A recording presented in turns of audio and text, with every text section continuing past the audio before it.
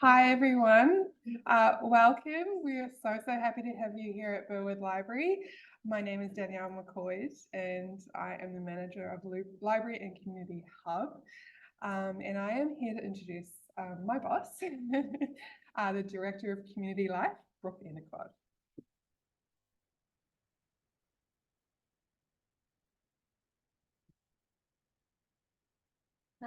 Thank you, Danny, and good morning, everyone. My name is Brooke, and as Danny mentioned, I'm the Director of Community Life here at Burwood Council. I'd like to begin by acknowledging the Wongal clan of the Eora Nation, who are the traditional custodians of the land where we come together today. And I understand there's also a number of people remoting into the meeting, so welcome to everyone there too. Look, we're really thrilled to host today's meeting here in the Burwood Library and Community Hub. Interestingly, this building was refurbished and opened smack bam in the middle of lockdown in August 2020. So we didn't necessarily get the activation and welcome people in the doors in the way that we do today, but it's been an amazing process of watching and welcoming the community back into the space. If you get a chance today, and for those that might be tuning in from their councils across New South Wales, we invite you to come in, explore the space, particularly the community hub, which has been a really interesting experience of watching how the community have utilised that space. We have digital learning labs, and different maker spaces, meeting rooms, and we're now looking at creating creative studios as well. So there's a whole range of programs that we weren't previously able to deliver. But what's been most overwhelming is how the space has been taken over in the most perfect way by young people in our community, particularly at 4 o'clock every day. You can't find a seat within the space, and we really welcome that. But it's also the site of where we run things like our Burwood Art Prize and other cultural programming as well. So yeah, please take a walk around. I'm sure the staff will be happy to show you today, and we're happy to share any learnings from the opening of the space. One of the things that we're focusing on now is this is our only library within the Burwood local government area, but we're focusing on opening and operating for as long as we can, all hours, and operating to support our nighttime economy, but also the need that students have in particular to have space. So we've been operating to midnight in peak periods, and also looking beyond that now to how we can utilise the space for our community. One of the other kind of key features, some of you may have arrived and come into the car park today, out the front. We're about to commence later this year on the development. We have an approved DA for a purpose-built arts and cultural centre. So hopefully maybe the next time that you come in here, you may experience a construction site for a bit of a period, but we will be transforming that car park into a new urban park, arts and cultural centre with theatre space, large-scale multi-purpose spaces for arts and culture, exhibition and display. So it's something we're really excited about because it really, I guess, cements this as not just a civic precinct, but a civic and cultural precinct here in Burwood. So it's really timely as well that you're here today, because for us, local history is something that we're extremely focused on. For those that don't know, in 2024, so this year, exactly on the 27th of March, so a couple of weeks away, we will have our 150th birthday. And I know we have Cecily, who's on our sesquicentenary committee here today as well. So we have a huge lineup and a huge program of special events and activities, and I won't steal Kash's thunder because she's going to take you through some of the work we've been doing and some of our preparations for the Burwood Sesquicentenary, which is a year-long program of public art. It's walks, talks, tours, special events. I'll put in a plug. If you're not doing anything on Saturday, the 6th of April, come to our Burwood Street Party, where we'll shut down Burwood Road, and from 5 to 10 p.m. explore the eras of Burwood and what we've seen and how we've seen Burwood transform over time. And that's something I think we're incredibly proud of. We recognise that our heritage and our history are critically important here in Burwood, and we've taken very deliberate steps to ensure the transformation and development of our city centre and concentrating that activity and growth here so that we can protect and ensure that long-term protection of our beautiful heritage areas such as the Malvern Hill Estate. And it's really been a deliberate effort in terms of ensuring the growth and vibrancy of Burwood and acknowledging our past. So I guess I'm encouraging everyone to stay tuned. If there's any AC/DC fans in the audience, they come from Burwood, and we're taking that claim this year. Angus and Malcolm Young and the Young family in general, Vanda and Young, George Young, lived not so far away from here. And there's opportunities, if you like to sing, to join a 150-piece choir where we've got a medley of AC/DC songs. There's an opportunity to see a beautiful mural that's going in on Burleigh Street and a whole range of other exciting activities. So we encourage you to come back to Burwood. If you're familiar with Burwood, stay in touch with us. And if you're tuning in from one of the other councils, come and visit us, and we welcome you with really open arms as we celebrate 150 years of Burwood. So that's enough from me. I've got a couple of housekeeping matters. So bathrooms, there's bathrooms directly here, but also straight out the doors and to your left. We also, if there is the event of a fire evacuation, which fingers crossed doesn't happen, but if it does, on the corner you'll see the Awakening sculpture, and that is our meeting assembly point if the fire alarm goes off. But there's a number of staff around that will be able to guide you in that process. I'd like to now hand over to Cecily Gray, who's currently the Vice President and President, mind you, for many years of the Burwood Historical Society, as well as John Johnson, a member of the Burwood and District Historical Society for many years, local studies librarian at Canada Bay, and also working, I hope it's okay to say, working on a book featuring the Malvern Hill Estate here in Croydon. So welcome, and thank you for working with us here at Burwood. Thank you.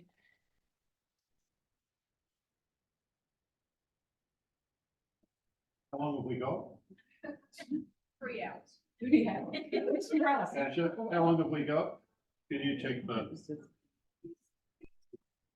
20 minutes? Okay. Okay, so I'll put it down for 24. 40 minutes. Okay. All right.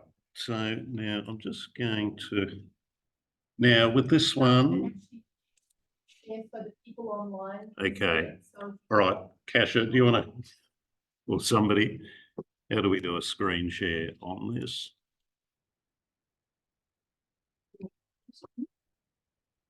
Yeah, okay, so we're in. Yeah, and no, the other one, sorry. It's always the other one, isn't it? The black one, yeah. And the green button on the bottom that says share screen. Yes. And then select your presentation. And then share. Share. Terrific. Brilliant. Okay. Okay, so I'm just going to, now if I go, just click on that.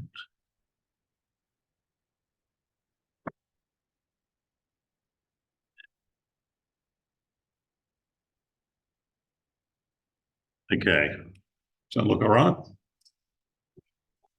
Yeah, put it on slideshow and you'll get rid of all the. Yeah. Start slideshow. Where is it? PowerPoint should have start slideshow. Yeah, slide. No. No. Down the bottom. You've got that. Is that covering it? Yeah. Must. Okay, is that the one? No, it's. You've got something covering it up. That one. That one, okay.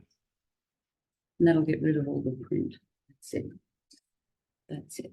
Okay, now I'm just going to check and Okay, yep. All right, there we go.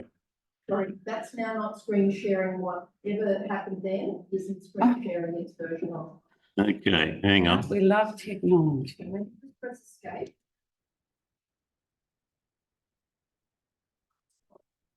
Now, is that screen sharing now? Screen sharing now, it's just when you, and I don't know why it didn't. I'll have a look and see. Yeah. Look, I think that's okay. Yeah, that'll do. Leave it at Okay, so it's 9:30 now. So what will we try and finish at 10? 10. That'll Okay. be fine. Okay. All right. So start that one. Okay, that'll give us 10 minutes. All right, so moving right along now, folks. As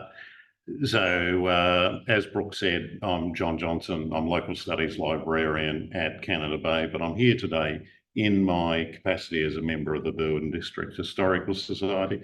I put down former president. Am I former president? I am a former president of the Burwood District Historical Society. Current vice president. Current vice president, as is Cecily. So, Cecily, if you want to take it away. Yes. Anyway, thank you for having us. This place is very familiar to us, and particularly for the Historical Society, not this exact building, but exactly about in August 1978, a group of residents got together with concerns about the area and wanting to create a group that could focus on the heritage of the area. They met together in the Burwood Council chambers with the express task of doing this, and I have the minutes of the very first meeting back in 78, and the task was, its task was to decide on and discuss the following: the aims of an historical society, membership fee, constitution, meetings, place, time, frequency and function, committee and office bearers and their election, and affiliations such as the National Trust and the Royal Australian Historical Society. So that was why they met.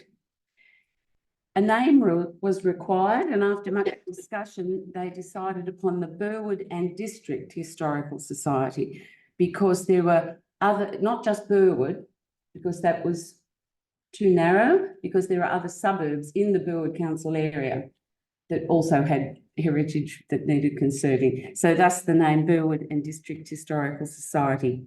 Many of those foundation members lived in the Appian Way. I'm sure you're all familiar with the Appian Way.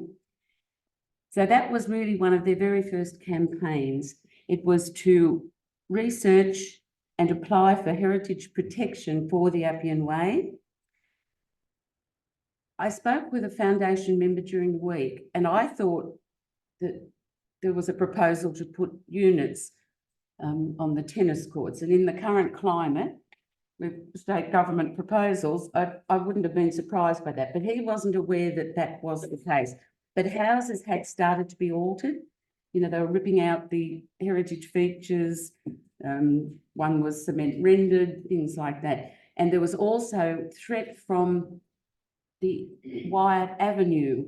It had been rezoned many years before, and they were starting to act on that new zoning. And so there was a threat from behind, and I think they just wondered what would happen in the future. So as part of this process, a very comprehensive study was undertaken by a young architect named Philip Clemens. This included detailed photographs and plans of each of the houses in the Appian Way. And I'm sure, Kasia, the council has a copy of that very study. It was very comprehensive. In 1985, the Appian Way became a local government heritage conservation area. A win, that was a win. We also had a house some years later when one of our members got onto the council. Do you want me to go to Yeah. that Oh, do you one? want to do it? Or no, I'll speak about that when you get to it, maybe. Okay, all right. Yep. So we've had wins, and after the Appian Way, a number of years later, there was realisation that there were other areas in Burwood that needed conserving. So the push was on, and with council support, which we'll speak about during the presentation, other areas in Burwood became local conservation areas. But Appian Way was the first one. It was highly significant because of its history and the fact that there was a chance it could have been altered beyond recognition. So we have a lot to be thankful for. So now we'll start the presentation. So that's Malvern Hill. Yes. Yep. So You can talk to that. You can talk about Malvern. no, you can talk to About Malvern. well, okay. I'll Seeing you're doing the research. So I am Let doing, him talk. all right, well, I'm current, can you, we're getting this, you're hearing me okay? All right, cool. So Malvern Hill Estate was also researched by Philip Clements in the early 1980s, and Malvern Hill Estate was gazetted as a conservation area in early 1986. To give you a little bit of context for these conservation areas, Paddington and Haberfield were both gazetted in 1985. Appian Way was gazetted in 1985 and Malvern Hill was gazetted in 1986. So Appian Way and Malvern Hill Estate are some of the oldest conservation areas in the state. And we're going to talk a bit more about Malvern Hill Estate. I'm currently writing a publication, hopefully to be launched later in the year, which Kasia will talk about, on the Malvern Hill Estate. So we might go to our next one, which is one we didn't win. Yes. So when I was the secretary of the society, come a little bit closer. A guy called Terry Kershaw was the president, this was threatened with demolition. Does everyone know where this stood? Anyone familiar? This was the Metropolitan Funeral Parlour in Railway Parade, roughly Just 100 metres 100 metres from here. that way. East of here. Yep. And it was a beautiful building. It was a 20th century building, beautiful brickwork. And we really pushed hard to try and save this. We felt there were many examples of Victorian buildings saved, Federation. What about something from the 20th century? But sadly, we lost that one and we lost the building. So thankfully, we've at least got photographs of it. And but it really was a lovely building. And if we could have saved it, it might have altered some of the development around here. So the Telstra building was built on that site. And now the Telstra building is going to go to the next phase of development. So We'll talk about it. So that was sadly one of our losses. Okay, now I'm just going to go to the next one. Okay, yep, there we go. So Okay, now this was the parcels office for I think the second station, Burwood Station, the 1870s building, I think. And this one was again under threat. And the significance of this, I don't know if any of you realise, it's all altered now, but when I was growing up, we had the new railway as it is now. This is the only marker of the original station, which was on the western side of Burwood Road, and it was at ground level. It was a level crossing.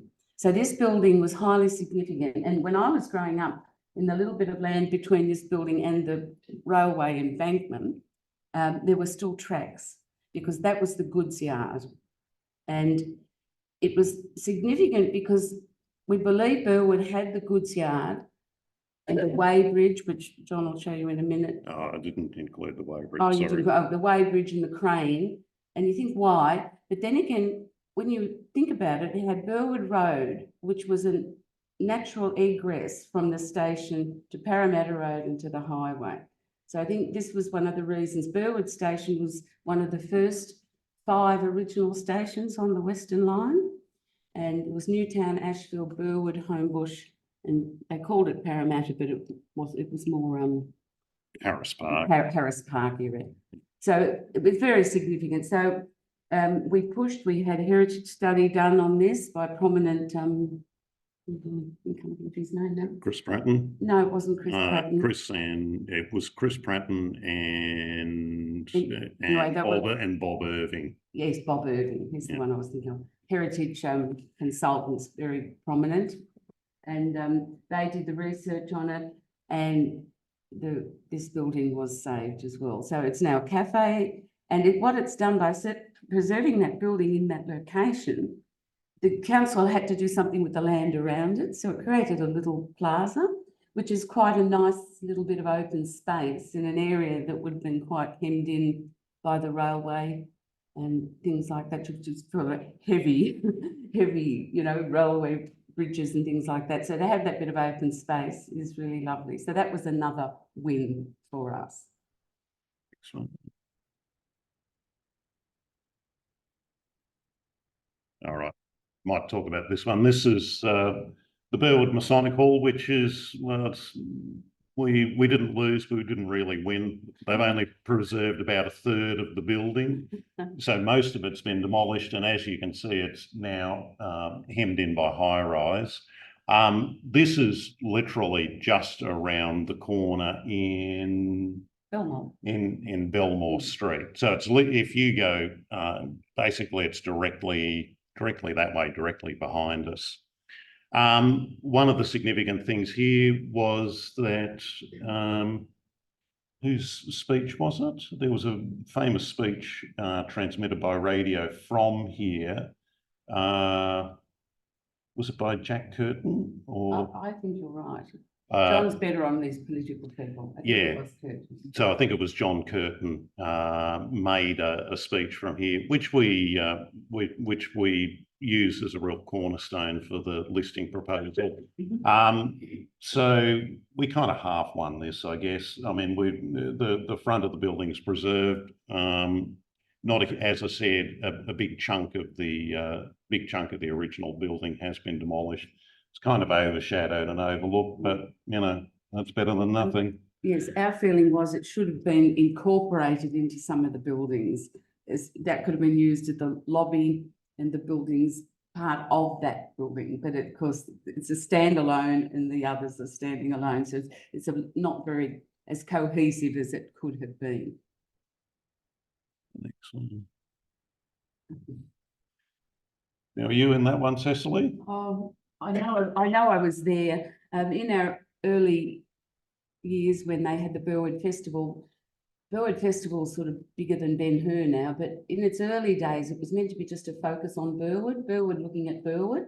So it was a real focus on all the community groups and things like that. And it was a march would come down Burwood Road with all the local bands playing. And so for years we had a stall, and we would sell any of our publications, but it was a good face to the public. Lots of people came and asked questions. And as the years went by, we would actually put up a bit of a photographic display as well. And the public really liked that. So it did engage the community. They knew we existed. And so that was one of the ways of promoting the society. And Yes, that's two of our members leading. This is when Burwood had the floats coming down Burwood Road. They don't do that the same now, unfortunately. yeah, so this is Burwood Festival. Front and centre there is John Clark dressed up as a town crier. What was he shouting? I don't know, but he had a good boomy voice like you, John. Yeah. Must be something in the name, John. Yep. Yeah. And flanked by Chris Clark. Yes, uh, another member. with the brolly there. And then if I go to the next one, so the lady in purple there waving is Sylvia Clark, late member of the society, dearly missed. So yeah, people didn't mind kind of dressing up and making fools of themselves. But it was fun. We don't tend not to do that the same now, which is a bit of a shame. But, again, it was a good way of promoting the society to the public. Okay, so I'll go on to the next one.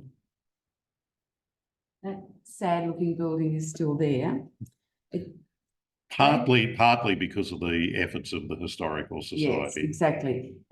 When one of our members got onto council, we had never had a home. Many other historical societies have a home.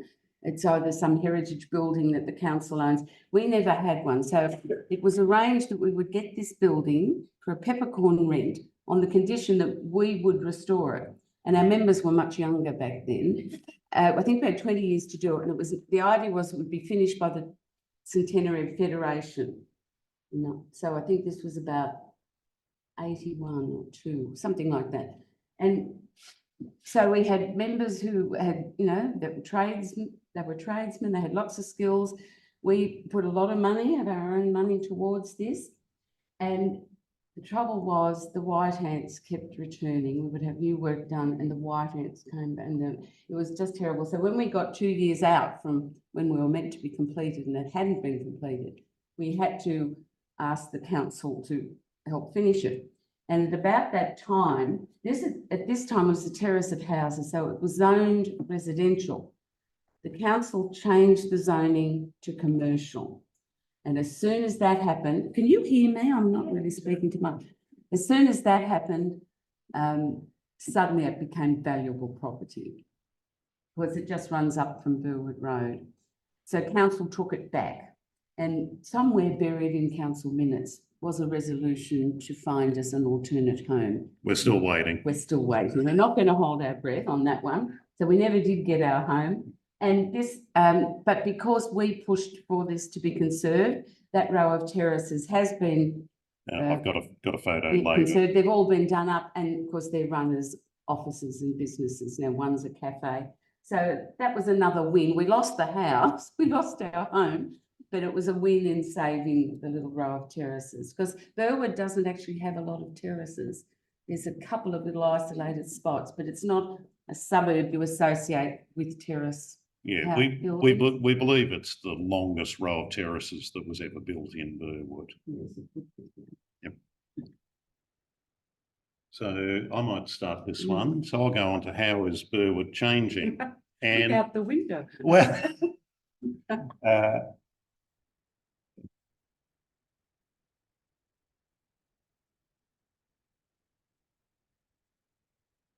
so if you have a look, you can see the row of terraces there. Lockeel Terrace, Burwood History House is second from the other end. And as you can see now, absolutely surrounded by high-rise. But we have managed to have that row of terraces preserved. And the terrace that the society took on was in pretty dire shape. Not just not just in terms of its physical condition, but the fact is that it was towards the point of collapse, and we were fearful that the entire row would end up being demolished because of that. But we've spent some society time and money on it, and we managed to get that row of terraces preserved, which I think is a good thing. And Burwood, the Burwood that Cecily and I knew when we first moved here, has changed out of sight. So I just thought I'd put up, this is population figures from 2006 up to 2022. And Burwood's gone from a bit over 30,000 to over 40,000 people in that period. And in that same period, you will see that the number of separate houses as a percentage has declined. It's also declined as an actual number. We've lost around 1,000 separate houses in the period covered by this, which is 96 to 2001. And the growth has been primarily in high density housing.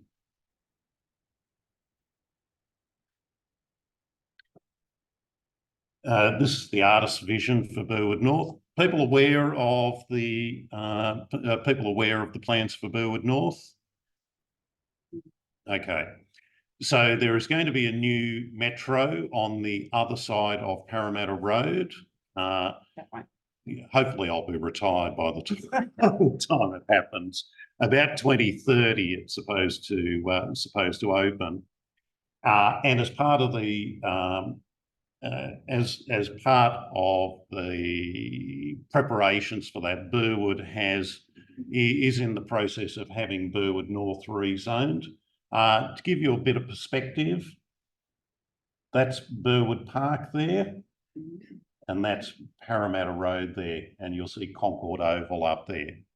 So that's the kind of I'm not quite sure there. I think this one kind of lies a bit because where the trees are down here, that's Westfield. So when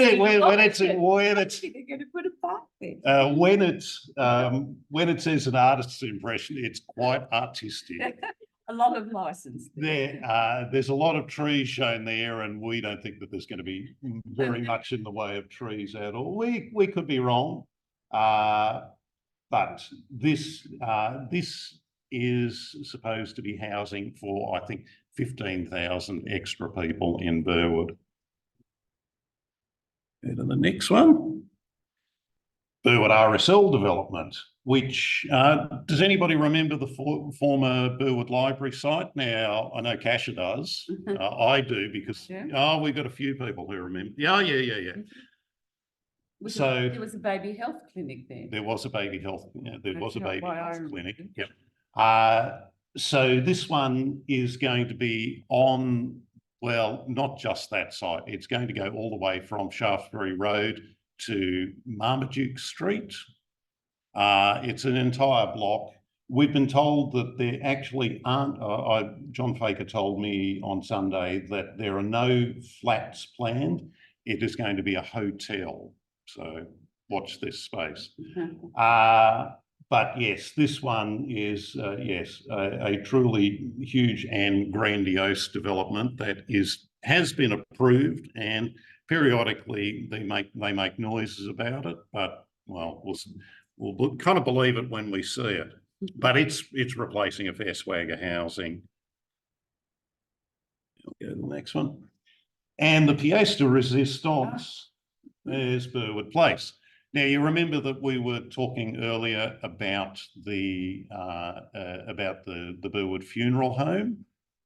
So it stood about there. We are meeting here you can see the car park there. So we're in this building here. Burwood Place is something, they have planned something in the order of 2,000 extra people. It's actually going to be a bit more than 2,000 people. There will be over 1,000 new flats. So we think about 2,500 people.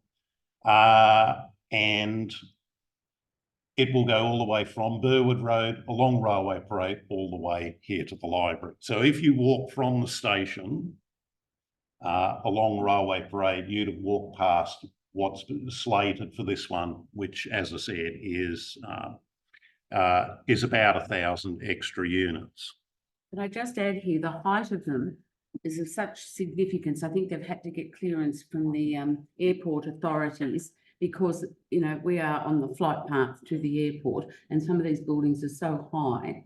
So that's just an interesting. Yeah, so I think the tallest tower is supposed to be 44 stories. Anyway, so we'll go on to the next one. So I've just put a little summary. Accommodation for a population increase of over 20,000 has already been planned through approved DAs in the Burwood North precinct.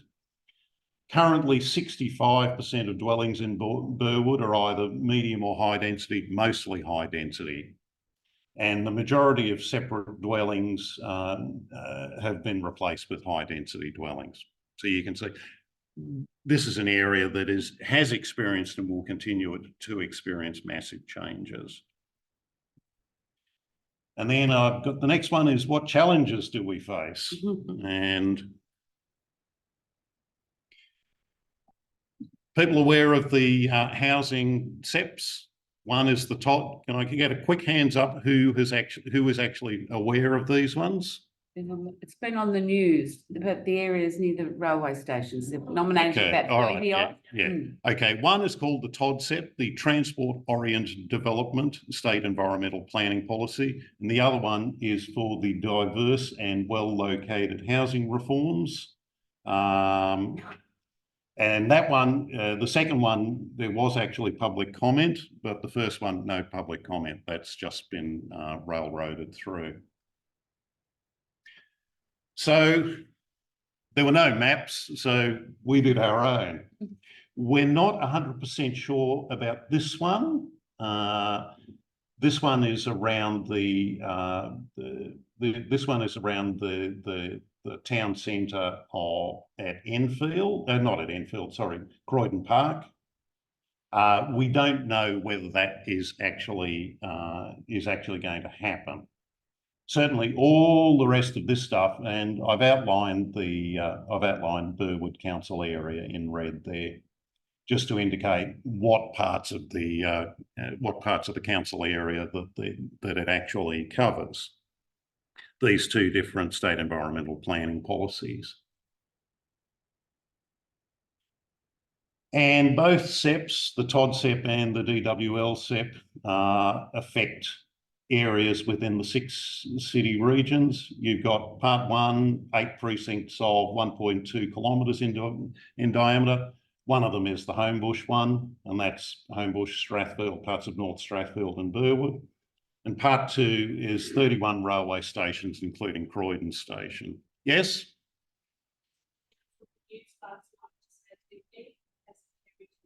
Yes. Yes.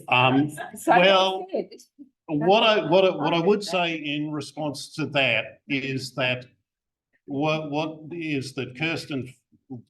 I did hear was that Kirsten Fishburn said that 6-storey buildings may be appropriate in a conservation area. So we're getting very, very mixed messages from the government. And what would the SEPs do? No compulsory acquisition of properties, and both SEPs override existing LEP zonings, heritage item, heritage conservation area listings. That's what the publicity says. The planning officials and the minister are backpedaling furiously at the moment, so we'll wait and see what happens. So we'll go to the next one. Oh, hang on, sorry. So this one was very kindly provided to us by council. They mapped the 400-metre zone around Croydon Station. The red areas are conservation areas and heritage items. And as you can see, the 400-metre circle covers a fair chunk of the Malvern Hill estate. Also covers the Centra estate and the concrete houses there, which I'll talk about in a minute. Maximum building height of 21 metres within 400 metres, a floor space ratio of 3:1 or 4:1. Anybody know what a 3:1 floor space ratio building looks like? It's a lot taller than this one, let me tell you. Maximum parking of half a space per unit. Yes, half a space. That means that every second unit will not have a car space. But of course, this is because they're building them near the railway lines. So nobody's going to need a car, you see. This is the logic. Illogical. And then within 800 metres of a railway, metro station or a local town centre with a full-line supermarket. And anybody live within 800 metres of a full-line supermarket? Well, this is coming for you. And yes, so 2 to 3 stories on blocks more than 500 metres with non-refusal provisions. But anyway. So I've just done a little, pulled from my research, what's under threat. So this is Kalina, number 3 Dickinson Avenue, designed by Jocelyn and Vernon, a well-known architectural firm of the period. This one's in, is that Fitzroy, Brady? I think it might be Brady. Might be Brady Street. We did some research on this. This is the largest group of pre-World War I concrete houses anywhere in the country, we believe. There are 20 of them designed by, built by a gentleman called Henry Goddard, who's a former mayor of Concord Council, and we've actually got some stuff in our collection at Concord, at Canada Bay relating to that. The Strand, we believe Sydney's best preserved Federation Shopping Street. Well, Mossman's the other one. Yes. Mossman. Tonga, I've just done some research. This one's designed by Morrow and Duputrin. Yeah, see, there we go. We got somebody down the back who actually knows who Morrow and Duputrin are. Duputrin was a local resident in Mossman, I think. Yes. And on council. Anyway, there are several houses by Morrow and Duputrin in the Malvern Hill estate. And this one, I'd figured this one was architect design, and I did finally work this one out. Kura, 24 Malvern Avenue, and that's by Peddle and Thorpe. Yes. And quite a nice example of Peddle and Thorpe's architecture. So how are we responding? Yep. We're winding up. Yeah, okay. That's the last meeting of the Burwood District Historical Society. Normally we get, well, a dozen or so, Cecily? 14 people maybe. Yes. So we actually made it an action meeting, our last meeting, and as you can see, got a great milling throng along to our meeting. Can I somehow? Yep. Oh yeah, inflammatory publicity. Yeah, I went down to Clarence Street and actually took a photograph of this. So this is what your conservation area with 6-story buildings in it would look like. Cecily? Yes, and just to finish on a philosophical note. Well, hang on, I'll do a couple more. Oh, yes, okay. Because I've just got letters to the paper. Oh, yeah. That one's written by Cherry Kemp, who is currently president of the Burwood District Historical Society. Got that one into the Herald.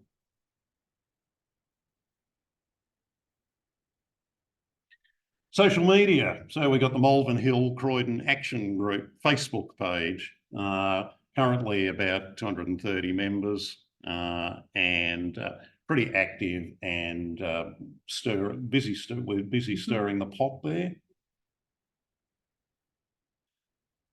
Put local politicians on the spot. So that's Jason Yatsen-Lee at a public meeting, and you'll notice behind him there, there's the call to action, join the Facebook page. Here's the QR code to get you to the Facebook page. And so Jason very kindly agreed to come along to the meeting and address it and try and hose down people's concerns. As the mayor, John Faker, turned up as well. I don't think he was hosing down the concerns. He was stirring things up. All right. And my conclusion there is the Burwood Historical Society is doing what it has always done. So, Cecily? Yes, that's a good summary. You know, research and writing, promoting history and the heritage of the area and protecting the heritage. And the question always will be for societies, where do we draw the line between conservation, working to preserve, and activism and becoming political? In the early days of the society, when we were the only group trying to save heritage buildings, so there had to be an element of becoming political. And some members didn't like it. They just wanted to meet and look at nice old houses and things like that. And some actually left the society over it. And as a result of that, we formed a political group, well, we became a political party called the Burwood Community Voice, to take up the political challenge. So it wasn't so much focused on the society. But of course, those who want to look at nice heritage buildings and have them preserved, there has to be a level of activism to get those buildings preserved. And I think this is why we're at the crossroads again now with all this development. How far do we become political? And how far do we just sit back and just say, well, look, it's going to happen. So I think there will always be, for most heritage groups who are concerned with keeping history alive and preserving, there will be an element of political activism. And I think that's just the way it has to be. Did you have anything to finish on? No, I think that's good, Cecily. Now, have we got any questions? 1970s.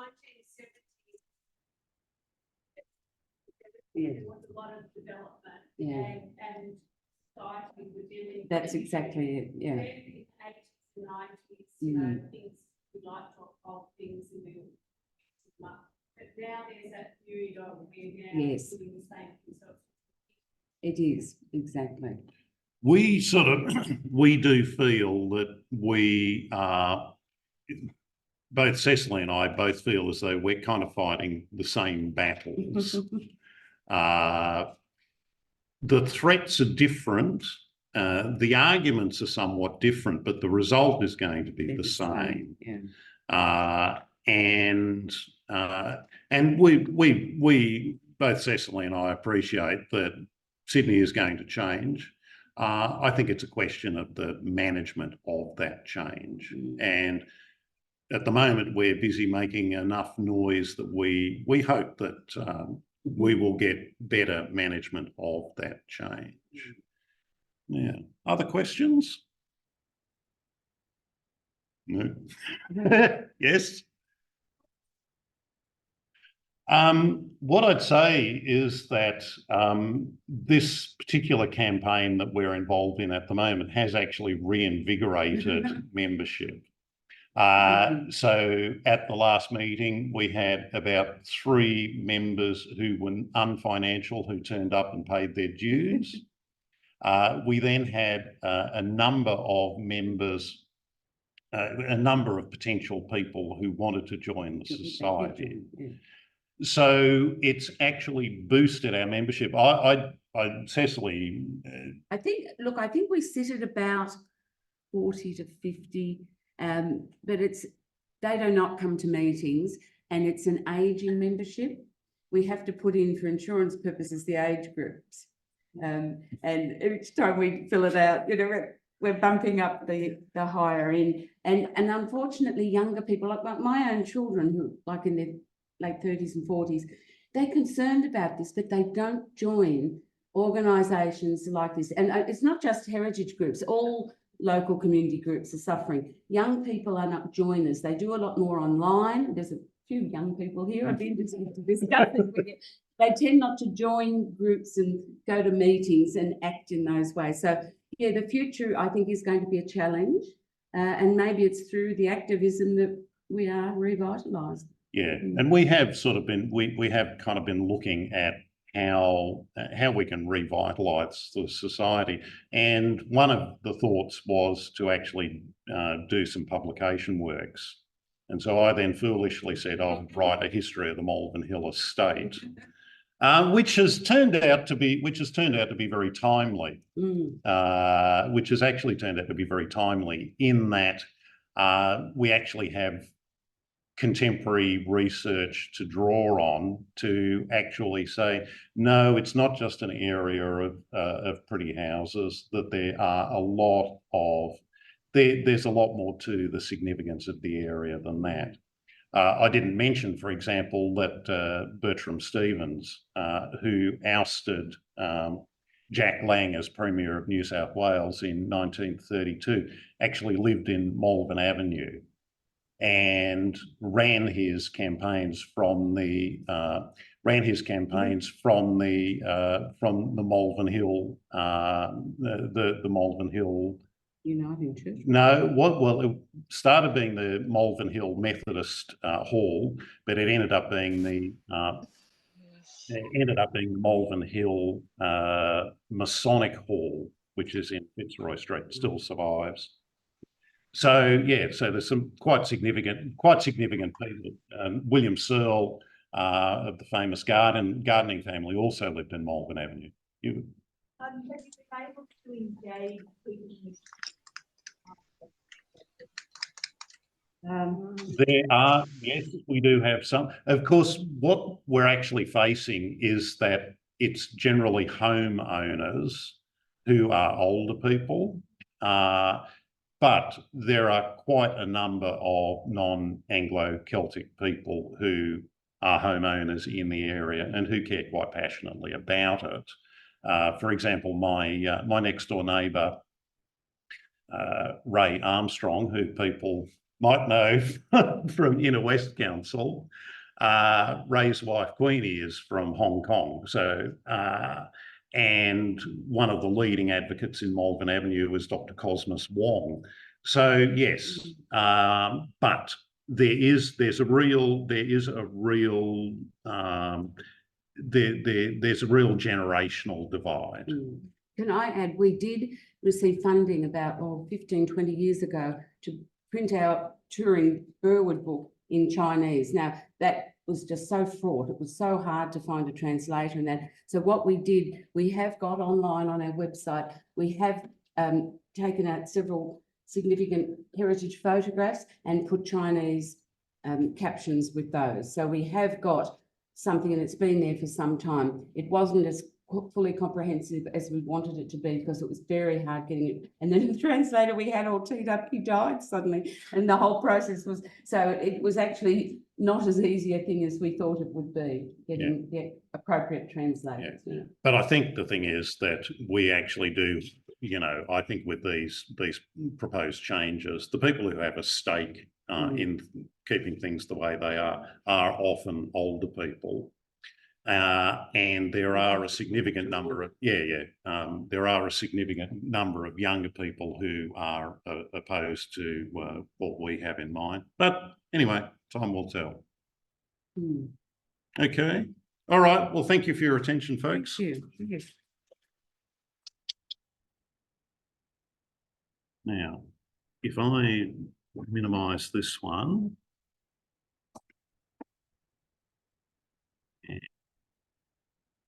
Now, have you got a presentation? No, Helen and Christy. Oh, okay. Yours is fine. Oh, screen sharing has stopped because I closed that window. Okay. Thank you, John and Chris. That was slightly depressing. I'd like to introduce Chris and Helen from Sutherland, who are going to talk. Presentation.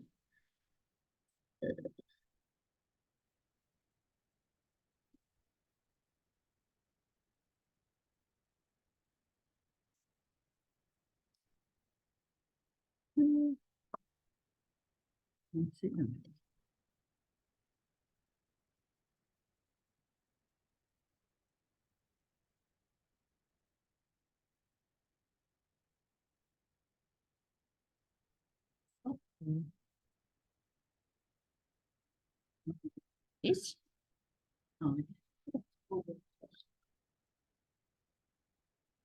Perfect. Okay. So they're just going to talk about saving acetate negatives and the issues around that.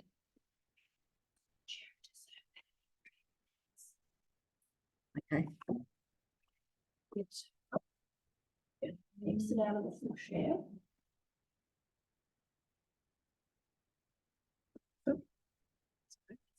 Okay, now if you go to zoom down the bottom, please. Okay, and the black one on the right. Yep, green bit, screen share. Okay. Oh, okay, great. Pick your screen. Yep, and then go share on the lower right.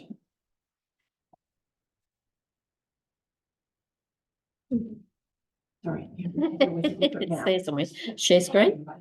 Yeah, no, you want to, at this stage, you want to click on the blue share. On the blue sheet. Okay. Yep. And now you should be able to full screen from this one, and it should share That from this. If you press on that,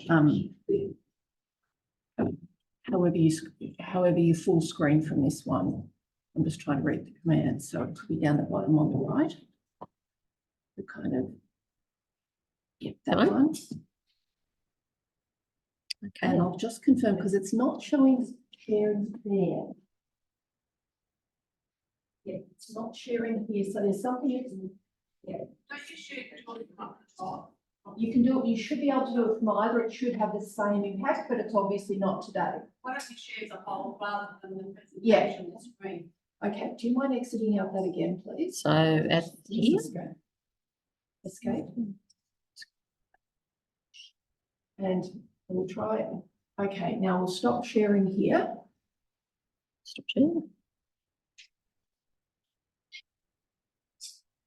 Then we'll share again. So if you go share at the bottom, and if we try, there really isn't an everything option for this one.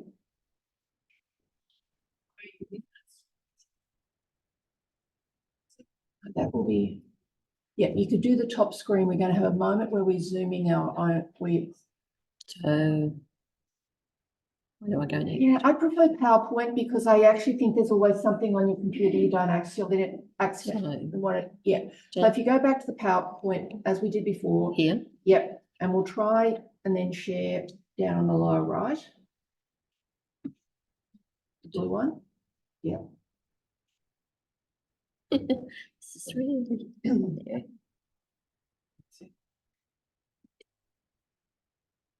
And then instead of trying the lower right full screen, we'll try the top left full screen. So try present from the beginning. No, next, just down a little bit. Yeah. Now this should do exactly the same thing as the lower one before. So from beginning. And it's that's the flips out the screen share. Well, Just give it a moment. Yeah, no, that's when it flips it out. Yeah. Maybe you send me your slides afterwards and I can share them for those watching. yeah, online. sure.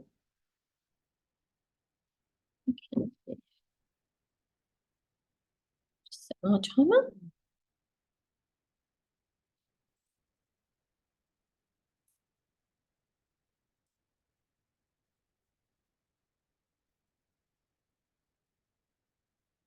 Okay. Okay, well, thank you very much for allowing us to do the presentation today. It'll be Chris and myself. I'm Helen from Sutherland Shire Libraries, and we both work in local studies. I'm the local studies librarian, and Chris is in local studies as much as I can grab her. But she's had a lot to do with this project, so I thought it was a great opportunity to bring her along today, and we can both share our experiences of this particular project. So it's called Frozen in Time because basically what we're trying to do is work with acetate negatives. And if you haven't worked with acetate negatives before, they are not pleasant, pretty, or easy. So they're the take-home messages. That's all I can think of at the moment. But you'll see that as we go along. So first, I'd like to acknowledge the traditional owners of the land on which we are gathered today and pay respects to the elders and their families, past, present and emerging, and through them to all Aboriginal and Torres Strait Islander people.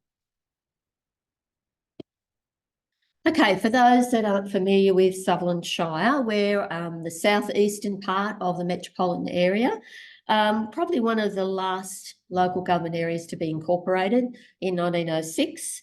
As it was an outlying area and they kind of gathered up in that last act all the areas that weren't part of the LGA or local government areas. And so we were a shire instead of anything else. So there's a few of us around, there's Ku-ring-gai, Manly, so forth. So we're actually bordered by the Pacific Ocean, Georges River to the north and Royal National Park to the south. So we've been a fairly big area, but fairly isolated geographically. The western border is around sort of Heathcote Road, Sandy Point. So we go out a fair way, and poor Sandy Point, I think, always feels a little bit in the middle. It's halfway between us and Liverpool. So they do tend to get a bit left out. Settlement was late when waves of settlement followed the railway line, which went through in 1885, and the two depressions, 1890s and the 1930s, and World War II. So they all had impacts, gradually bringing more and more people into the area, but in a very slow way, because basically the area is not agriculturally productive. We're on sandstone, so it's very poor quality land. But with the national park, it brought a lot of people on the train to experience the natural beauty of the area, which is still one of the attractions of the area today. So there's very little agriculture and very light industrial. So there's really not a lot of reason for people to come out except in those poor economic times when they were being evicted from the city.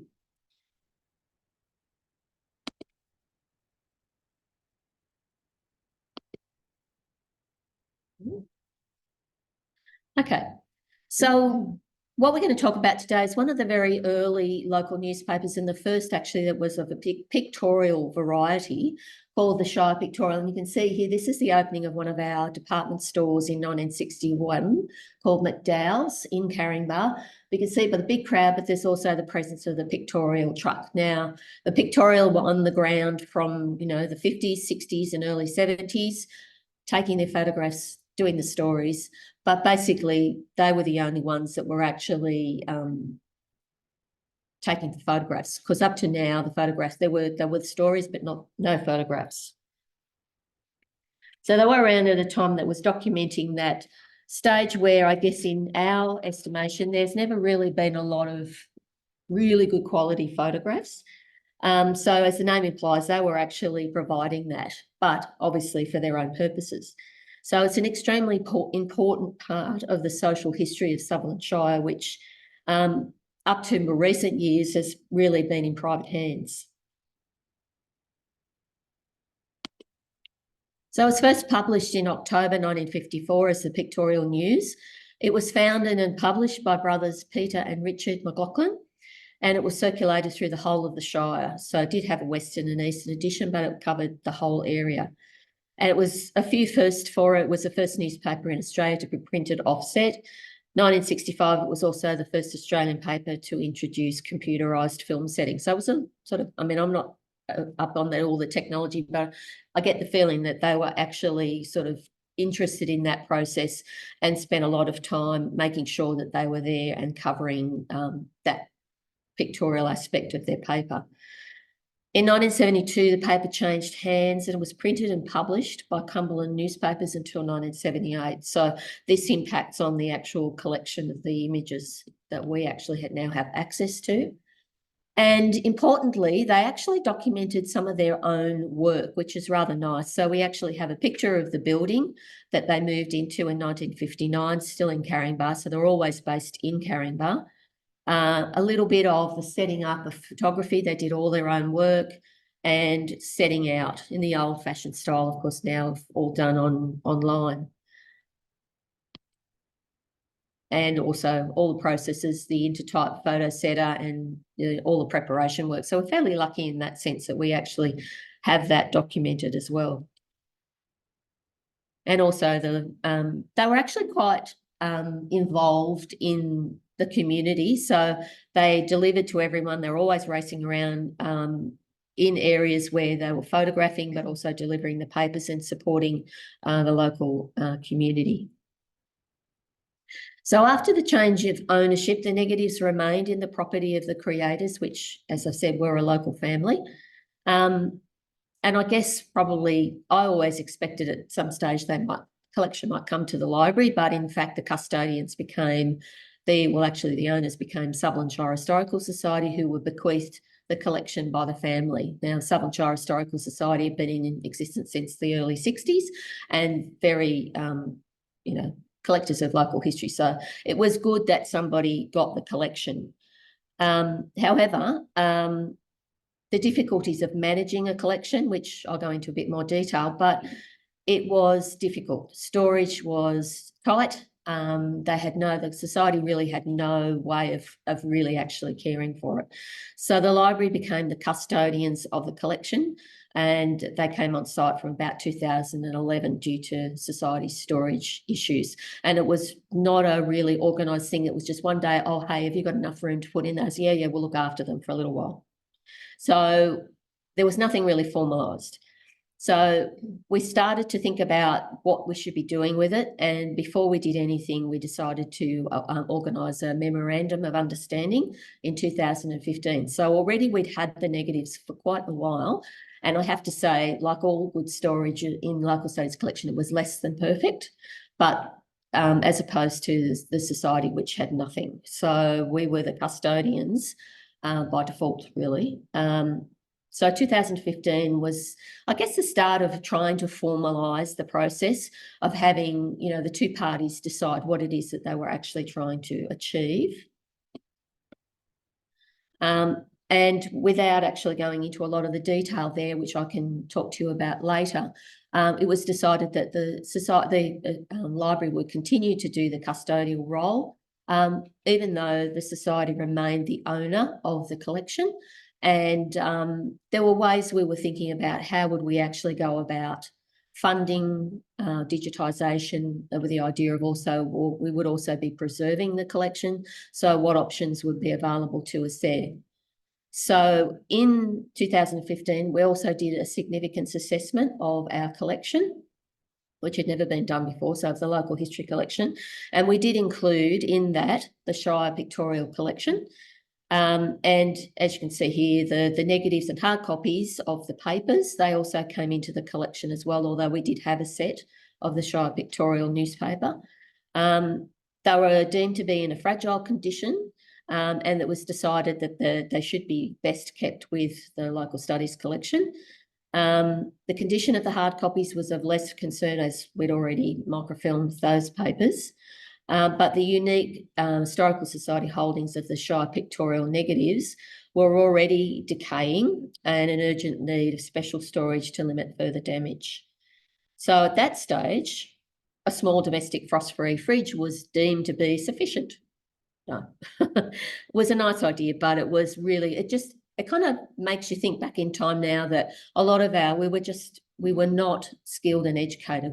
Everything we've done in this project has been a learning curve, massive proportions, but we had to start somewhere. So at least in the significance assessment, and I do advise that they are fabulous documents to have, they actually really look at what you've got and come up with some potential solutions. So where would we start? So I'm going to hand over to Chris, because what we decided to do was actually digitise a selection of the images before we got to the storage aspect, because of what we actually had to do to the images. So I'll hand over to Chris and she can chat to you about what we did in the way of selection. All right.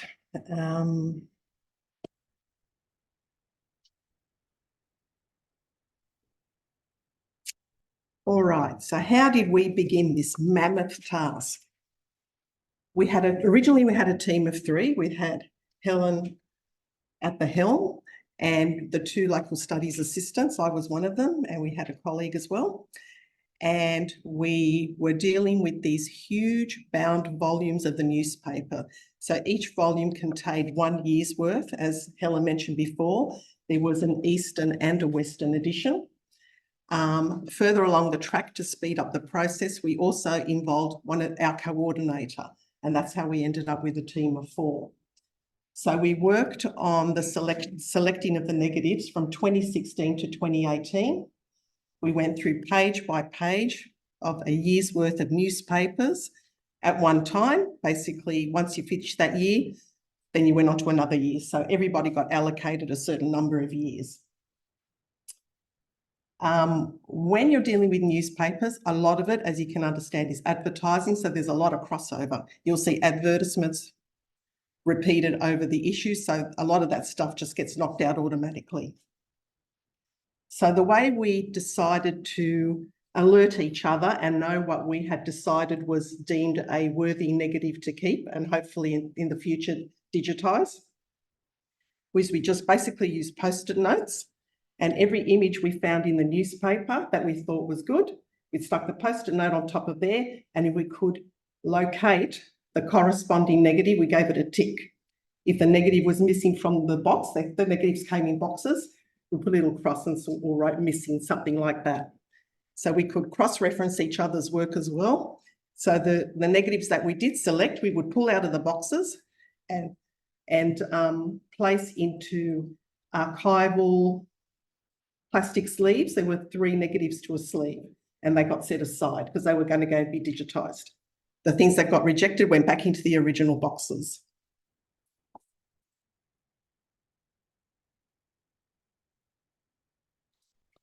Okay.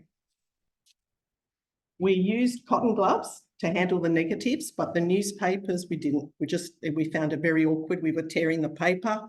We just used our hands with the actual newspaper.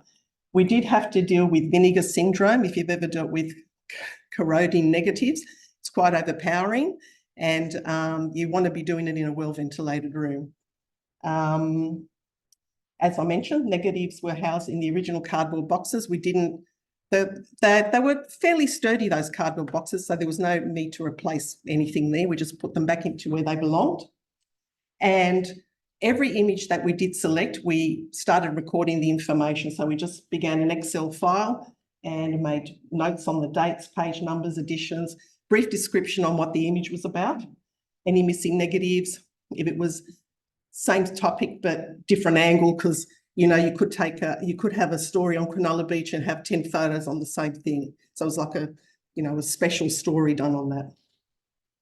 And the file formats that we did use to digitize the negatives, we used the TIFF, JPEGs and PDFs as well. And we had 2 contractors, Pasco Digital and a local photographer, to help us with this.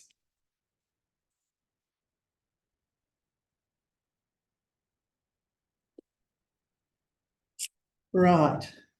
Now, when you come across a project like this, you also have to start thinking what's deemed worthy to preserve, basically, and add to your database if you've got one, a photographic database. So we got together and we thought, okay, things, social history, anything annual events, local annual events, celebrations, celebrities, sporting highlights. There was a lot of founding of organisations, churches, some of our own libraries' histories, annual fates, that sort of thing. The range of sort of like that makes up the life of your community, that sort of thing we tried to collect. As mentioned, some subjects had multiple photographs. I was very generous. I tried to include everything I could if I thought the subject was deemed worthy. And as we know, advertising plays an enormously important role in newspapers, and they basically set the backdrop to the era. So as Helen mentioned, the late 50s to the early 70s.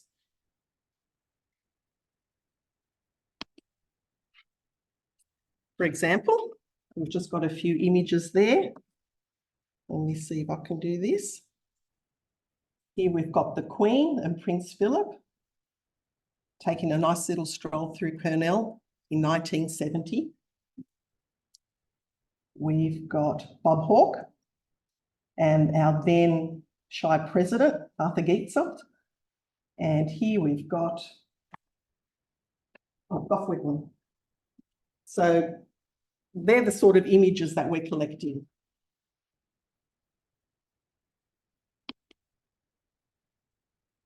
And we have Humphrey B. Bear, for those that remember, the famous pantsless bear. We have Cole Joy, the singer-entertainer, and Ken Rosewall presenting an award to a child. It would have been a sporting event.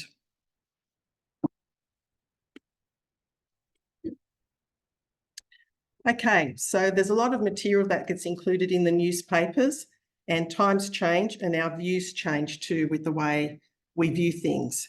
So we had to also decide, was there certain content that we didn't want to include, that we didn't want to harvest. And there was a lot of pictures of car accidents, rail accidents in the newspaper. So we thought, well, no, we're going to discard most of those unless it was a significant event.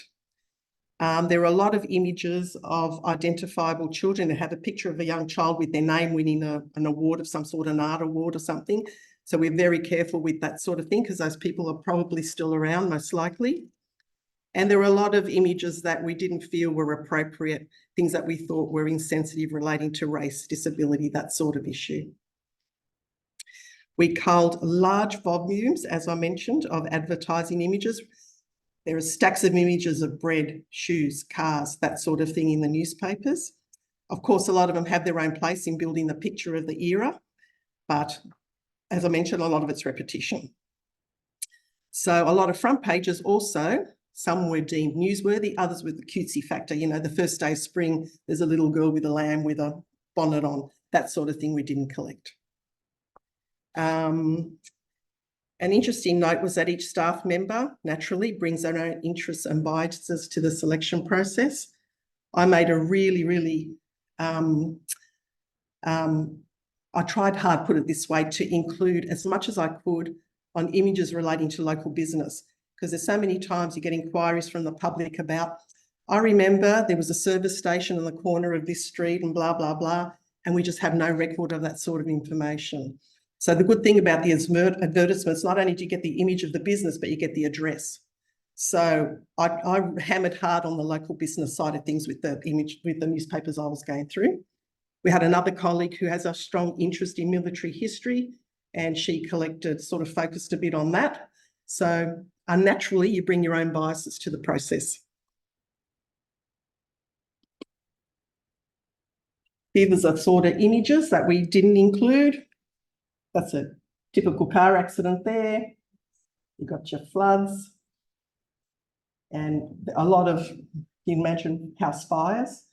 Of course, as I mentioned, if they were newsworthy, we would include them, but just everyday run-of-the-mill type stuff like this, we didn't, because there was so much of it. And we didn't think, you know, there were other images that we could focus on in place. Okay, so these were the original boxes that the negatives came in. They're the negatives in there. Most of them, even though they look a bit old and daggy, they're actually quite sturdy boxes. So we retained the original boxes. We replaced them back in there, and they were housed after the local studies housing. They were eventually housed in our compactors, because between the newspapers and the negatives, they took up a fair bit of space. We had 283 of these boxes, chock full of negatives. We digitised around 4,700 images out of approximately 12,500.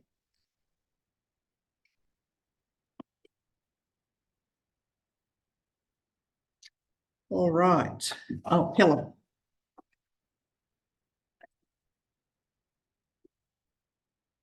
Okay, so once we'd actually done the selection and got the collection digitised, like Chris said, we did actually try to overcate us, because we figured we only get one chance at getting images captured.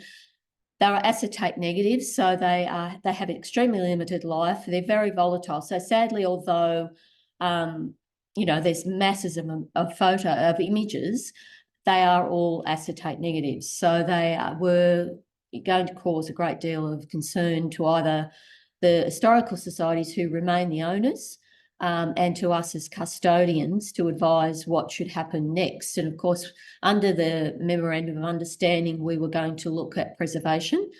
The length of this project has been over a number of years. So of course, our knowledge and ability, most of the funding that came for the negatives has come from the local history budget.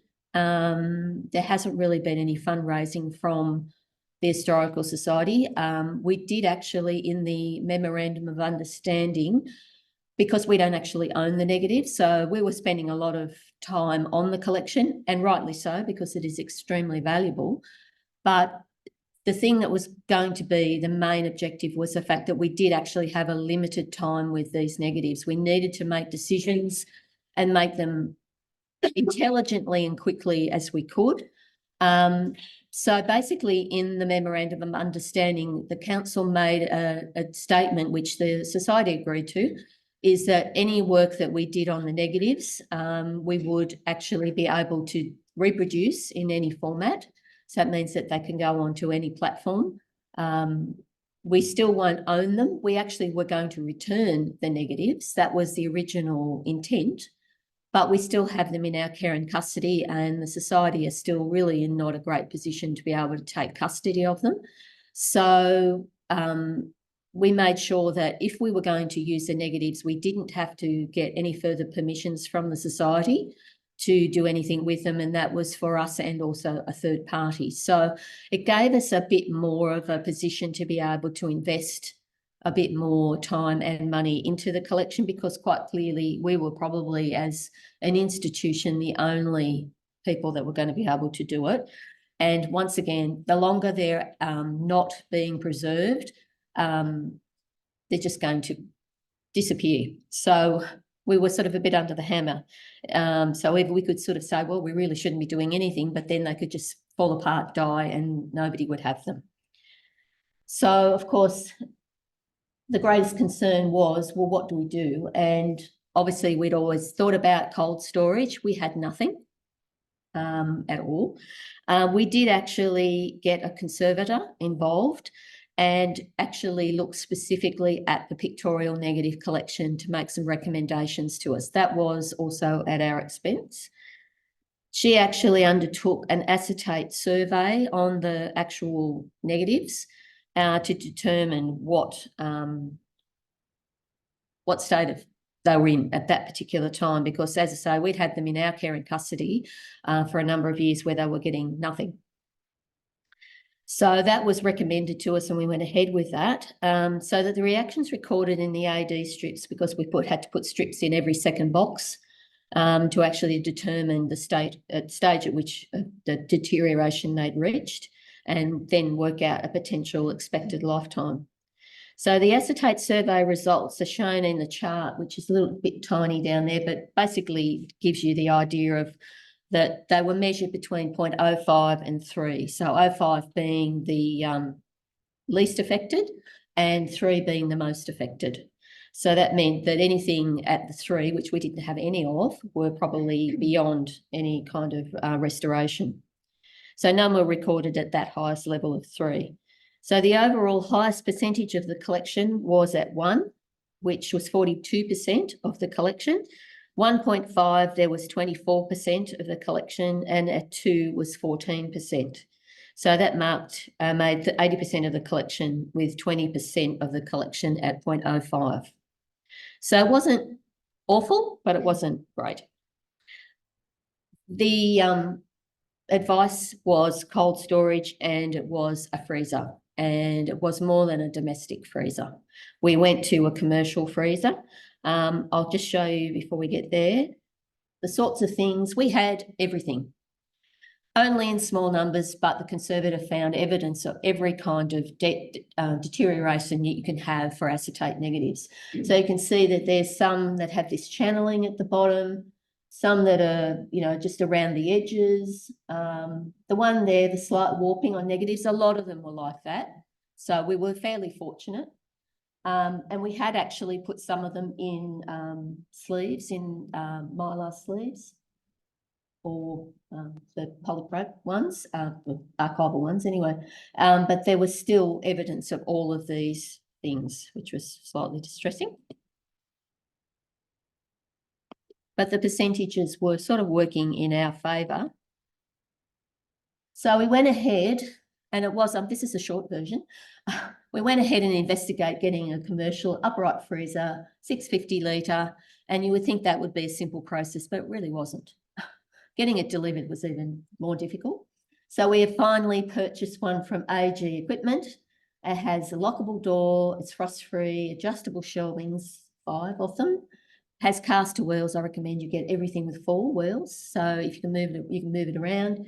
And an LED display, which it has to be at -20 at least all the time. And that's what we went ahead and purchased. And it came in at just under $3,000, including GST and freight. Now, location of the freezer was a bit indeterminate.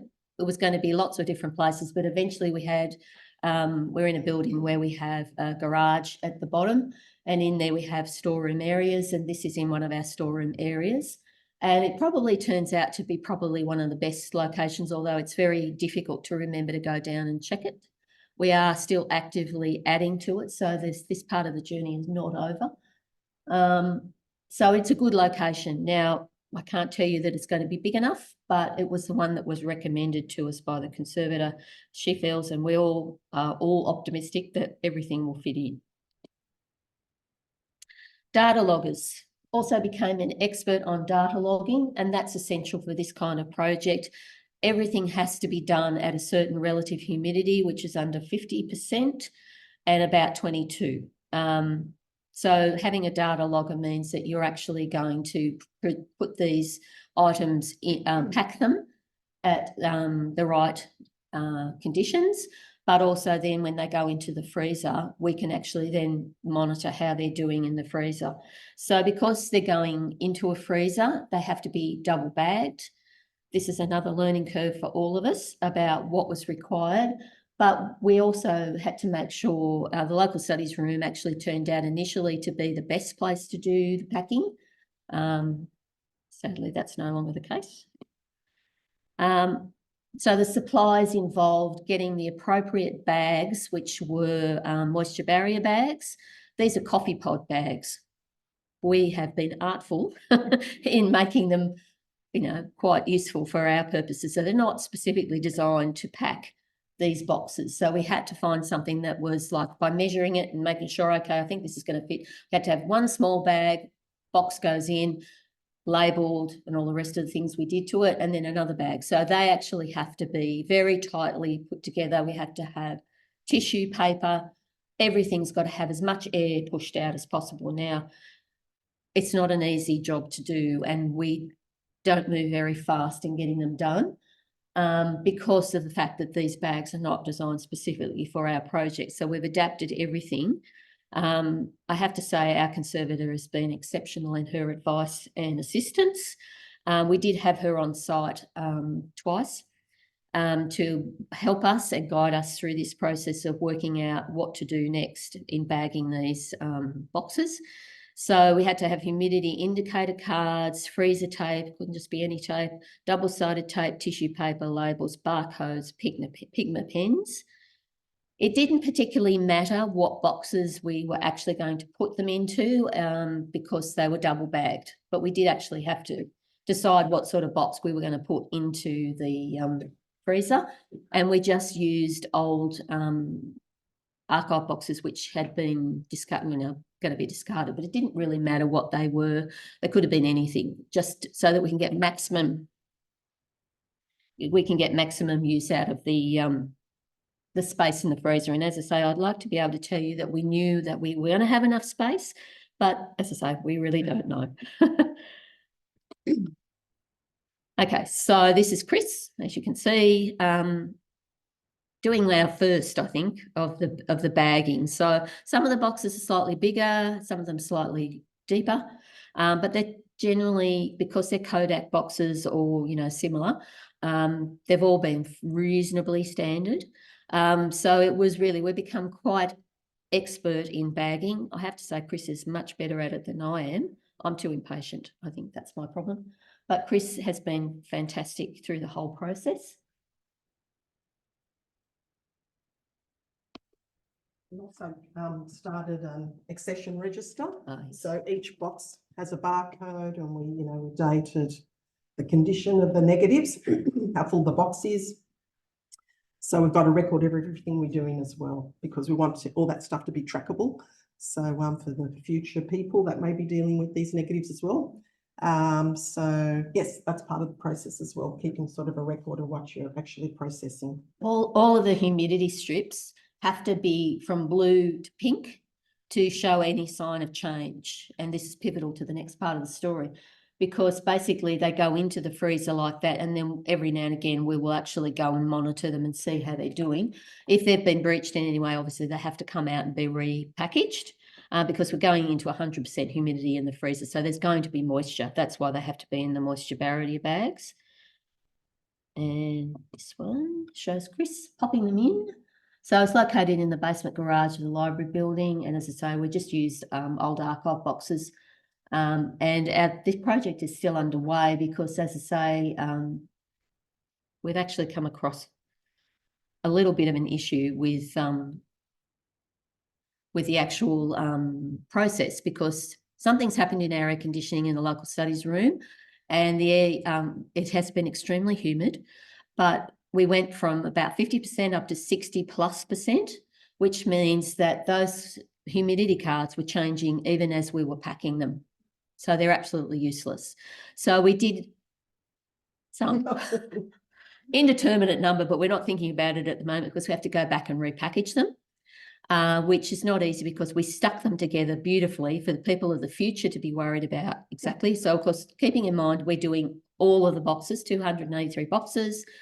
Also, we also had the ones that we took out. They have to be put into the freezer as well. So We've done about 130 of them, I think. yeah, we've done quite a number of boxes, but we're in the process of talking to the building people at the moment to work out a way around it, even where we might be able to relocate to actually continue the project. But at the moment, we're in hiatus at the moment, which is a bit sad because we were actually powering on there and doing quite well.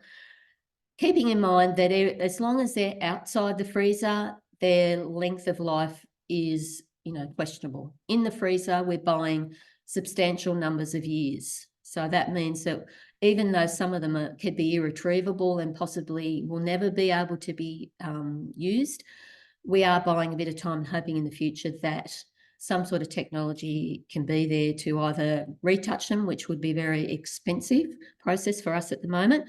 There are only sort of some of that collection that is sort of really in a very bad state. So we've actually been able to get to most of the collection because, as you can see here, we've got photographs of images of items that we have never, ever had before. Parry's Milk Bar, for those who've had a Parry's Milk Bar in their neighbourhood. This is one at Sutherland and one at Janelli. I didn't even know there was one at Janelli. There were also some photographs of early libraries because this is, we were right in the time period for some of our early libraries.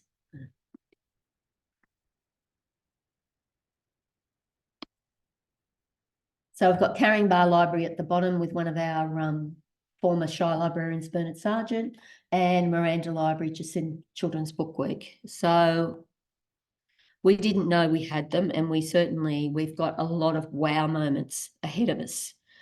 For those of people that are into Recollect, we have started adding them to the Recollect database. It's a work in progress as well because what do you put in the record? So we have to keep them as a collection. So there's an opportunity to do that. We've also got the ability to describe, and a lot of stuff in red is actually not visible to the public eye because with Recollect you can hide that. But for the purposes of today, I'm showing you what we've done. But there's still a lot of decisions to be made. We do have not even myself, but one other staff member who, as a special project, has taken on adding some of these photographs to the database. But knowing what to do with them, how to launch them has been, because it's a magnificent collection, it's taken a long time. Because once we get them out there to the public, they're going to go off, I think, because people are really, they're within living memory of most people, and they're going to really enjoy what they've just seen in the newspaper. So it's kind of sad that they've all been on acetate and eggs, and we've had to make all of these decisions quickly over a number of years, but still we had no knowledge. We've actually spent a reasonable amount of money on it. We've had the cooperation and support of the Historical Society, which has been fantastic because we never would have got this far without it.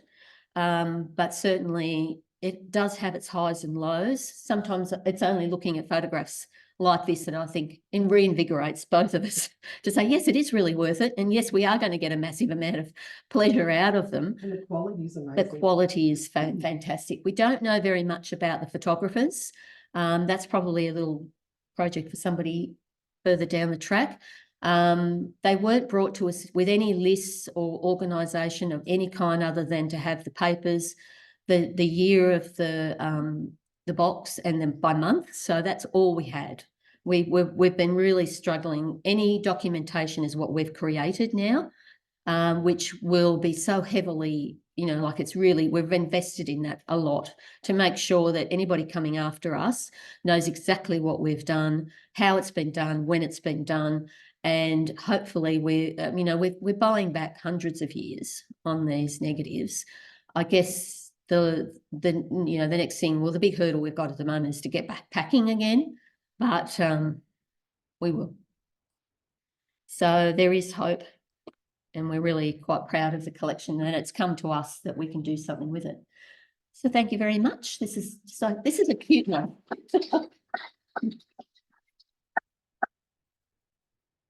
Any questions?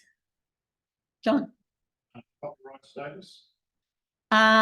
Yes, that came, the family had the collection, so the copyright was with them and that was handed on to the Historical Society. So yeah.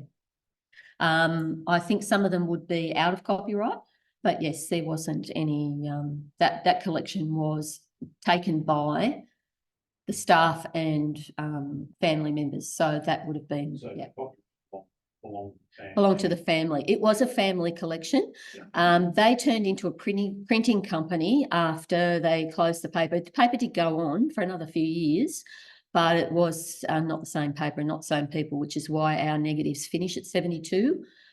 So the collection was a discrete collection, which was owned by the family and they owned the copyright. That got handed over. So we're actually not the copyright holders, the society are, but through them, they have granted us, through that MOU, permission to use the photographs and have them up on Recollect or wherever we want, really. Reproduction rights are referred back to the society? No, we covered ourselves there too. Third party, we do not have to get permission for anything, which because of Recollect, and this was all pre-Recollect as well, we can actually, they will be downloadable at JPEG, but we will put TIFF. That's the thing we'll have to discuss with Recollect. We haven't really put any TIFF images, but we do, because of the nature of the collection, we did everything. We did TIFF, JPEG, PDF. But yes, no, we don't have to go back to the society for anything. Perhaps to give them back, that's all. Sure. I may have missed it, but roughly how many photographs did we put together were in the collection? We think, we didn't actually, we sort of just did a guesstimate about how many were in the boxes, but about 12,500. Yeah. That was a lot of duplication. What we did was, you know, like all photographs, the one they published in the paper, there might have been 4 or 5 others, there might have been only 1. But we thought one of the things we did do was if there were other views that were of, you know, we thought, oh, okay, that's a side view, that's a back view. Yeah, we need all of those. We would take those out. So that's where it's a number of photographs that were digitised or images that were digitised, but they may have been of the same event. So, but yeah, we think probably about roughly 12,500. There could have been more, but of that, not all of them would have been required because, as I say, an awful lot were because they photographed shoes and drawings and, you know, everything was photographed because there was no other way of doing it. So there was a lot of things that didn't make it into the cut because they weren't what we were looking for. As I say, you know, if you wanted pictures of that sort of thing, I suppose a researcher might go back, which is another reason why we purchased the freezer for on-site rather than going off-site, because off-site was like Canberra or somewhere far, far away. Having them on site gives us the option of revisiting them, keeping an eye on them, but also if a researcher wants to go back at some stage, they can identify the box and say, well, okay, I want to look at that, all of the 1960 boxes because I'm looking for a particular thing or I want to trace, you know, what shoe design was being used at the time. So it was not a very long decision about, you know, because the Conservator did investigate our options for off-site, but it was just, there was nothing viable for us. So the investment in the freezer, even if we were to give them back at any stage, which the society could say, look, you know, we want them back. We've got somewhere to house them now. That's fine. They can have them back. They probably won't get our freezer, but if they don't have a freezer, I guess we could probably do, you know, say, well, we'll move it across. But we can certainly reuse it for our collection because we have certainly learned a lot about storage of negatives and that not just acetate negatives can benefit from that kind of storage. So I guess in the future, if for some reason we did give them back, which as I say is in the MOU, quite clearly says we were happy to do that once we finished the digitisation process. But I really don't know that they'll ever be in that position realistically to take them back. So they're safest with us. Yep. Could you share the name of the Conservator that you work with? Yeah, Tegan Anthys. Yeah, fabulous. Yeah. Are you storing the whole collection or just the ones you've got? No, all of them. Yeah. So anything that we copied separate and then the rest are in the boxes. So everything will go into the freezer. Yeah. So The whole lot? everything. Everything. Yeah, even the ones that are like blanks or anything, we wouldn't know what else, like they are a discrete collection. I think, you know, if there's any merit or kind of anything to be learned from that, I think they needed to, actually Tegan was very keen on the fact that they should stay in the original boxes. There has been some sort of movement through the years, as in the process of them being used. Obviously, they've been taken out of some of the boxes and rehomed. We didn't do that. We were very careful about making sure they went in the same order. And there are some missing ones. There are some, yes, because I'd say what's happened is because people could come to the Shire Pictorial Office and say, oh, I'd like a photo of that. They've got the negative out and then not necessarily put it back. And this is evidence in some of the requests that we've had over the years saying, oh, I was seeing this photo in a book, Pictorial History of Sutherland Shire, where is it? And we can't find it because hasn't been returned to the box, which, you know, is probably part of the working process of most places. You know, we don't always put them back in the right place. Yep. You mentioned you had 280 odd boxes and then you've only got that one freezer. You saying by the time you sorted them and condensed them, that's where they're all going? Everybody seems to think that we're going to get them in. That's the plan. That's the plan. From 280 boxes down to. Well, no, they're all going to go in, plus the ones that we took out. It's a lot of logistics, how we get them, you know, at the moment, we have to sort of put them in where they fit. But eventually, when they're all done, we will rearrange them so that the maximum use of the freezer is, so they're not going to necessarily be in chronological order. You know, if you want box A, then we're going to have to rearrange the world to get it out. I suspect at some point we probably will need another freezer, but I don't really want to think about it just yet. There's room for it, but as you know, in any library, space is premium. And to get us that space in the storeroom was my boss, who actually said it's going in there. That's where it's going. And I don't think it was a popular decision, but it's one that actually best suits the freezer, to be honest. It's safer down there. Yes, Jeff? The captions of the photographs you were able to take directly from the... That's why, yeah, that's why we had to go through the paper to actually identify. We had the month and the year, but no other information. So we had to kind of go through negative by negative and say, oh yeah, there's one, there's one, there's one. And so on your record on Recollect, you'd be able to put the edition that the... Yes. Each of them, yeah, each of the... rough date. Yes, each of the images has a discrete number. And we've identified what box and where it comes from and what edition it comes from, the paper, the name of the paper, the month, the page number, everything that to relocate that information, and that will be included in the record as well. So that's kind of a work in progress a little bit too. That's why they're offline at the moment, because we're kind of still tinkering with that. As you know, it's, you could spend forever working out what's best on Recollect, because it does allow us to put a lot of stuff on there that we haven't been able to do before. So yeah, we try to make it as easy as possible. If somebody wanted to relocate that, we have indexed the paper over the years, so we actually can, and that's on Recollect, the actual card with the details, and so we'll marry that up. The index card can be married up with the details of the image as well, and it all comes under the Shire Pictorial collection. So basically, it will always be a discrete collection.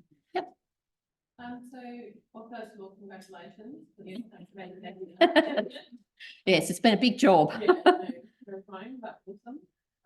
Do you have copies of the newspaper so you can link it? Like, is it on microfilm? Well, yeah, that's another option.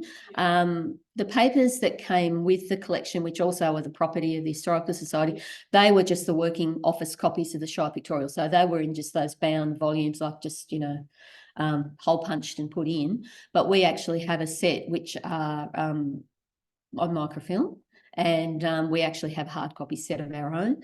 I would imagine at some point that it probably would be a great thing for, to have it scanned as well. We could probably think of that as a long-term project, because there's so many offshoots from this that, the mind boggles, all the things that we could do with this collection. And as I say, I'm sure once this goes live, we're doing it in small bits. That was kind of, I said, look, can we please do something So other than just the staff can see how fabulous these images are.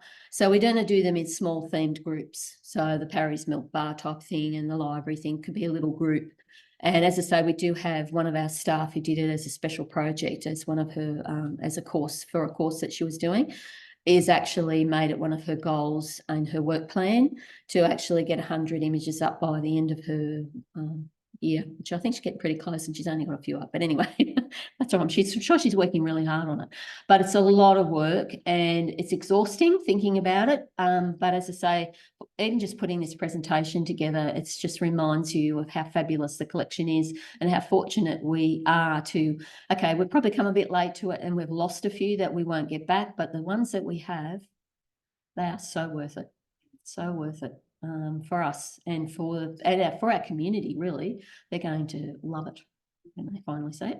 Yes, Michelle. When do you think they'll use it? Sorry? When do you think the public will see it? Good question. I don't know. I would imagine because we have one of our staff working on it as a goal on her work plan, I think we'll wait till then. I'll need to review her entries, but I'm starting work on those themed groups because I was just getting frustrated. We're actually in a hiatus, as I say, we can't bag anymore. So we're kind of moving on to other aspects, and one of those will be, you know, to get some of it out because, you know, really we spent a lot of time on it. We really shouldn't be holding it back any longer than needed because, you know, people need to see it. Sure. We were fortunate a month or so ago to get a small donation of some photographs which were originally the acetate negatives, but we didn't get the negatives, they've been destroyed. We have the contact. Oh, okay, yeah. Which on an A4 sheet, I think you get 9. But I scanned those at 1200 DPI, and there's probably about 10 collections. There's probably about 20 in it, and they were bought from events in our area in the 1960s. So there was a hospital ball, and there's pictures. They're not identified, but I could easily find the event in our local newspaper and who the organisers were and whatever. And I've been putting a link to them on Facebook, and people have identified themselves because they're in the 1960s and 70s. They can identify people, and they're fabulous, even from the contact. That's still big enough. I think we will have the same because, you know, we've reached the baby boomers who will be retired or sitting out there going, oh, that's me, oh, I know that. And I mean, we've got the opening events, so the nuclear reactor, we've got lots of events that have fallen in that time period, but we've got everyday stuff. We've got shops and businesses that, you know, even are long gone, you know, but people love that sort of thing. We get a lot of requests for family businesses, you know, I remember this was in this road and that road, and have you got a photo of that? Well, now we probably do. And as I say, I expect through Recollect we'll get a lot of value adding out of it. And I think that's why we shouldn't really be hanging on too long to them. So, yep. We have a question from online about, do you share your images on social media? We do. Well, I actually do Leader, which is our local, current local newspaper. I actually do posts. They seem to prefer colour and more recent, like 80s, 90s, 2000s, but certainly we would do all. Our comms unit will probably take over a little bit on the promotion side of it, and I think that will be definitely social media, much the same as what you were saying, Michelle, that we will want to have as much information. If somebody can name people or give us some detail, because the Show Pictorial isn't like, it's a pictorial newspaper, so it's not a lot of text, and there's a lot of assumptions. You know who's in the photo or you know where it is, so we still are missing a fair bit of information, but social media I think will come to our rescue as well as Recollect. No more questions. Thank you very much. I'm glad we were able to share this with you.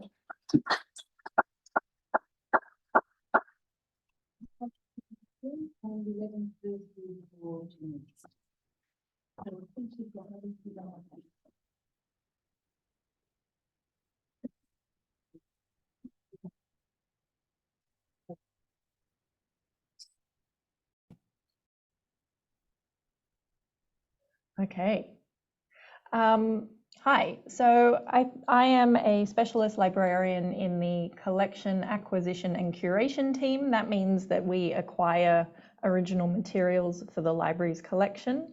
And I was very, very pleased to be working on the Pride Line campaign, which you heard from Bruce, who was the co-curator of the Pride Revolution exhibition that was on last year.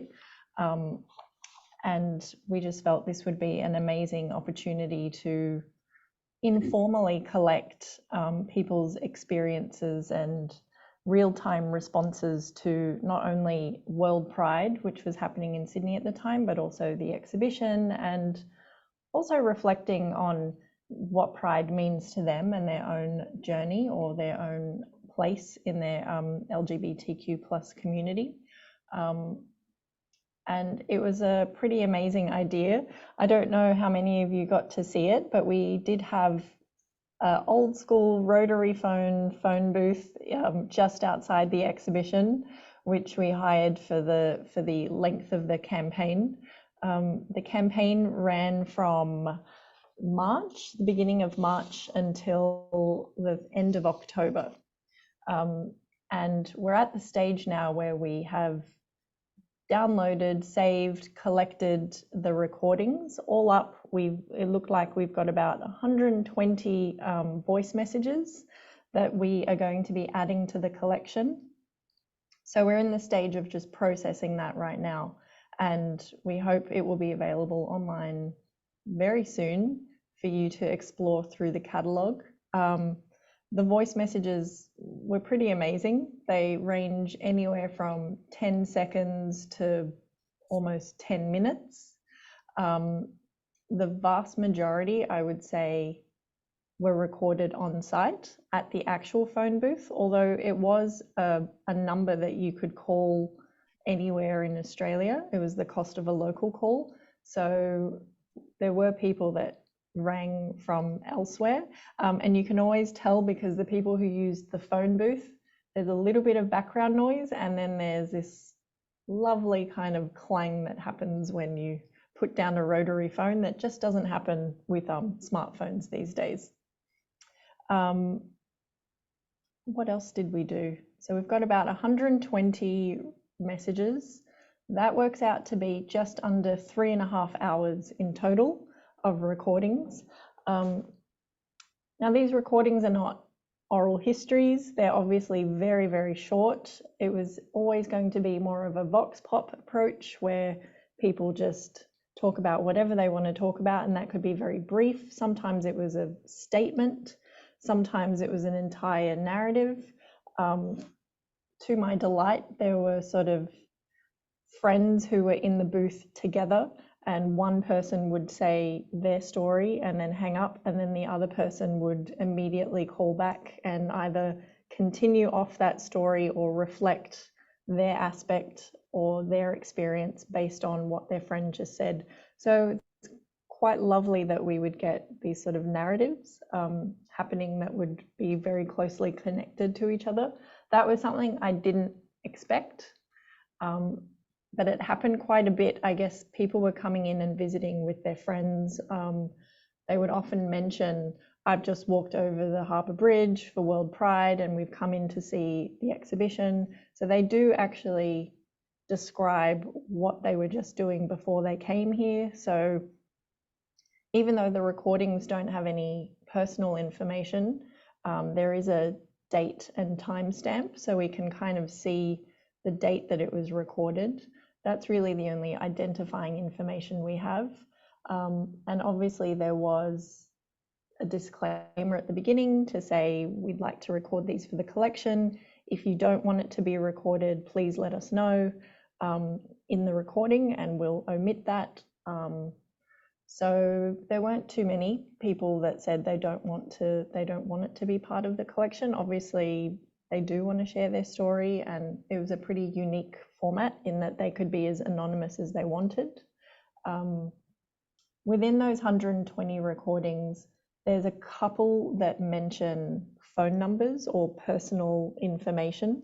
So that will just have to be minor edited just for their own personal, information. I don't think they want their mobile numbers out there, so we're just going to bleep that out. But it was pretty straightforward.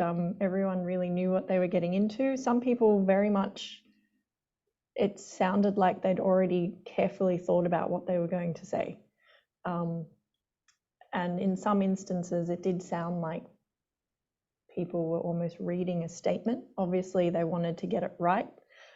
They had a very limited time and they didn't want to mince their words. So it was quite a mixture of very candid and obviously responding to the space and what was going on at the time, and then maybe people calling quite deliberately to read a particular narrative that they'd already put together, because there was a very strong sense that they did want this to go on record and they did want it to be collected, and they did appreciate that it was such a interesting complement to the exhibition. So that's kind of the gist of it. Obviously, we'll let you know as soon as the collection is up, and I'm sure Ellen will be happy to share the link or put it in a newsletter or update you in some way. I've got a few clips to play for you if the technology works, but I'm also happy to take any questions, maybe after I play the clips. Does that sound okay? So I'm going to give this a go and share my screen.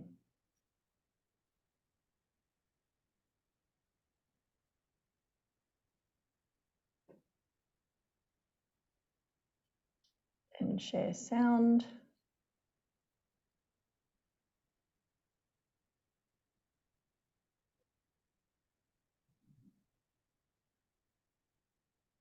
Okay.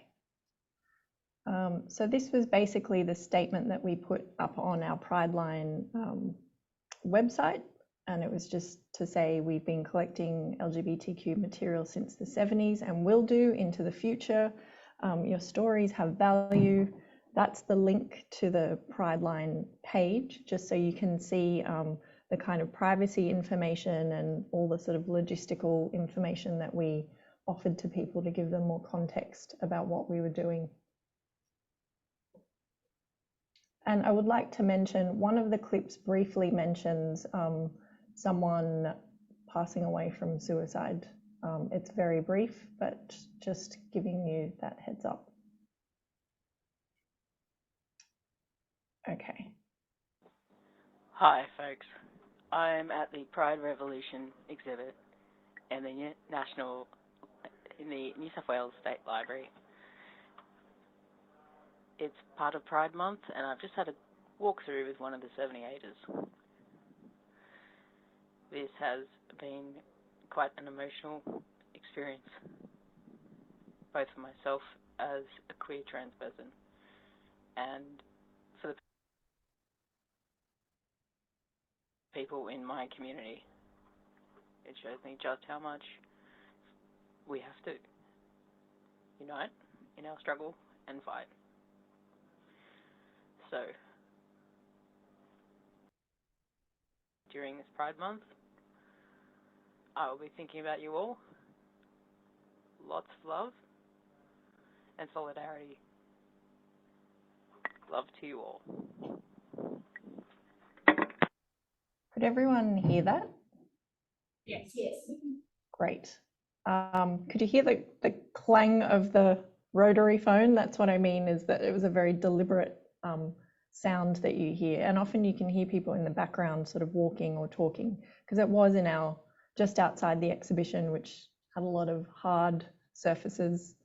I'll play you another one. I've got about 4 clips, so depending on how we're going for time. Okay.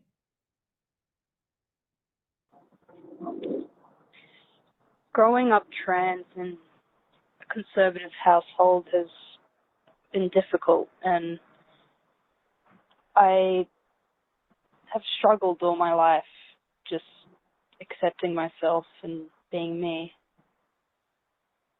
But I have hope for the future now, and I'm actually happy at where I am. And as a young adult, I think finally I can just be myself, be who I am, without restrictions on the people around me. I hope that all young Australians who have struggled and do struggle in the same area can really find peace and grow up to be happy, queer adults. That one ended very quietly. I'm going to assume that was probably on a phone, a smartphone, and not in the phone booth. Hello, my name's Ali. I'm a 47-year-old lesbian who's looking at the exhibition today, and a lot of it's so heartbreaking because I'm thinking about my elder sister who was a lesbian and took her own life in 2015. Whenever I come to an exhibition like this, I hope to see pictures of her or shades of her in the early 1980s. She paved the way for me. She came out in 1985 when homosexuality was still illegal in most parts of the country. And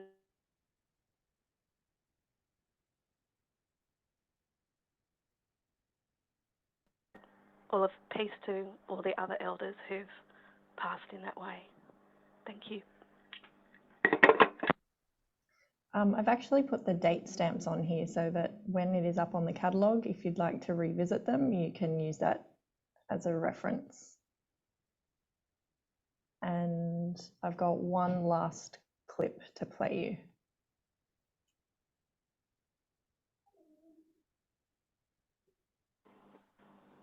It was a phone box like this near Taylor Square that I came out to a counsellor.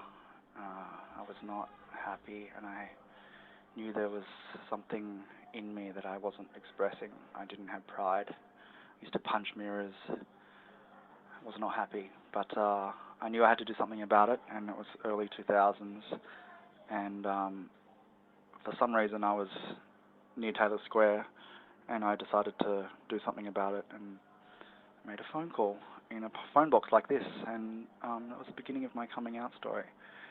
My long, 8-year partner and I just finished walking over the Harbour Bridge for World Pride. I'm in a much better place now. Happy World Pride 2023.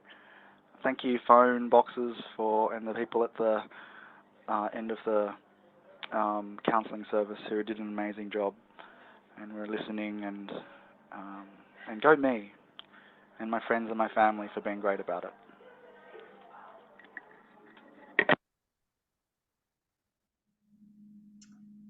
So that was a very small selection of some of the shorter clips that give you a little flavour of some of the voice messages we got. I will say we did have quite a few international visitors who were living in other countries but in Sydney at the time, or had moved to Sydney, or for some reason were in Sydney. Also interstate visitors, because as you know, we did get quite a bit of tourism and traffic during World Pride.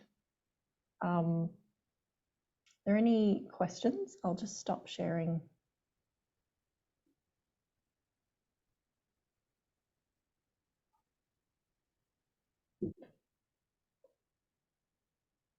Thanks, Maria. That was great. Hopefully there'll be, people will think about it.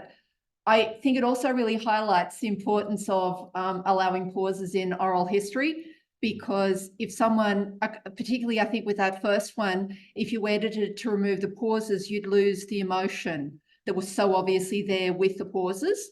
So I think they're a great example of, I know they're not oral history, but of behaviours that we have to not edit out when we're doing oral histories as well. I'm happy to share the links when these are available online. Now, are you thinking that the catalogue will be, they'll be catalogued later this year, Maria? I'm hoping in the next few months, but that's not entirely up to me. I am working closely with the cataloguing team, and they do know it's a priority. So, yeah, being very nice, always be nice to the cataloguers. They're excited to do this too, because it's a pretty special collection, and the approach is a little bit different too. But yeah, you're so right about the pauses. They say just as much as words often, and it's important to let people speak at their own pace, and it reflects their thought processes as well. Completely. So any questions?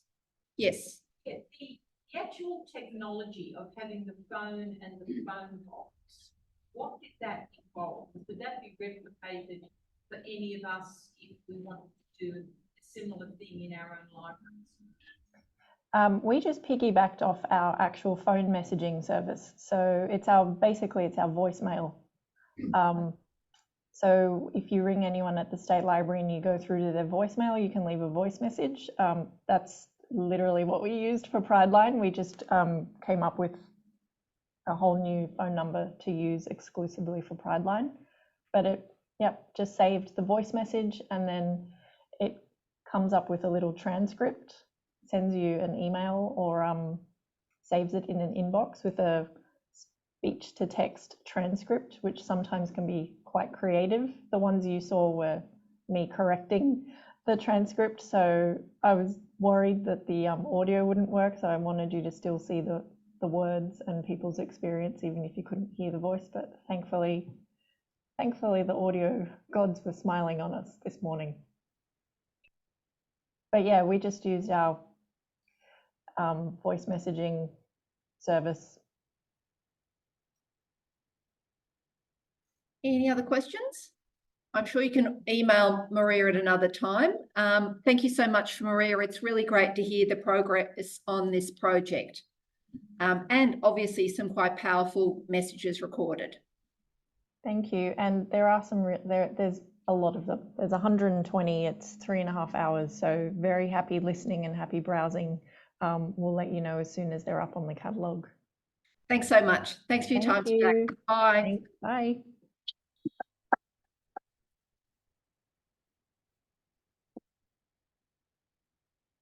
Good afternoon, everyone. I'm Marilyn Gunner, for those who don't know me. I have the pleasure of introducing our next speakers, and they are from the Museum of History, New South Wales. They'll be talking about the First Nations strategy and approaches to First Nations history projects. Please welcome Hayden Walsh, First Nations Advisor, and Dr. Penny Stannard, Head of Curatorial and Research Museum.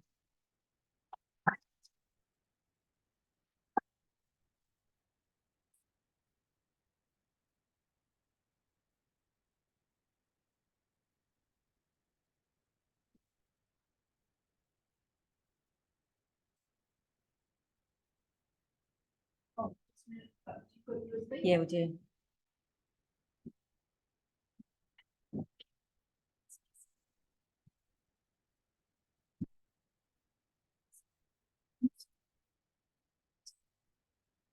Will something bad happen if I take out the USB that's up the top here?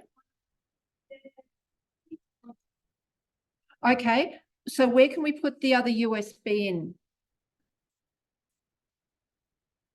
Sorry, so I can take it out?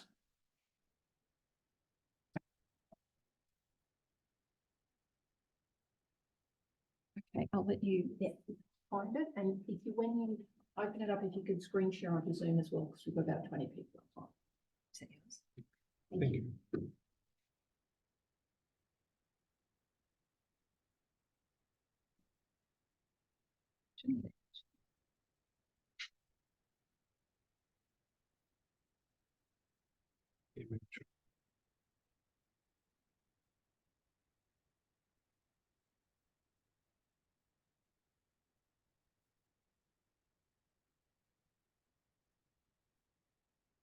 So where's the screen share option?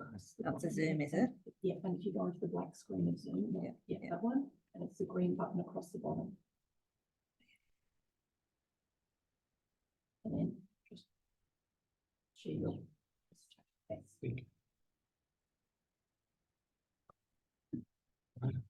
Thanks everyone for helping and for giving us a couple of minutes to get set up. Hopefully those online can see the screen.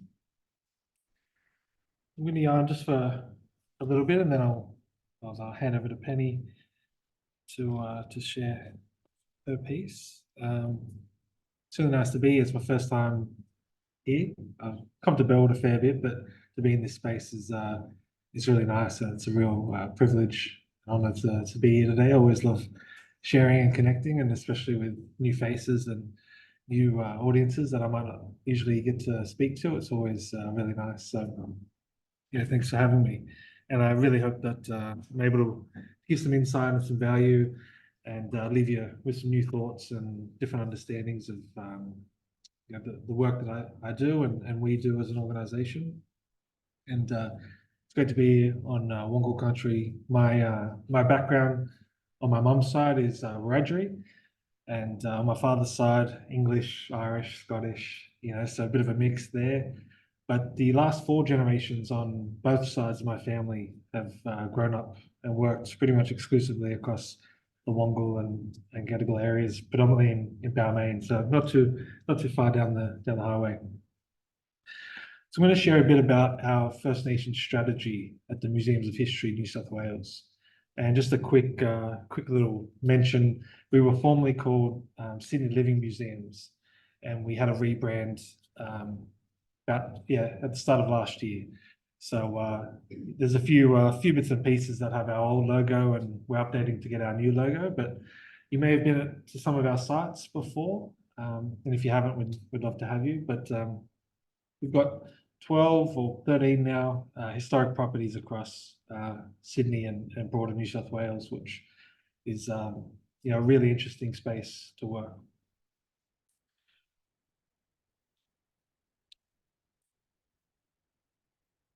So yeah, our yarn, I'll just tell you just a couple of minutes about me. Won't give the life story, but just a little bit so you know who you're listening to today.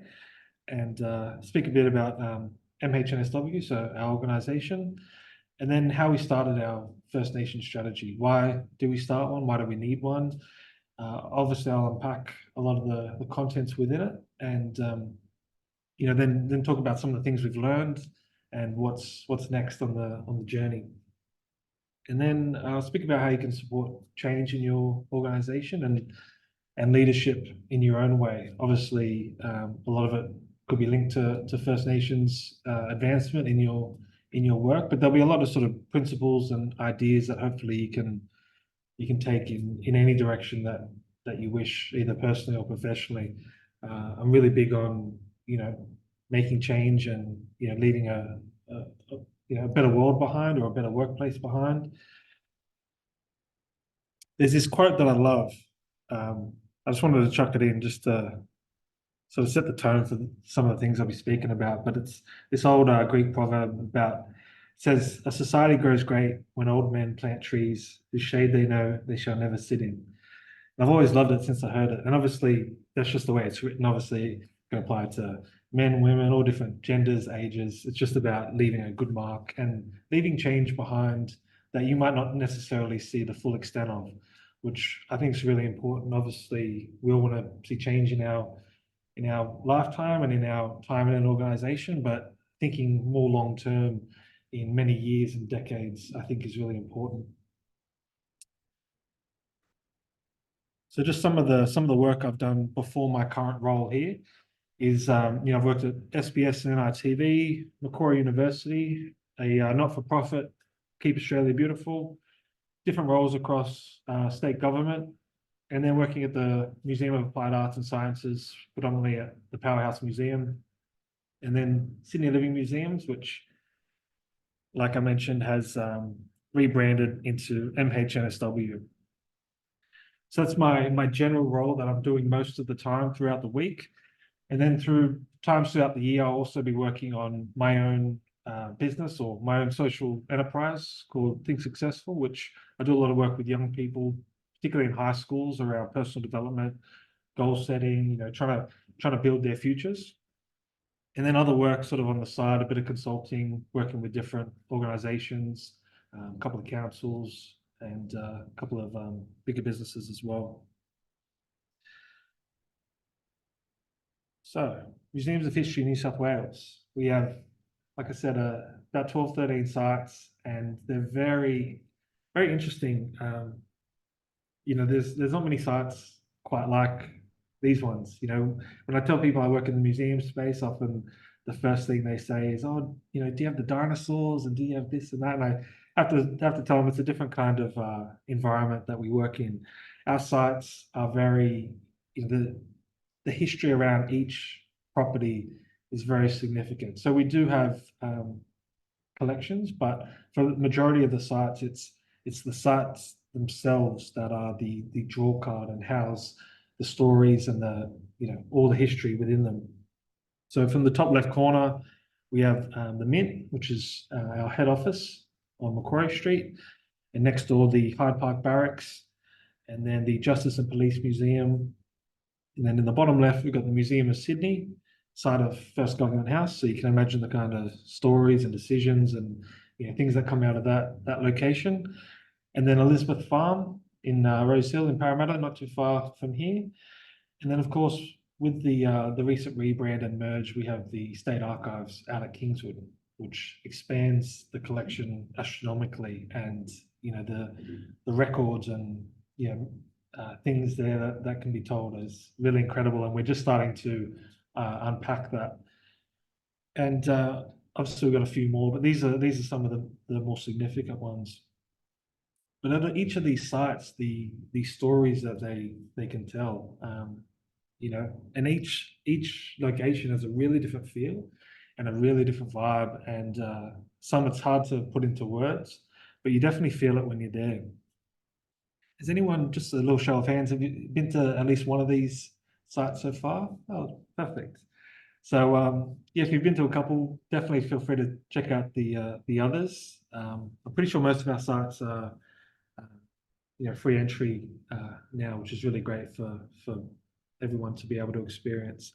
Often people have been to these sites as a child or a school student, and sometimes you might not get the chance to really revisit until you're a bit older in life. So hopefully you can check it out when you wish.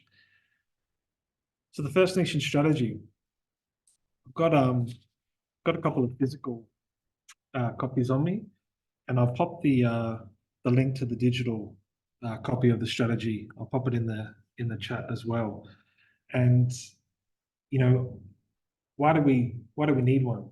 I think hopefully now it's a lot more obvious, but a couple of years ago, I had to do a fair bit of work to really, push the needle and get things moving forward. At the time I was the only First Nations staff member in the organisation.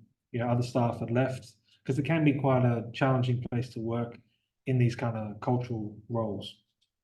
And I was probably one of the youngest staff members at the time, and I went into our former CEO's office and said, look, we have this responsibility to the public, to share history and to unpack all these stories and these sites. And in my view, you can't tell history, and you can't tell specifically Australian history unless you really dig deep into the First Nation space, because it's we've got tens of thousands of years of history, and to sort of not do that justice is a real disservice to the audience and the public that we're meant to be serving. So from that conversation, we were able to then move on to the First Nation strategy and working on it. And a couple of things to mention is that when I embarked on the strategy, which took about 10 months of a lot of different consultation, community engagement, internal discussion, two things really stood out in my mind. One was I didn't want it to be something that was just written and then forced upon the rest of the organization, because to me that's not the best way to get buy-in, and to it's better to bring people along on the journey and work together as your first option. And the second thing was that it's not about erasing other history. Sometimes people get a little bit worried that with a lot of the cultural things going on, that we're trying to get rid of other Australian history, and that couldn't be further from the intention of this work. I think it's, like I said, we've got 60,000 years of history, and then 200 plus years of this shared history across these shared landscapes. So to me, the way, sort of the analogy I put it is, if you have kids, if you have two kids, if you have a third one, doesn't mean you love the other two any less. The third one just adds to a broader, more holistic family unit. And that's the way I look at bringing our stories and our culture, and just elevating that up to a space where it should have always been all along, but as we know, it hasn't been. So the contents across the strategy, I've taken a few screenshots just to give you a bit of a vibe of what's in it, but so I don't expect you to be able to read through, but I really want to make it warm and vibrant, because let's face it, a lot of these government documents can be really dry and start to sound the same after a while. So I try to put as much heart and personality and soul into it as I could. At the end of the day, it's still a government document, so there's limitations on that. But compared to other things you see out there, much more friendly and warmer and welcoming vibe. So I'll unpack what's in here, but just to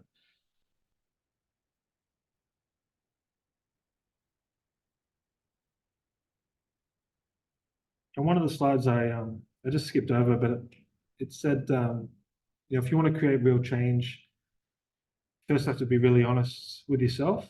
Obviously, that works on a real individual level.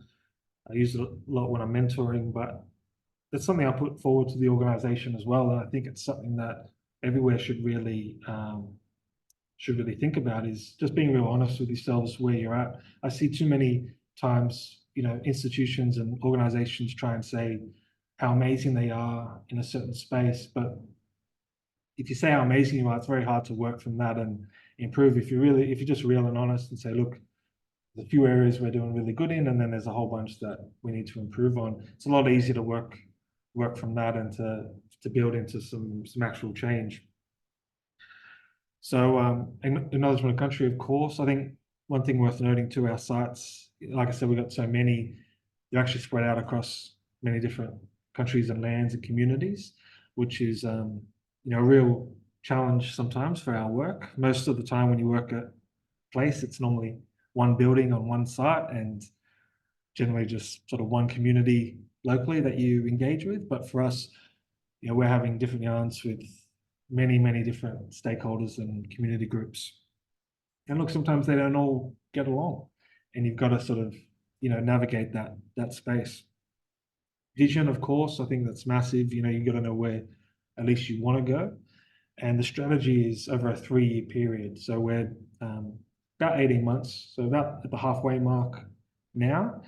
And one of the things that I've loved is that despite the countless change that has gone on in our organization, a couple of different CEOs, a rebrand, a rename, one of the few constants that has remained, aside from obviously the sites themselves, has been the First Nation strategy, which I'm really, really happy about, and shows the commitment of the organization. And that's one thing I really wanted to drive home was, don't just do the nice thing on NAIDOC week and do a nice post, reconciliation week, and then the other 50 weeks of the year there's not much really happening.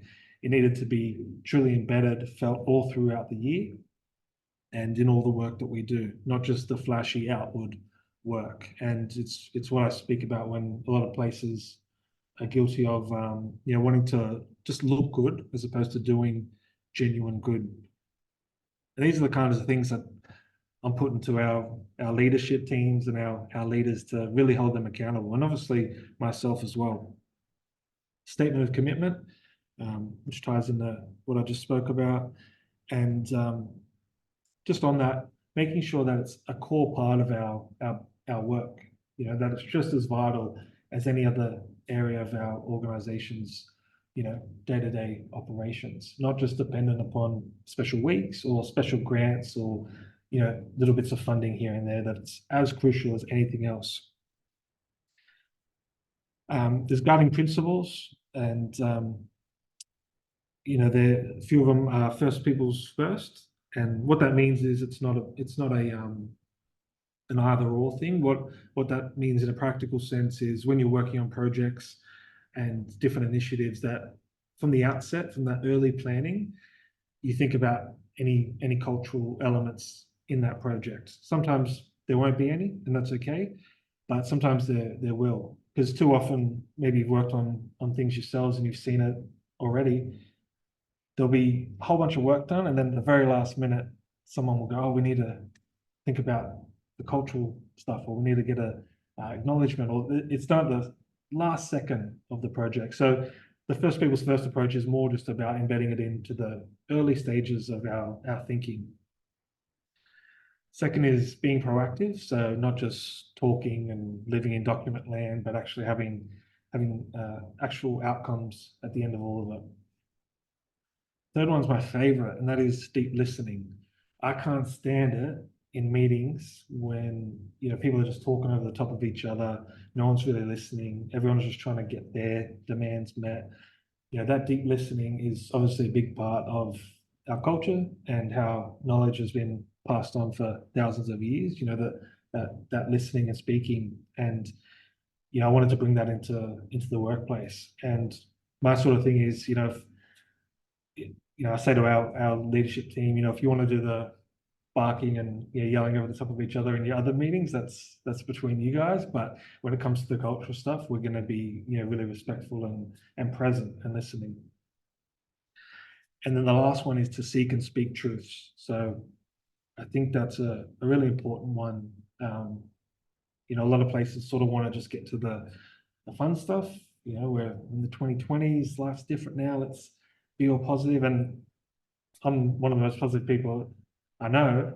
But what I do know is when you're unpacking history, you have to be able to tell some of those darker, more challenging, history that a lot of places might skip over, because it's uncomfortable. And I think that for a lot of our elders and our communities, they don't really want to live in, the darkness of previous, years in history and all the pain and suffering, but they do want to have some of those stories told that haven't been given the platform, previously. So it's kind of like you're holding a lot in. Sometimes you just need to get it out in an honest and respectful way, and then you can move on to some of the more celebratory and lighter things. Action plan, obviously, to track our work and key staff and stakeholders.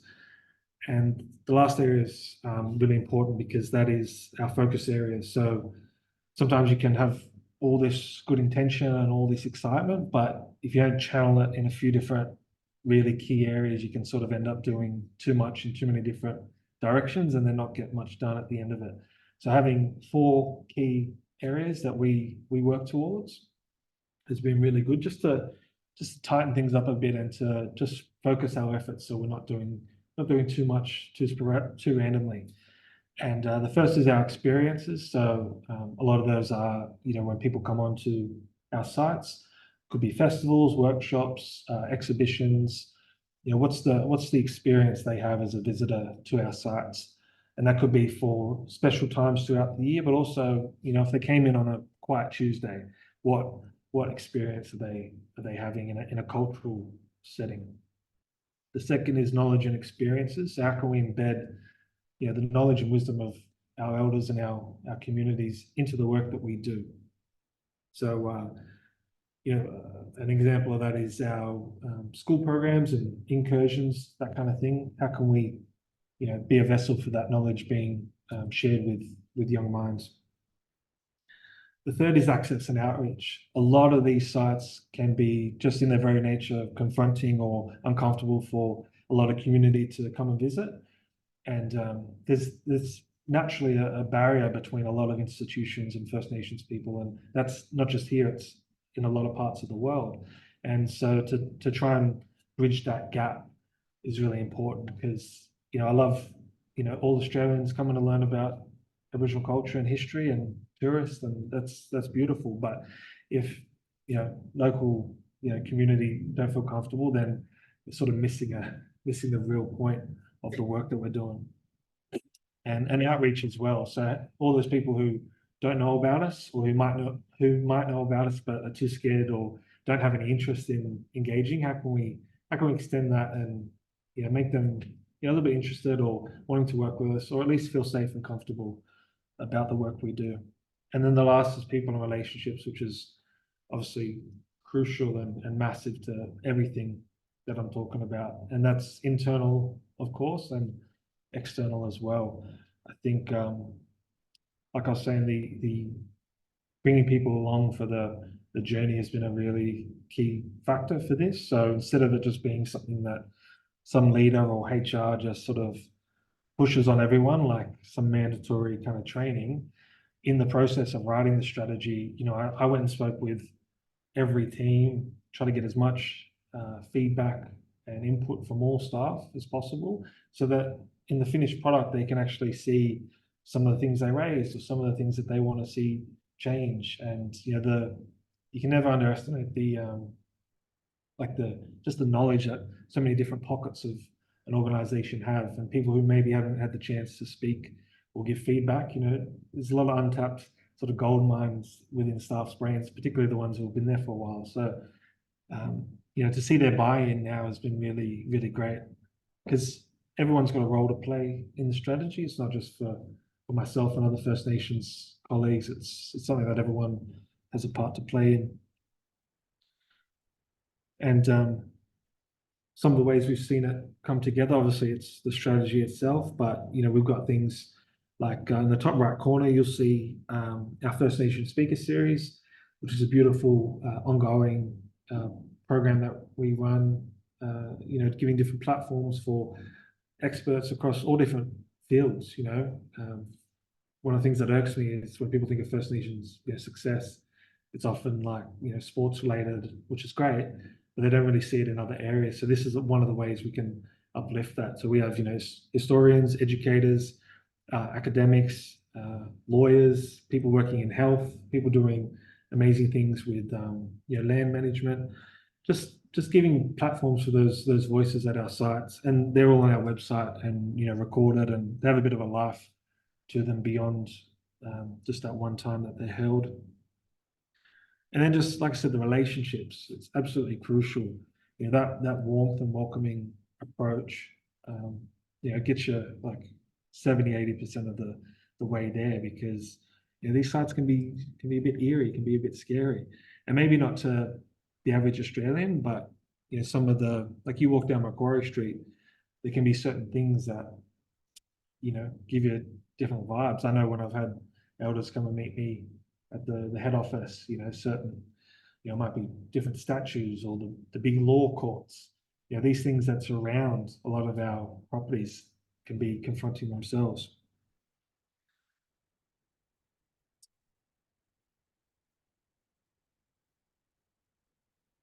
And just some of the other cultural elements that just to think more holistically about, the work in this space. We've talked about access and visitation. Having a presence all year round is crucial, and that extends to like on our website. I used to get really annoyed that it was only NAIDOC week when you'd see something on our website about any of the work that we do. So now we've got a full-time presence, as we should, and cultural safety for staff. And ICIP is a big one. I don't know if anyone's heard of ICIP. So that's Indigenous Cultural Intellectual Property.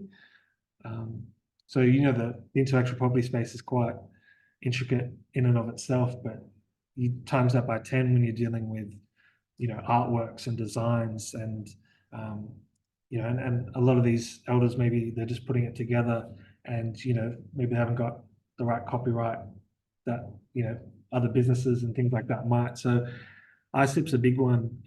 It's a really interesting area of work to check out. Also, it ties in when you have records, images, maybe people who have passed, and how do you respectfully continue sharing some of their work after people have passed. What are the wishes of the family, that sort of thing.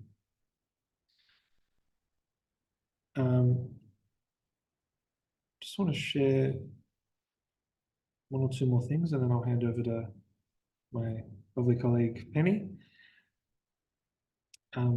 Just some things you can do in your own space if you want to get involved and want to be a part of the change. I think yeah, it's really crucial that we have the support of all people. And look, you don't have to be an expert, you don't have to dedicate your life to this, but just those sometimes little and medium things that you can do over the years, they make a real impact, because I wouldn't be able to do any of the work I do unless it's with the support of all my colleagues and the people who have mentored me along the way, which ties back into my quote earlier. Yeah, a lot of places have working groups and you know, internal working groups in the organization, which are always great to be a part of. Don't be scared to, to join. Just staying up to date with what you can. I know the news can be overwhelming and there's, constant bombardment, but just trying to keep a little bit of up to date presence with the current climate of things. Understanding how your work and your workplace impacts First Nations communities. So, one obvious example is I was talking with this police officer the other day, and he was doing some work with his sort of internal working group, and we were talking about just something like the uniform in and of itself is a barrier, and that extends all the way through to classrooms, to certain occupations that wear suits. Some of these uniforms and attires, just the unconscious things that create barriers sometimes, and how you can just being aware of them is a good first step. Aim to be a long-term ally and not just follow the short-term trends. There's always some hashtag or some trending thing, and that's whatever. But I prefer the more sort of chill, committed, long-term support that a lot of great people give. And just lastly, asking for training or opportunities to grow, asking your managers or your leaders. I think one thing I'm very mindful of is that a lot of older people, and even people around my age, didn't get the chance to learn about a lot of this stuff at school.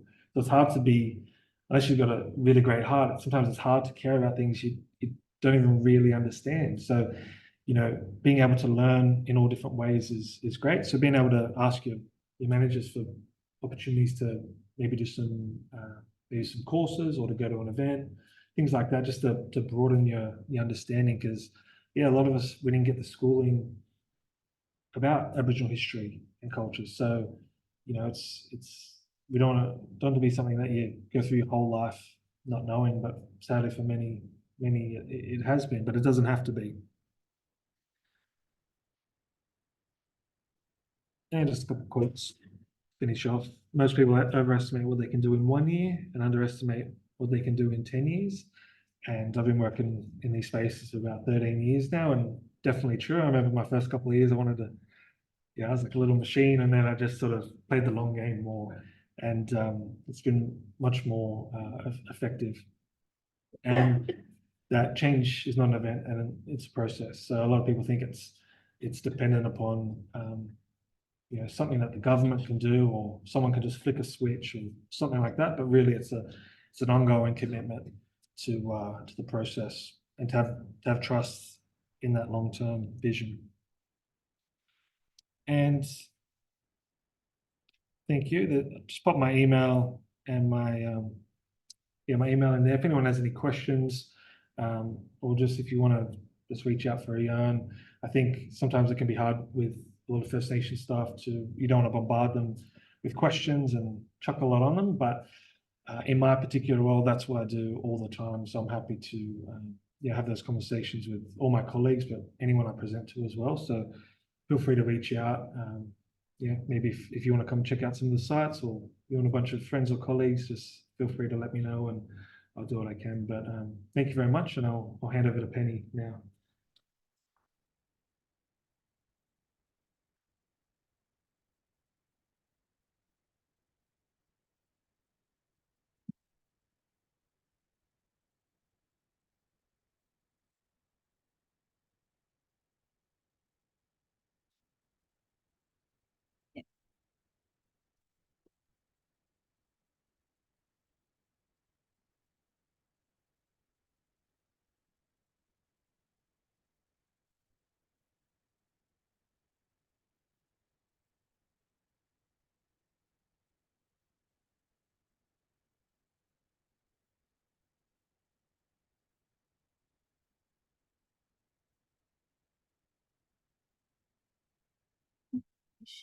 Great.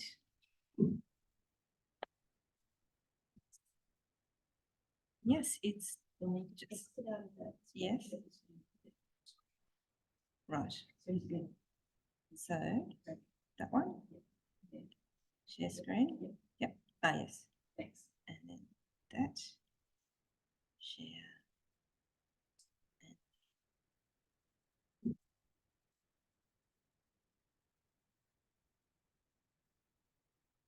Beautiful. Good afternoon, everyone. And thank you so much for the invitation to myself and to Hayden to come and speak with you and learn from you today as well. I would like to acknowledge that I'm visiting Wongal land today and to pay my respects to any First Nations elders that are here with us today. Before I start, I also do want to just let you know that there are images in my presentation of elders who have passed and to provide that opportunity just to share that with you in case there are sensitivities or First Nations people today who would like to respect the cultural protocols associated with deceased persons. Hayden's shared a little bit about his background with you. I'll share a little bit about mine. I'm from a place called Derton, which is in remote New South Wales. It has a population at the last census of 650 people and a 95% Aboriginal population. It's one of the most disadvantaged localities in New South Wales. And that's where I originally came from before my family moved to Sydney. I am someone who's had a very diverse career background and found myself 6 years ago working for the New South Wales State Archives and Records Authority. New South Wales State Archives and Sydney Living Museums amalgamated, and there was the Museums of History New South Wales Act that came into effect in December 2022, and hence we're now called Museums of History New South Wales. And a small arm of the old State Archives and Records Authority was re-inaugurated as State Records New South Wales. So if that's confusing, then you're not alone. But hence we're called Museums of History New South Wales. And it's a really exciting place to work because there are 3 incredible collections that we are responsible for and we care for and make accessible on behalf of the New South Wales public, who are the custodians, and we work on their behalf. So those collections are a collection of 12 historic buildings and sites, and Hayden shared some of those sites with you. It's also a collection that includes the State Archives collection, which has over 14 million items in the collection. And if you lined everything up in a linear way, it would stretch as the crow flies from Sydney Harbour Bridge to the Three Sisters. The collection is valued at $1.02 billion, making it one of the most financially sizable holdings of any cultural collection in Australia. Add to that the value of the 12 historic properties, including places like Vaucluse House, and it's an incredible collection in terms of a public asset. The third aspect of the collection are the objects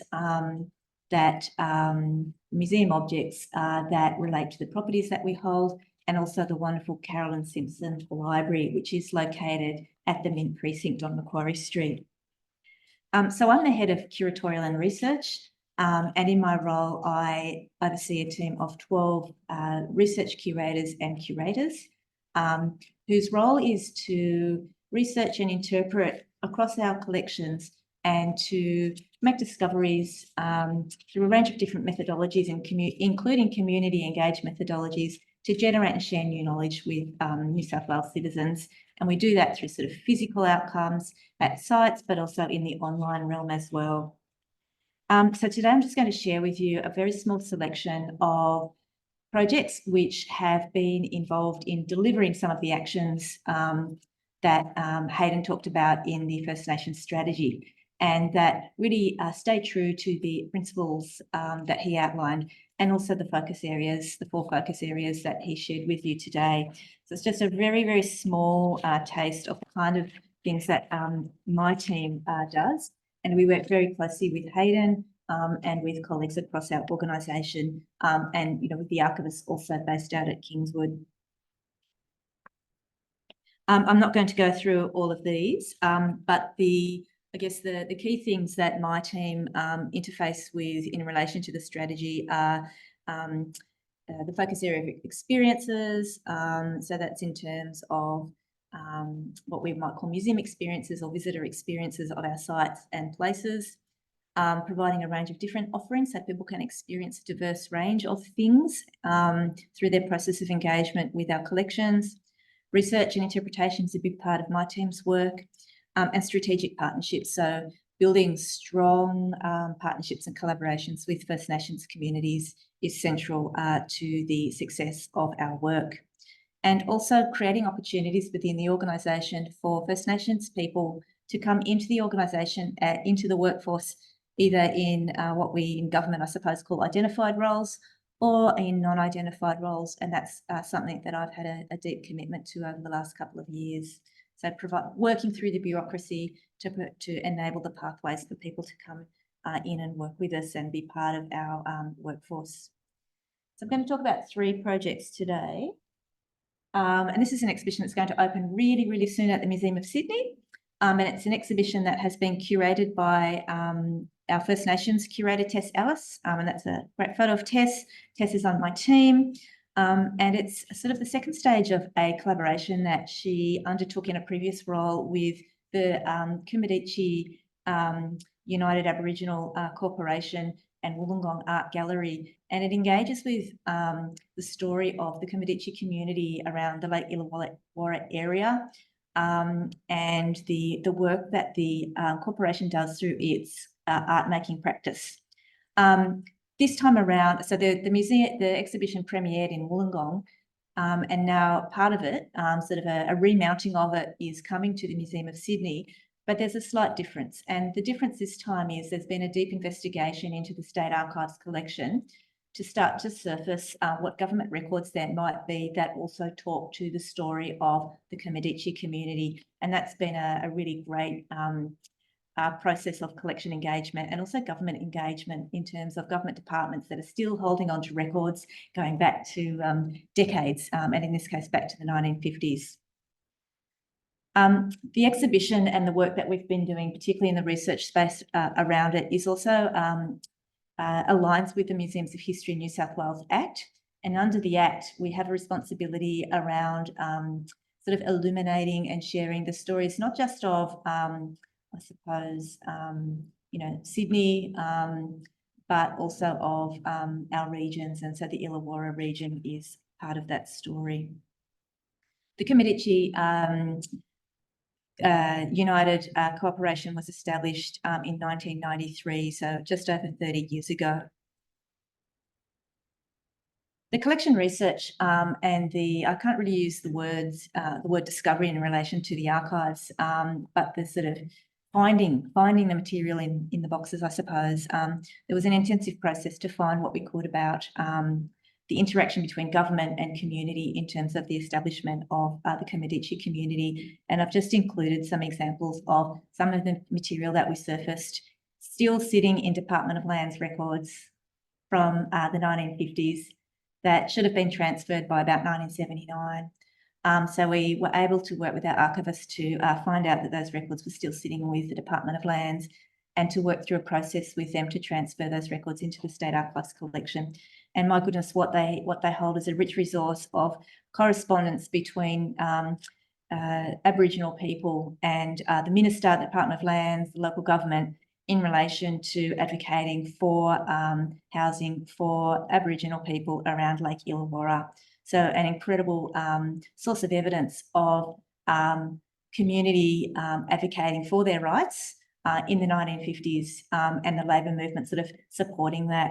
And so this kind of material that hasn't been seen by the public before will be presented in the exhibition.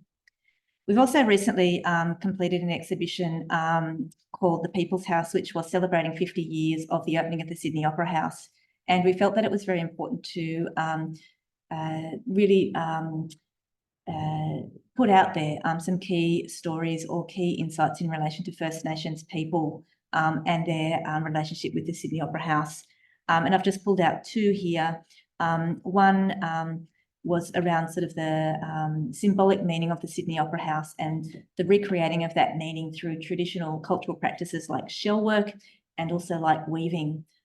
So Esme Timbury, the late Esme Timbury's shell work of the Sydney Opera House was presented, and we commissioned Steve Russell and Phyllis Stewart to respond to that through the form of cultural weaving.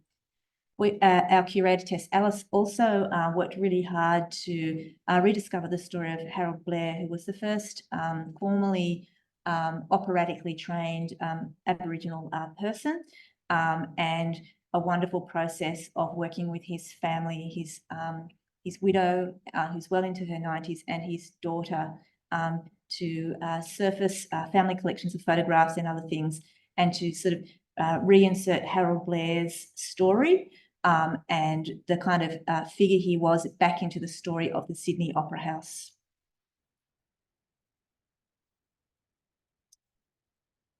And the third one I'd just like to quickly talk about is a series of research residencies with First Nations historians and cultural practitioners, if you like, and finding ways to enable First Nations people to come in and work with our collections and to take their research where they would like to take it. So we've had a very successful residency with Julie Goff, who is a Tasmanian-based artist. Out of all the multitude of artists I've worked with over my entire career, Julie Goff is someone who her fine research skills in terms of primary archival research is incredible, and the way that she then utilises her findings through that research to conceptualise contemporary art is something to behold. So she did a residency with us, and she was really keen in to look at the works of Joseph Lycett, and in particular his depictions of New South Wales at a time when Van Diemen's Land was part of New South Wales, and then to sort of unpack, as those land grants were issued to people in Van Diemen's Land, what that meant in terms of dispossession of First Nations people. So she's such a busy person. She's doing residencies all over the world, and we're hoping that she'll come back next year and kind of do the second stage of research with us. The other project that I would like to mention, I don't have any slides for, but is an incredible project that we're partnering with the New South Wales Aboriginal Languages Trust.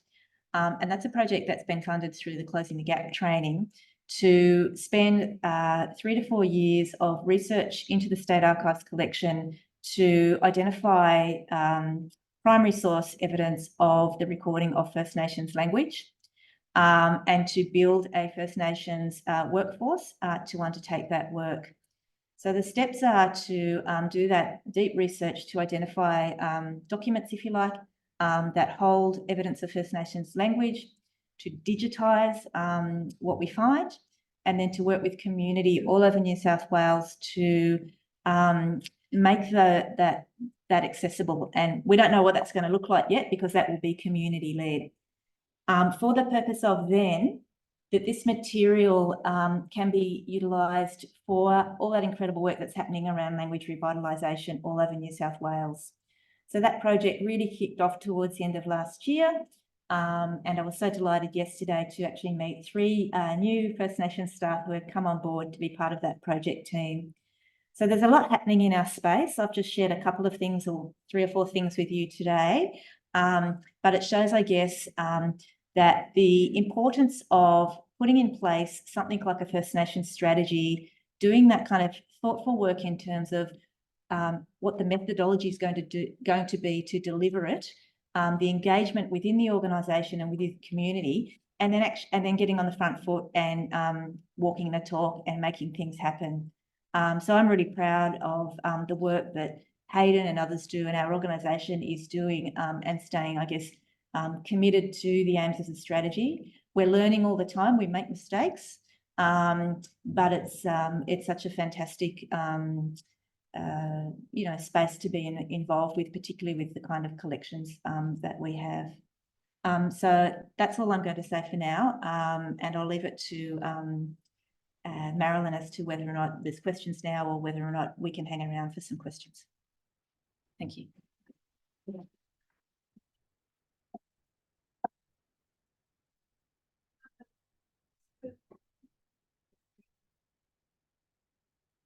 have two questions. Hi, Penny. Hi. Hello. Hi, Alison. One question maybe Hayden, one maybe for you. The First Nations strategy, how does that fit in with the Reconciliation Action Plan? And then my second question is about the New South Wales Lands Department records that you mentioned that you now transported from the Lands Department to the State Archives. Were they did you just transport the records related to the Lake Illawarra region, or did that go for all of the Lands Department records at a certain time period so that we can have access to them? Yeah, good question. I'll answer the first one. I'll answer the second question, the one you just asked, and then I'll hand over to Hayden for the other one. So I'm just going to exit this. I hope I don't cut the whole Zoom off.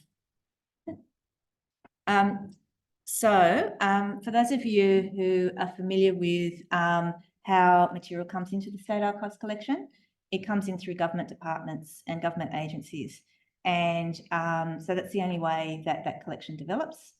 So private individuals and communities can't sort of donate records like they do at the State Library.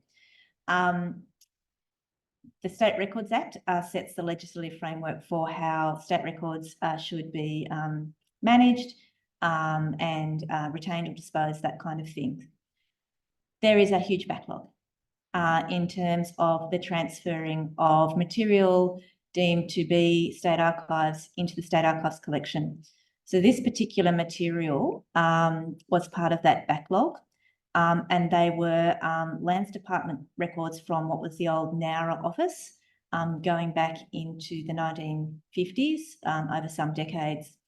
I don't know, I'm not an archivist and I'm in awe of the skills of archivists, but somehow our archivists were able to work out that those records are this sort of truncheon of records from Lands Department, from this office in, over this period of time they were not in the State Archives collection. So that's easy enough because they can look at the catalogue and they're not in there. But they were able to identify that they were still sitting with the Department of Lands, which is now called Department of Environment, Planning and something or other. So we have arrangements with all of the government departments in terms of the transfer of records into the State Archives collection if they have been deemed to need to be retained to State Archives. These ones had been sitting there since 1979. So someone back in 1979, when government departments had more robust records management units, someone had done the work, they'd put together the metadata, they'd prepared for the transfer, but it never happened. So fortuitously, that work had been done, and then it was a matter of our agency services team based out at Kingswood. So they do the facilitation between government departments and us. They sort of put the pressure on in a very polite way to sort of say to the Department of Planning and Environment, we need those records to come in because we're doing some research into them and we need to, we want to kind of engage with them through an exhibition project. So they can't then, they've got to transfer in bulk. So we didn't just get the letters and the maps relating to Lake Illawarra, it was all of the ministerial correspondence happened through that particular office between a particular period of time. But there is a backlog, and there were changes to the State Records Act that ran alongside the inauguration of Museums of History New South Wales to put the onus on government departments and agencies to put transfer plans in place as a way of trying to deal with the backlog and to put the onus on government, if you like, to actually do some forward planning about transferring records so that we don't end up in the situation in 50 years' time that we're in today. Queensland State Archives did something similar a couple of years ago, and they had something like, I don't know, hundreds and hundreds of, they estimated there were hundreds and hundreds of kilometres of government records of State Archives still sitting in government departments.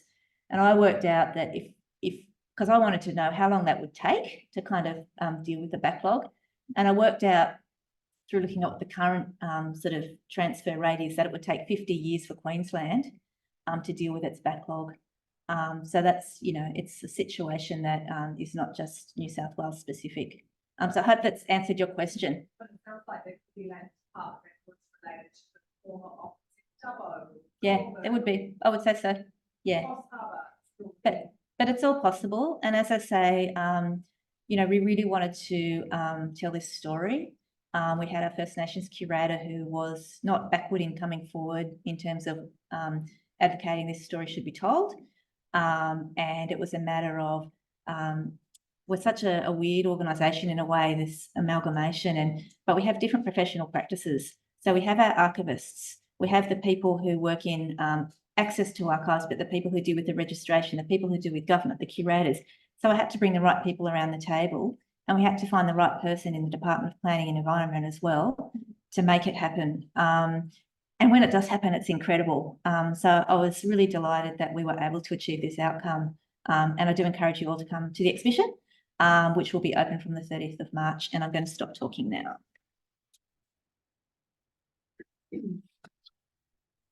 Yeah, so the question was how the First Nations strategy relates to the Reconciliation Australia more broadly. The Reconciliation Action Plan. Yeah. Do you have one?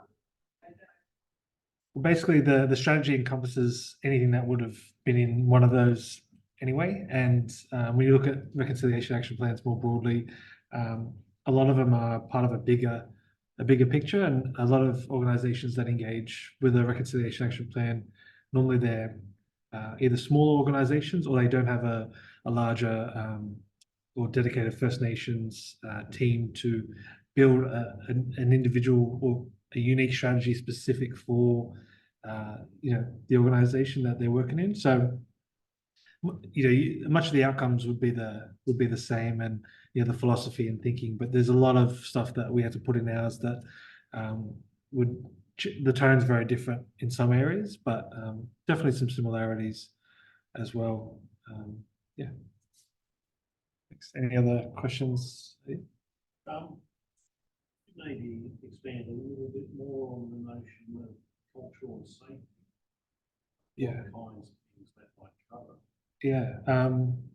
One example is, I remember there was a colleague I worked with quite a few years ago who, you know, they were working on a project which part of they had to unpack some history around different massacres that happened, and their sort of day and weeks would bunch up with a lot of, you know, reading very harsh, you know, very confronting material. You know, that probably wouldn't happen in today's in the workplace now where I'm working, because you know, that would be addressed early on, because the baggage that built up over time, just you know, dealing with that material every day, day in, day out, without any sort of breaks, you know, took a bit of a toll on that person. Another one is other staff. So what's the cultural understandings of just your broader colleagues and team members? So I've worked at places where, you know, you get all sorts of just out there comments, some of them not intended to be harmful, and some people just not caring if they're saying whatever they say. So what's the environment of other staff and colleagues to make it safe for when First Nation staff members come on? As Penny mentioned, we had three new staff members join yesterday. So, you know, what's their experience like when they hit the ground running? You know, what are the other colleagues that they're working with and having, you know, hallway interactions with? Are they, you know, in a good place to be able to work with First Nation staff members? And then, of course, just having other tools in place. Obviously, a lot of government and local government have access to things like EAP and other mental health support services. Some of those things, sometimes just making it known to staff that they're available. Yeah, hopefully that touches on that. It's also set up because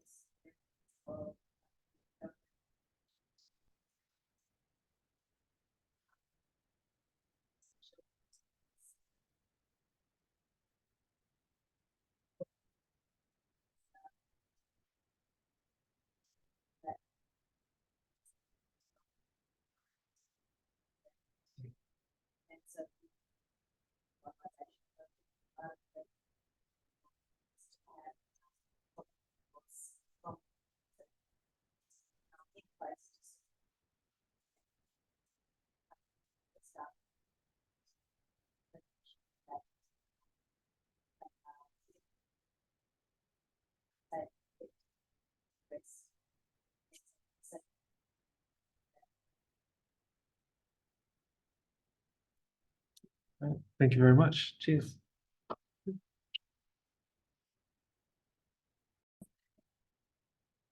Okay. So we've got Megan from Shoalhaven to do her first set of slides.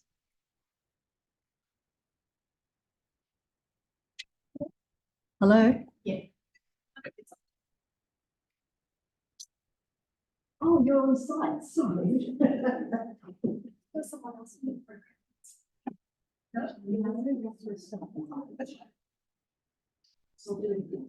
You're online.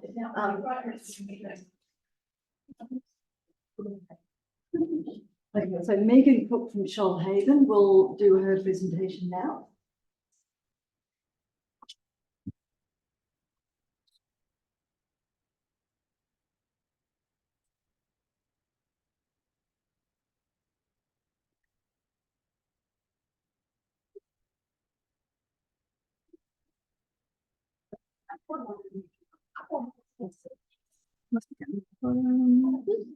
Yeah, if you go to Zoom and choose the black one to screen share. Let's minimize. Yeah, so. Then, yeah, thanks. And leave it on that. Yeah, thanks. Yeah, that hopefully will work.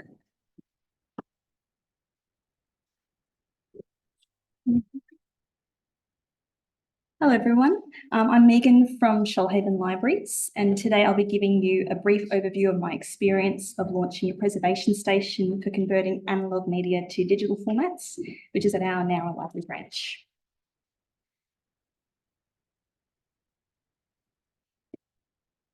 The idea for creating our preservation station came from seeing a social media post from the Noosa Library in the Moreton Bay region of Queensland, who had just launched their station back in October 2022. After contacting Noosa Library and getting details of their equipment, the support and thinking required for its establishment, a proposal was accepted by our library manager to use a portion of the annual local priority grant funding to create our own preservation station.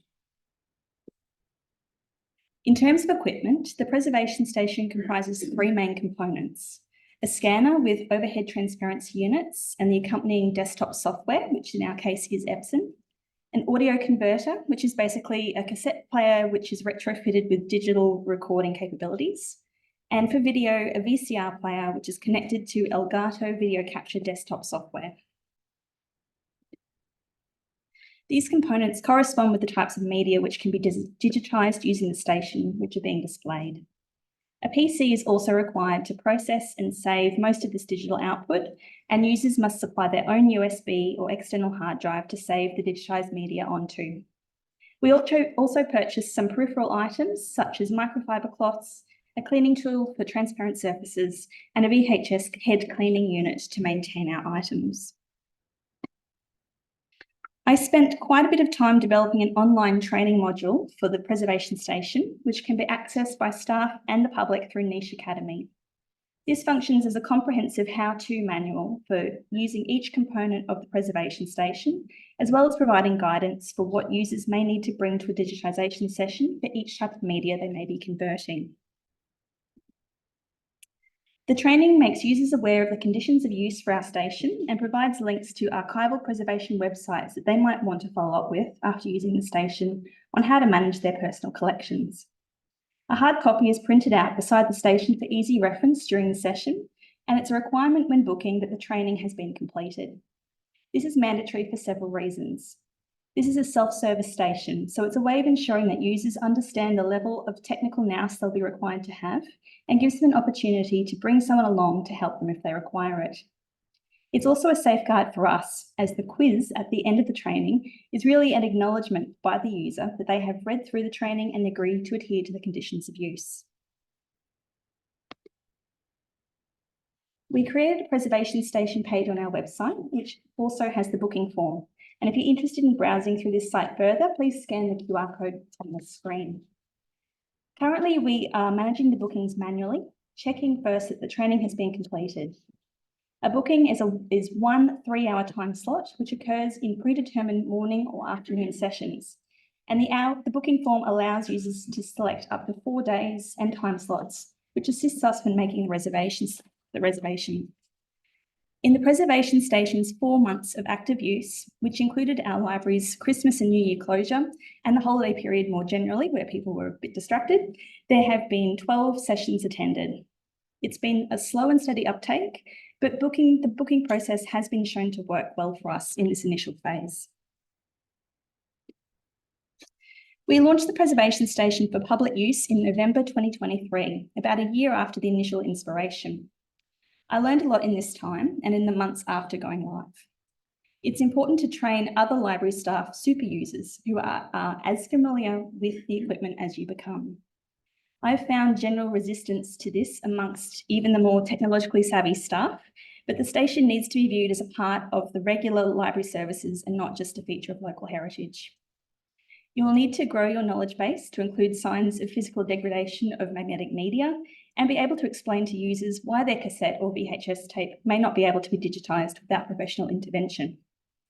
Brush up your copyright knowledge, as well as your familiarity with digital file formats, and be aware of the incompatibility of some files with USBs that are plugged into Apple Macs, which we learned the hard way.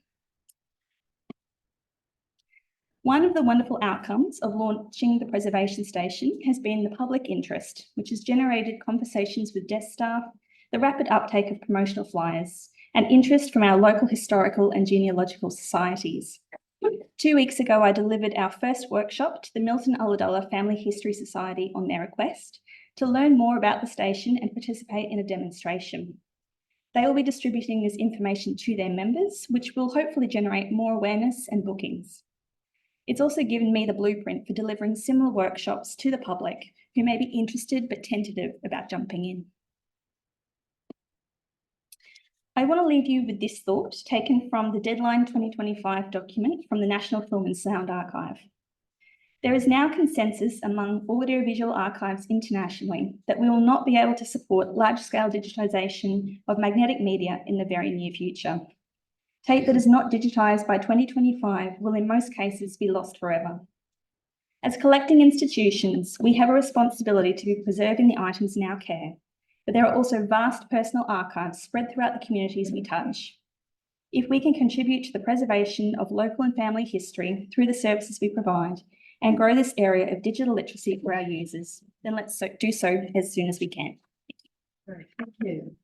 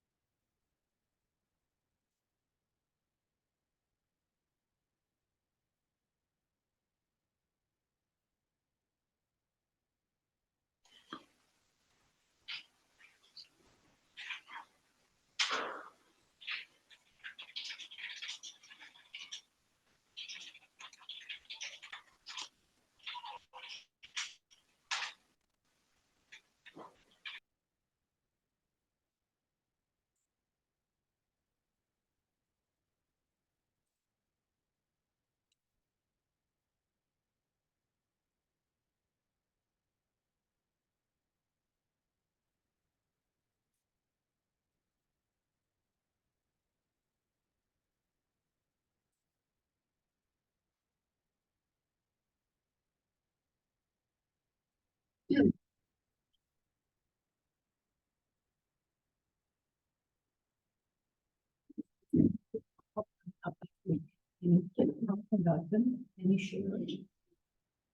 can't.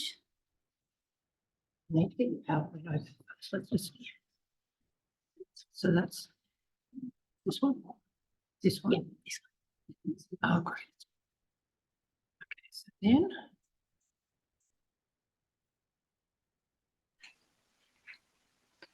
Veronica, could you please mute yourself? Thank you.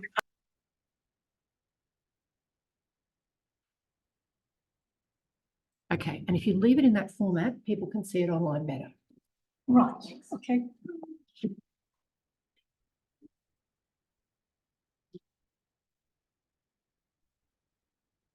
Hi, hello everyone. As Brooke, the Director of Community Life, informed you earlier today, in 2024, Burwood Council is celebrating its 150th anniversary. In other words, we are to celebrate our sesquicentenary. Sometimes I've been wondering whether it's easier to pronounce sesquicentenary without tripping over the word, or to squash the 3 years of preparations into 10 minutes and 5 slides. We shall see. Probably sesquicentenary is easier. The program of events for the sesquicentenary celebrations was worked out by a steering committee. Established by Burwood Council. The members of the committee are councillors, the members of the local community groups, like Cecily, who was presenting earlier today, is a member of this group, and rep of local RSL club, the family history group, and the steering committee is supported by the staff of Burwood Council.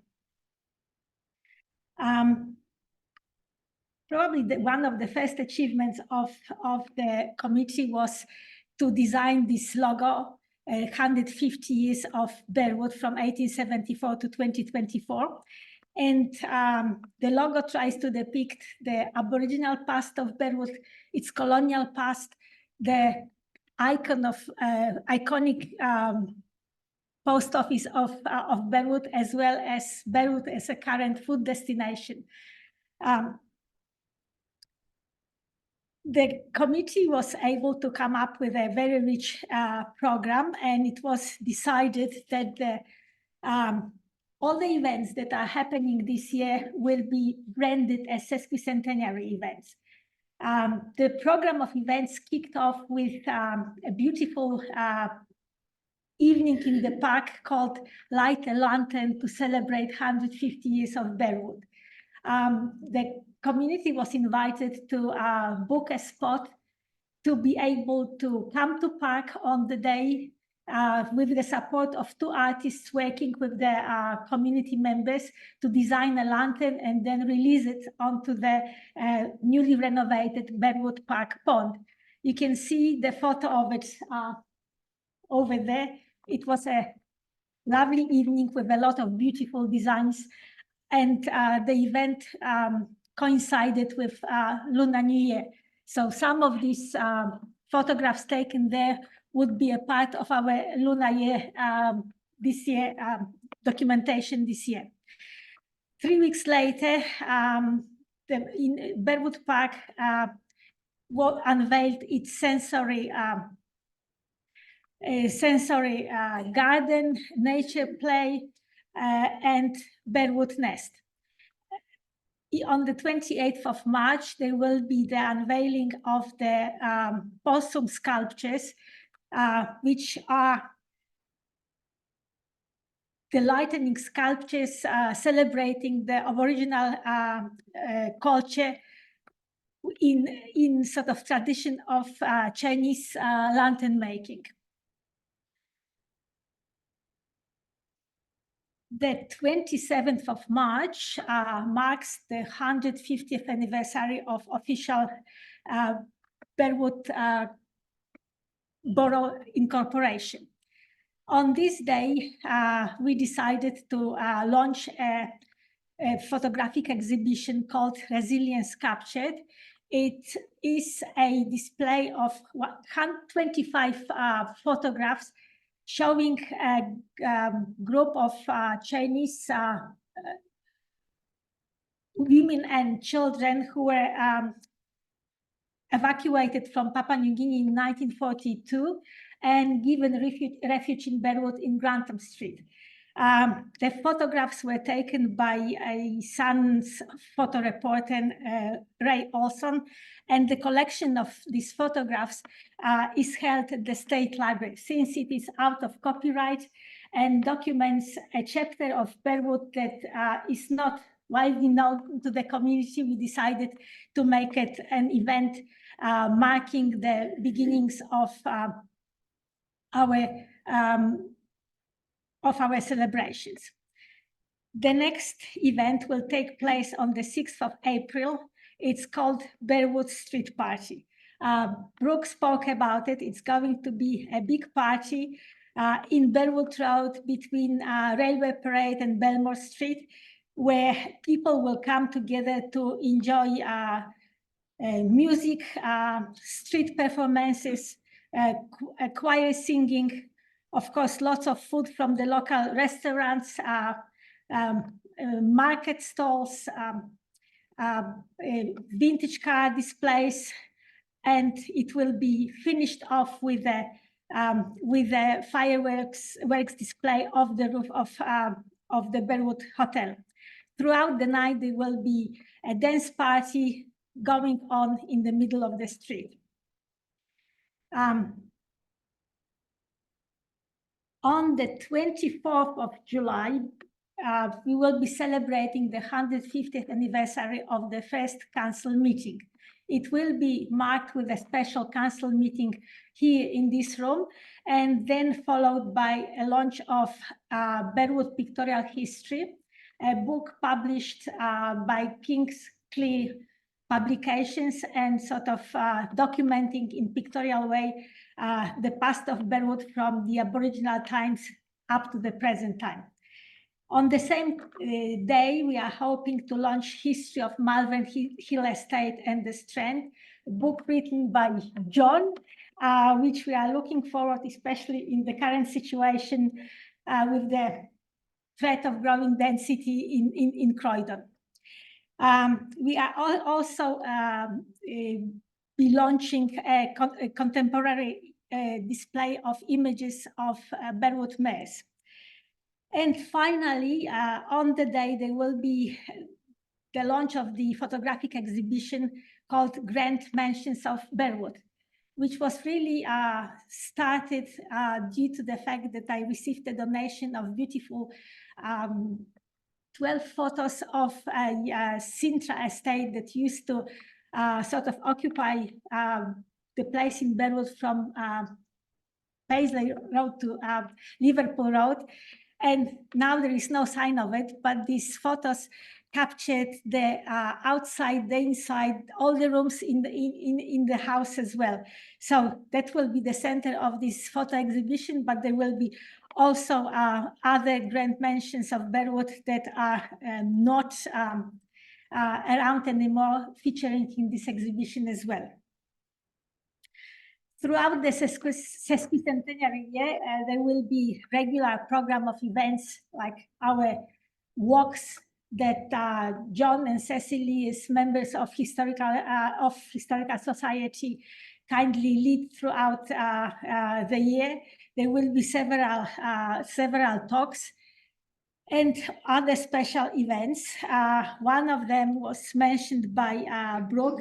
It will be the unveiling of AC/DC murals in the street where the Young family used to live in, one of the terrace houses that, thanks God, is still standing, and hopefully because of the history the houses have, it will survive. Another interesting event will be an unveiling of Who Sat Here Before You. Local benches will be adorned with little bios and photographs of local identities, people who used to live here and who are remarkable, who offer remarkable stories. The whole year will be marked by the display of artwork series by Sydney Collage Society. So when you were walking here, you may have seen the banners flipping on the flagpoles. They are going to stay out the whole year. but there will be other pieces of art showing the fact that we are celebrating the sesquicentenary. There will be bookmarks offered to our public. There will be library cards. There will be tote bags and a lovely sort of old style collection of postcards. Apart from the events organized and coordinated by the council, we are working together with the local organizations. So there are several school projects embarked on by the local schools, art exhibitions, students from computer classes assisting with enriching our website, the heritage walks on our website.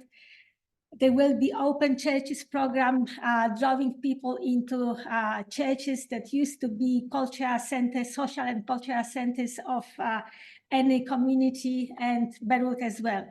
A concert of Miriam Hyde compositions will be held at the St. Paul's Church. And there will be another interesting drumming cultures project, which will be creation of 150-piece drumming ensemble to perform a new musical work inspired by AC/DC. I know it's much longer than 5 minutes, but it is 10 slides. I hope that after today, you will return to Burwood to see and enjoy our unique heritage sites, the sites that John was talking about, to attend some of the sesquicentenary events, which are promising to be really interesting, colorful, and enjoyable. And finally, I hope that you will return to enjoy some great food that Burwood is known for. Thank you.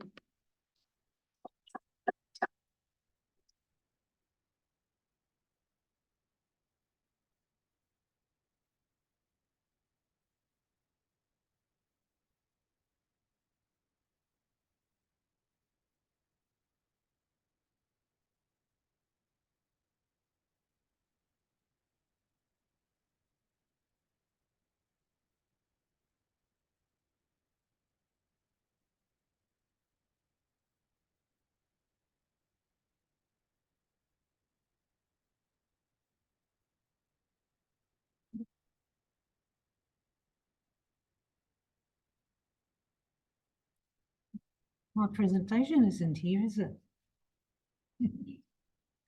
Can't see it.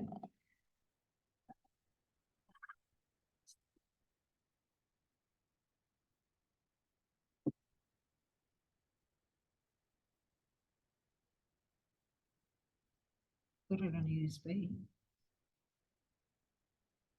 What was the title of it?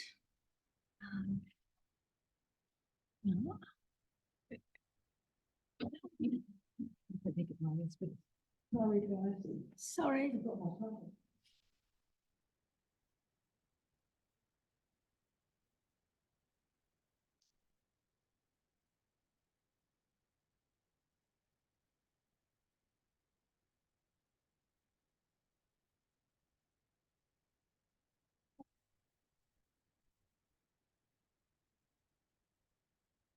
Oh, have you got it up? I thought you found it.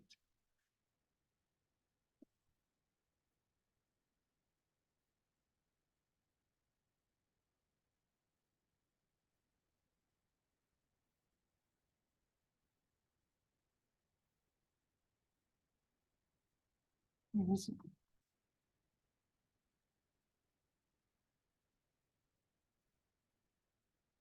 And where do I go here to share it? Do I go Zoom, Ellen? Yep. And Green button down the bottom. yeah. This one? That's yeah, so let's just go back to Zoom.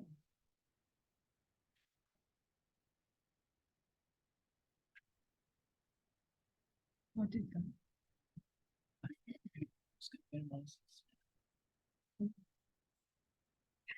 It should be. Okay.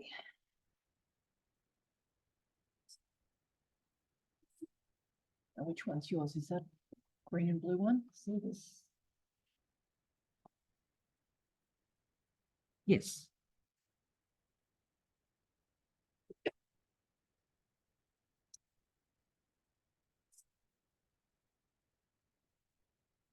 Good afternoon, everyone, again. The title of my quick presentation is Intangible Heritage, Becoming Custodians of Community Archives. And I think it's a strategy we took on to collect community archives. And when Ellen was talking about her paper that she presented, I think our project will work towards filling in the gap in that. And I'll take you through some slides just to show you what we have done and why.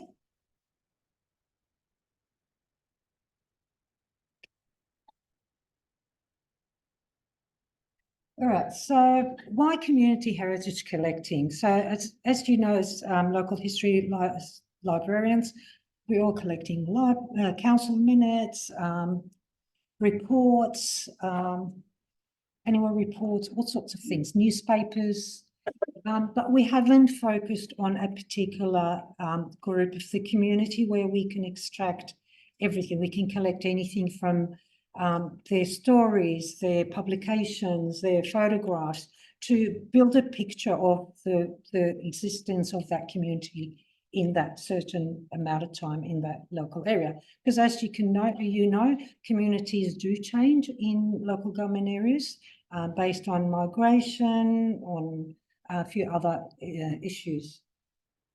So what we've decided to do is collect from certain communities, and we thought, okay, where do we start? Who do we collect from? Who's the first one? And we thought it has to be someone we know well, and I chose the Syrian community for a few reasons. One of them, my background is Assyrian, so I had a lot of connections within the Assyrian community. The other reason was we have over 30,000 Syrian people living in the Fairfield local government area, and I knew they start migrating in the late 50s.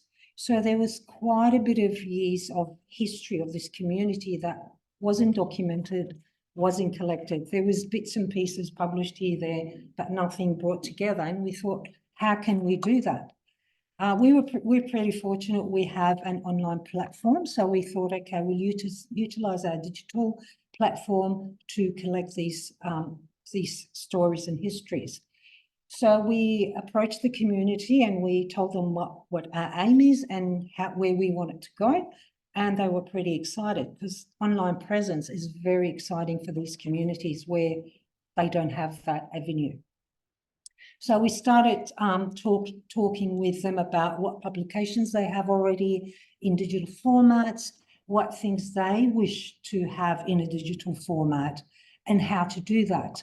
So after finding out what they needed and what we wanted from the outcome of this project, we encouraged them to digitize one of their major newsletters that they published from the late 60s, that it goes on till now.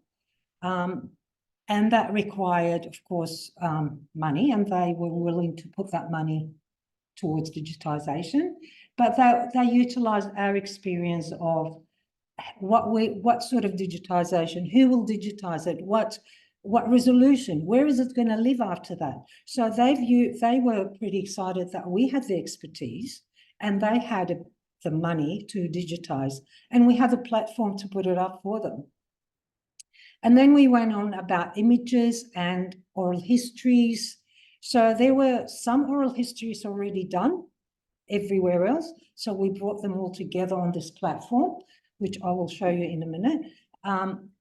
And we did that with their publications, with their oral histories, and we also had objects in the museum collection that pertain to the Assyrian community. So what we did on this platform, we brought all these collections together, and we encouraged them to market it, and they did. And we do have hits from all around the world to this collection. It's becoming a popular collection because there's so many Assyrians all around the world scattered, and their interest is what we do here.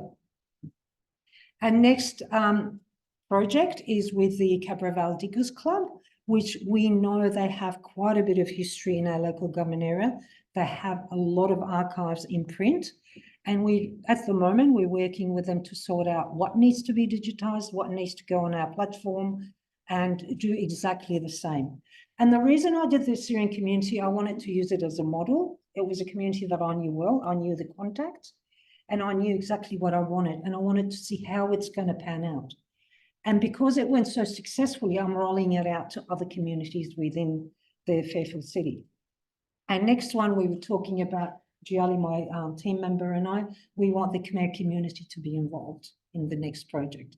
So we're hoping eventually all our communities will have a platform on our online digital presence to showcase their collections. And of course, that entails we need to have some kind of agreements with them, what goes up. Like we have to okay everything that goes up. They can't tell us what to do and that's it. So there's that kind of agreements that you have to come in into understanding with that community as well. So just before I go any further, I just want to know that I've covered all the points that I wanted to bring across. So why community heritage? So we have many communities in our local government area that make up our heritage. Fairfield community is diverse and highly multicultural, so we want to capture all of them. Role of librarians is changing with the change of technology and accessibility in becoming easier to achieve. So as I said, we have a platform, so accessing these collections is much easier to become, for us to offer to our communities. And space of physical, imagine if we're collecting all these archives. I can't imagine the space that we need and the rooms and the conditions that we need to provide for these collections. And also we're empowering our community to and educate them and get them involved in preserving their own history and heritage and giving them the ownership. And that remains with the community, of course. And through our model that we did, we already with the Syrian community, we encouraged them to apply for a community heritage grant to have an assessment on their collection. And at the moment, actually, we have Christine Yates doing the collection assessment. So they were successful in seeking funding. We encouraged them to write their application. We looked at it. And we recommended some changes, they put it through, they got the money. So we were pretty pleased that we were able to be that vehicle to direct our community into preserving and looking after their own archives. We also encouraged them to digitise this particular newsletter that they published for use, and they came up with the money, and we don't have the money to digitise their materials, but we're encouraging them. We also made sure that their digitisation was done according to the standards, National Library standards. So eventually that can go on Trove. So we're preparing them in advance in the right direction, and we're becoming their advisors really in heritage preservation as well. Just go through the next slide and make sure I've covered everything. Do I have time? 1 minute, okay. Yeah, I think I've covered everything, but I'll just show you a little bit. Please explore our collection and have a look. We've also got other collections that we've already have online. So can you see that? So this is the face of the collection, the Syrian collection. This is their publications. I don't know if I can. No, we can't. It's not hyperlinked. That's okay. But yeah, that's their publications that some of them they had in digital format. Some of them we encouraged them to do so. These are oral histories that were done that we linked all into the same collection. And we had some videos that we had exhibitions and we had video interviews. And they also gave us some videos of the opening of the association. We also had some photographs, so we linked into that. We have some objects, but this collection is growing. And hopefully it'll grow to an extent where, you know, we have quite a bit about the community. And as I said, it's becoming really popular. People are tapping into it from all around the world. So our online presence has been really served us well in this. Any questions?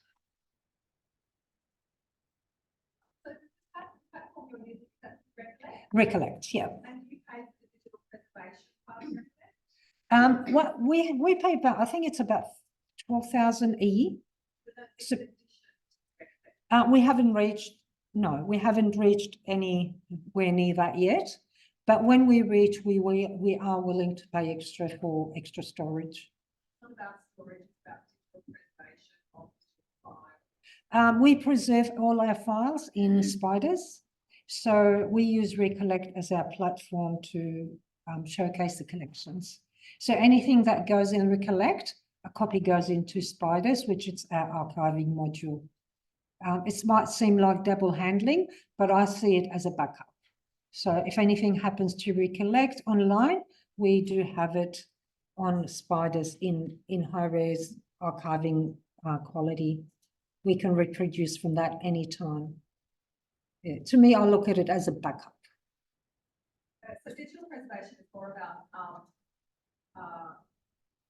preventing corruption of files, not about backup of files. So backup, say for example, we had an online presence years ago, and all of a sudden that SearchTech, I think many of you were with them. And as you know, SearchTech sort of changed management and things changed. So all our records were sort of hung there. I don't want that to happen again.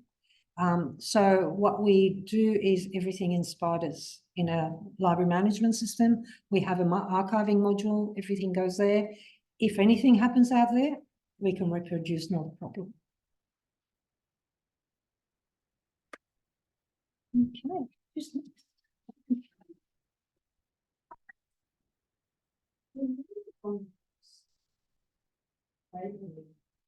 This question here. Question.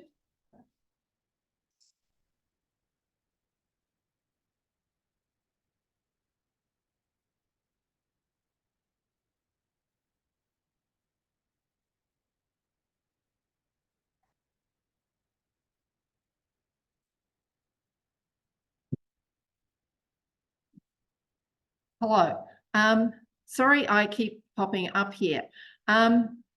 Next up, we have Brendan Symes, Collection Strategy Coordinator, and Boris Narazov, Librarian, Published Materials website from the State Library of New South Wales, because you asked for them. Now, you might have asked for them specifically, but you said you wanted to find out what was being collected by the State Library of New South Wales in areas like website collecting, where we were collecting stuff you'd be interested in, and this is feeding it into Pandora, so that it's things that we're doing that work for you. But I'm going to hand over to Brendan and Boris because you'll explain it much better than I have. USB, now, okay, I'm just going to take out. Is this Marilyn's? And when you share it, could you share the screen because we've got about 20 people on Zoom.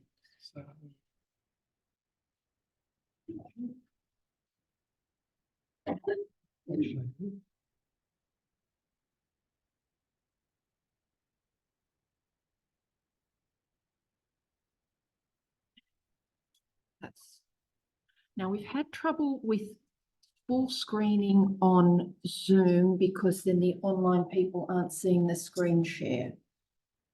Right, so that's Yeah, I'm sorry, it doesn't look as pretty, but it's made a difference between them being able to see it and not see it. That's okay. It's sorry. Yeah. Maybe you could kind of fiddle around the edges a bit, but Yeah. Yeah, I'm sorry. It's just we've had a couple of presentations, haven't been able to see it all today. Yeah, that's okay. And it saves me doing narrative description. Can you do narrative? It's a joke. I have been annotating what the slides look like. Yeah. Okay. Hi, I'm Brendan. Hopefully you can see that okay. And hopefully in the online universe, you can see that as well. So I'm just going to talk about boring stuff and Boris will talk about maybe a bit more exciting stuff. So basically, just I said it would be boring. So legislation, so Library Act 1939. So in 2019, this was updated to include the legal deposit of digital publications. Previously, we had the Copyright Act of 1879. It was one of the oldest bits of legislation still on the table. Only support a print legal deposit. So we got our new legislation 2019. We put the legal deposit provisions in the Library Act of 1939. And in the Act, I'm not going to go off to the website. We did have a section called Collection of freely available relevant library materials. So when we were drafting this with the people who draft the legislation, we said, we actually want to collect websites. You know, we don't want to go and ask them always for permission to say, hi, can we collect this? Can we collect this, etc. So we have that provision in there. And that's kind of a basis for us to collect freely available material. You know, so we want to treat it similarly as if you walk down the road and get print ephemera. You can walk down the online universe and collect freely available material. So that's in there and that kind of provides a basis for collecting websites. It's a bit more complex than that, but we'll leave it there. So we also have legislation around New South Wales government publications. So again, this was updated recently. We had a memorandum from around 2000 about the deposit of government publications.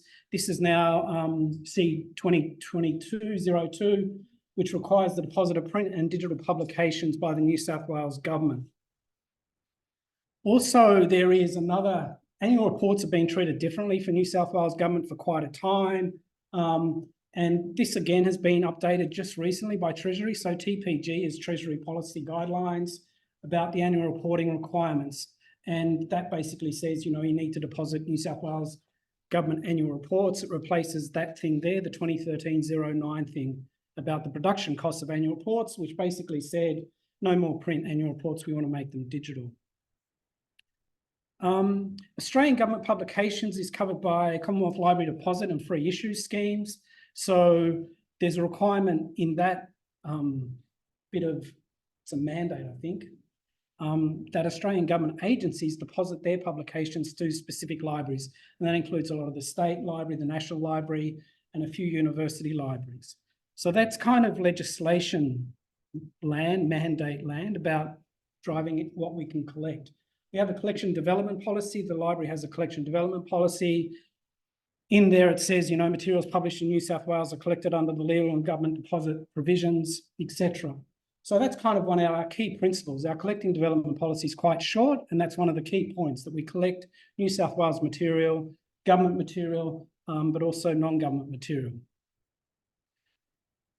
In terms of how we go about collecting all these digital publications, so one of the main things we have is called NED. So NED stands for the National E-Deposit Service. It was established in 2019 by the National, State and Territory Libraries of Australia. It enables publishers to deposit electronic books, serials, map and sheet music. And so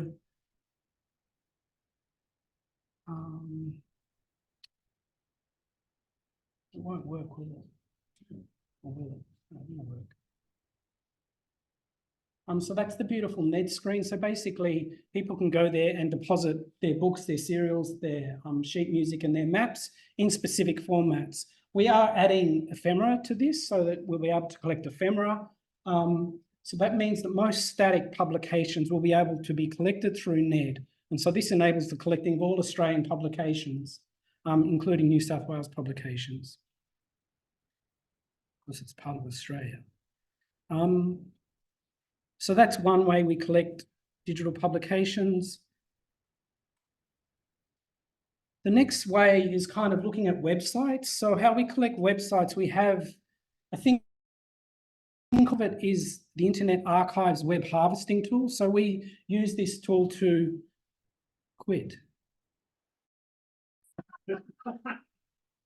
briefly describe what happened. Yeah. Now, looks like it's still in Zoom. Yeah. Okay.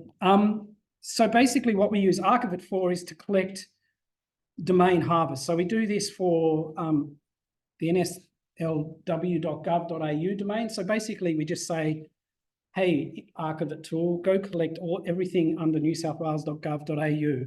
And so that enables us to collect a lot of material. So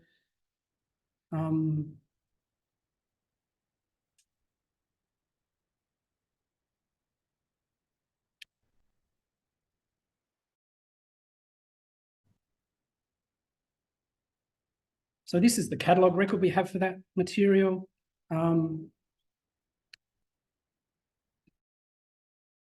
There.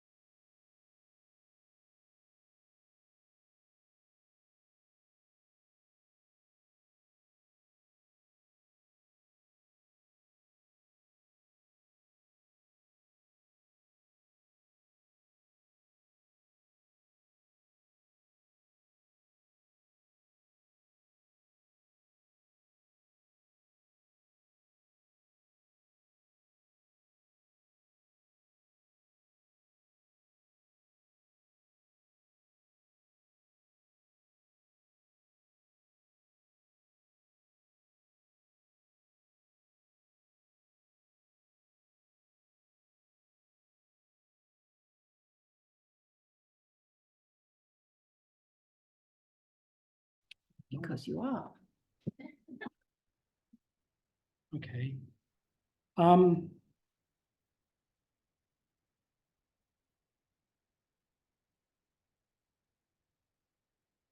Yeah, so how we collect websites, we have Archivate to collect the domain harvest. We also use Pandora to do individual collecting, but also the Australian Government Web Archive that the NLA do, plus the .au domain harvest, enable us to collect lots of websites at those specific domains.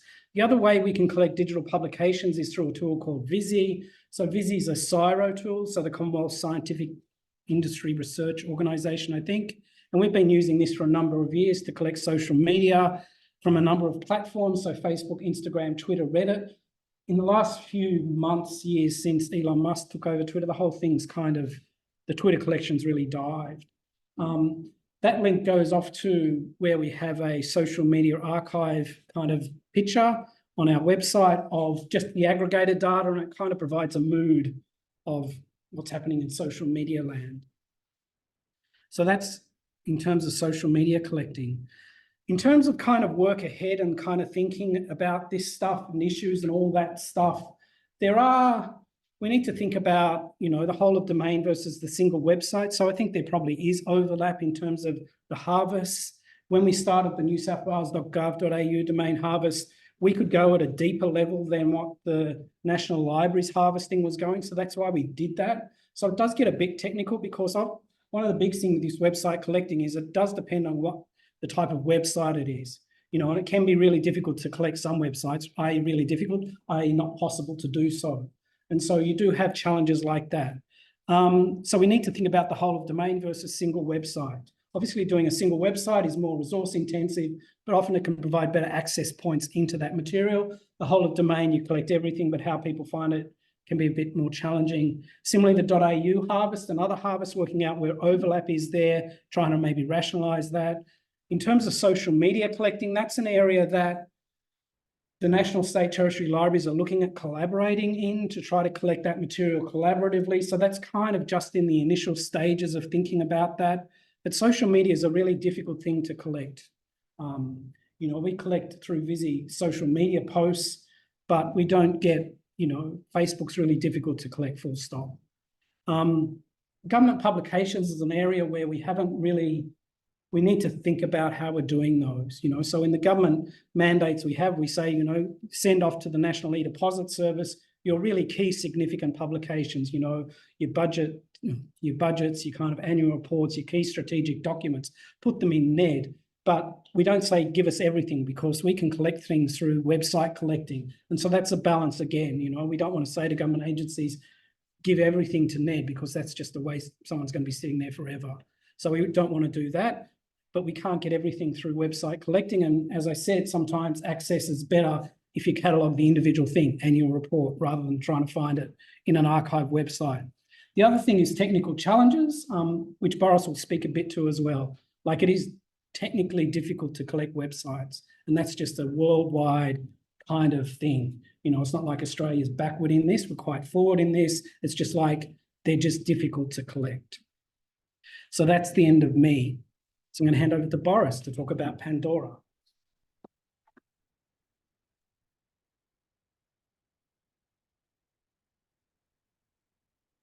Thanks, Brendan. My name is Boris Nazarov. I'm a cataloguer at the State Library of New South Wales. I catalogue including websites and website collections. So I'll be talking about Pandora, the practical aspects. Pandora stands for Preserving and Accessing Network Documentary Resources of Australia. So we're archiving content, not trying to replicate the functionality of websites. So what is Pandora best at collecting? Self-contained websites with text, images, documents with few or no links to external sites, sites that can change over time, for example, annual festivals, or collections of multiple sites around a theme or event, such as elections. Got some examples. So this is the Royal Australian Navy Corvette Association of New South Wales. We've archived on one particular date, 28th of February 2023. And that's what it looks like in Trove. So, okay, there's no cursor, but these are drop downs and everything's self-contained in this website. There's no external links. Similarly, synthetics, aspects of the history of electronic art in Australia. One snapshot. Again, no external links, everything's self-contained. For an example of sites that change over time, this is the River of Art Festival in Eurobodalla.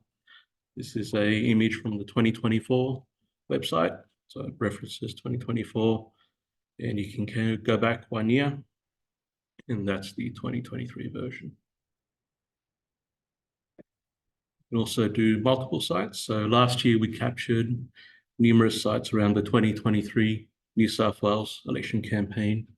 We tried to capture all the candidates' websites, and when we could capture Twitter, we captured Twitter as well. So for an example of a candidate website, the How, like One Homes First Legislative Council. So we captured pretty much all of their site, and you can click on the various links within Trove and go to various pages. More recently, Taylor Swift's concerts. So this is an example where several state libraries captured content. So Melbourne, Perth, and Sydney. And when you click on the Sydney link, you can actually see various sites we've captured, including ticketing, stadiums, sites she visited, some news articles, etc. So what is Pandora not as good as collecting? Single PDFs. As Brendan mentioned before, it's just a single publication that's best suited to NED, not Pandora. Websites that use search functionality to locate web pages in their site. So whilst the front page might have numerous articles, if you try and search for older articles, that will not appear. It will just give you a blank page. As Brendan mentioned, social media, Facebook, Instagram, Twitter, now X, very difficult to capture. If a site has video, it's possible to capture it, but if it's a linked video, for example, go straight to YouTube, it just gives you a blank space. Some commercial news sites now will block harvesting. You'll tell you you're a web crawler, you won't be able to do it. And also paywall the sites requiring logins. You just won't need to do it. So to give you a bit more context, say for example around the PDFs. So this is the website, Paris Cove Residential Development. So you can see public exhibition documents. There's quite a few PDFs there. So here we captured it, and this is how it looks like on Trove. But if we just wanted to grab just this particular one, NED would be more suitable for that. So this is an example about websites with searching. So this is Keep Up, which is a soccer news website. So you can click on the links there, it'll give you the article. However, if I try to search for, say, Brazil, web page snapshot not found. So it's capturing the content, but not functionality. If you knew the direct URL, you'd probably find it there. Back when we could capture Twitter, so for example, this is one of the election ones from March 2023, NITA, which archived Twitter, and we captured it. We captured the NITA site. Since July 2023, NITA was no longer active and we couldn't capture it. To go give you some more context about how it all works. Initial website is selected. We enter an entry in PANDAS, which stands for Pandora Digital Archiving System. We select the options, including scheduling. So there's some preset schedules, but we could also do custom ones. So say in the New South Wales collection, Twitter, we did it on first day and the day of the election. Then we do some quality checking to make sure the images and links are working. It now becomes available in Trove. After that, I create a record in Libraries Australia, which creates an A&B number, which I then link it back to Pandas, and then import that record into our catalog. So how to find it in Trove, you can just put the URL directly into Trove, or you can search with keywords. URL is probably more exact. So with the URL, that's the RANCA website. So as soon as you click on that at the bottom, you can directly link to the archive website. If you do it with keywords, then you have to scroll down to the bottom and look for it. So the slightly purple one is the one. Similarly with our catalog, NSW catalog. You can search with URL, search with keywords, and the link to Trove is in the catalog as well. So it's the search result. And after you scroll down a bit, you search for the other version online archived. That's the link to the Trove. So there are issues, but although not all websites can be archived, it's worth attempting because there are different gathering methods and options we can try. If you have any suggestions, you can send them to collections@sl.nsw.gov.au.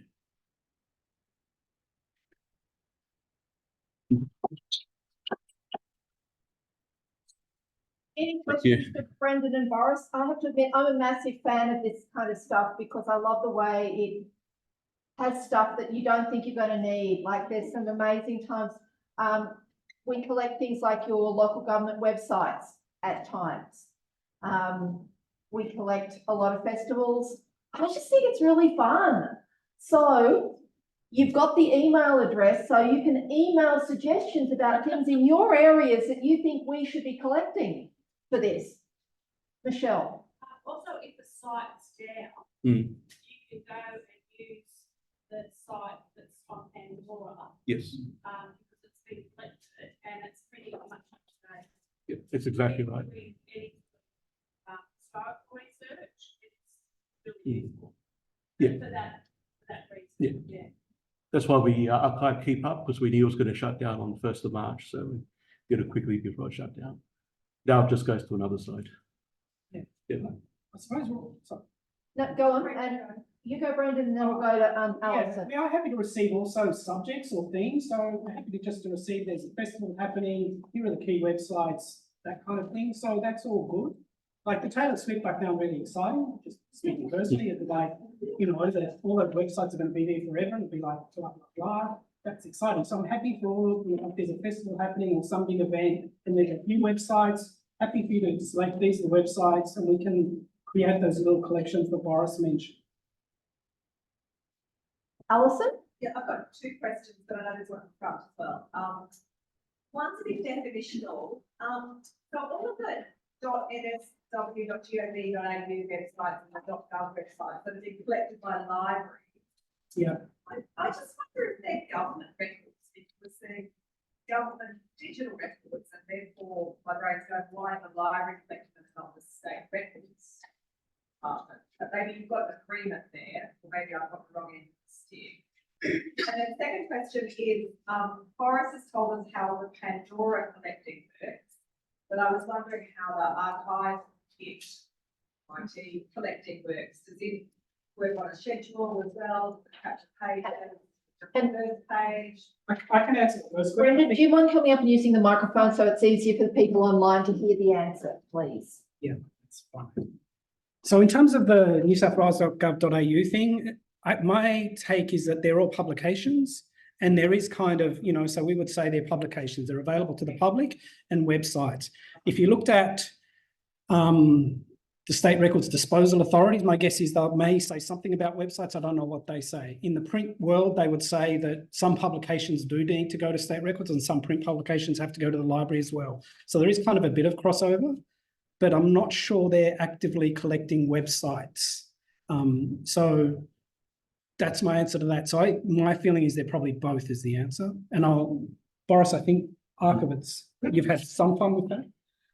Yes, I've done some of that as well. There's a regular schedule, but we can also do a custom one, like a one-off, if we know something's going to close, because department changes, you know, URLs all the time. Yeah, and with Archivit, we can just, you know, we just give the person at the library who does it a big spreadsheet. Like come election time, we just say, here are all the candidates we should be collecting on all their websites, and we just give that to them, and it enables mass collecting a lot easier than Pandora. Think about historical societies that close down, or historical societies that close down, and therefore their websites are no longer maintained, and that. Yeah. Yeah. Now we've got a question towards the back on that slide. Sorry, I can't not prove your name, but yes. Brian, US Council. Is there a particular issue or problems with WordPress sites? No, not that I know of. Yeah. I think that synthetics one that Boris showed was a WordPress site. Yeah. We're looking at archiving a WordPress site that hangs off the NWest Council library sites, which we're decommissioning largely for cybersecurity reasons. And I've noticed it's already been archived on the Australian Web Archive, but as part of their trawling of 80% of websites. I think that's how 80% of their sites are collected, harvested. Question. So it's already there up until, well, the last snapshot was November last year. Do you know whether you can approach the National Library to proactively harvest the site? Because in this case, we'd like to shut it down as quickly as possible. Alternatively, this is, as I say, it's being collected, it's hanging off the council's website. It's already been collected. Would it have been collected by the State Library? And if not, can we also approach you to collect it? Yeah, I think the best thing to do would be to send us an email to say, can you collect this? Yeah. And then we can collect it and we can link what we collect with what the National Library's collected in the past. And what I've done recently is all the sites that have gone dead, links, etc. I've used Trove to put those new links in. So yeah. How much functionality do these sites lose in general? Or is that there's probably not a coverable answer for that? But my understanding is from what Boris was saying is depends upon the site. So if it's fairly static and there are documents and there are links, most of the stuff will be collected. Yeah. You know, but videos are always difficult. External links are always difficult, and also levels. You know, so my understanding is that website crawls particular levels. So how deeper you go, it may not be collected. So, you know, in terms of thinking, yes, that's on Trove. It's always good to see actually what is on Trove, so that you know some websites must be captured a lot, some may be really little. And there was one more question down the front. Yeah.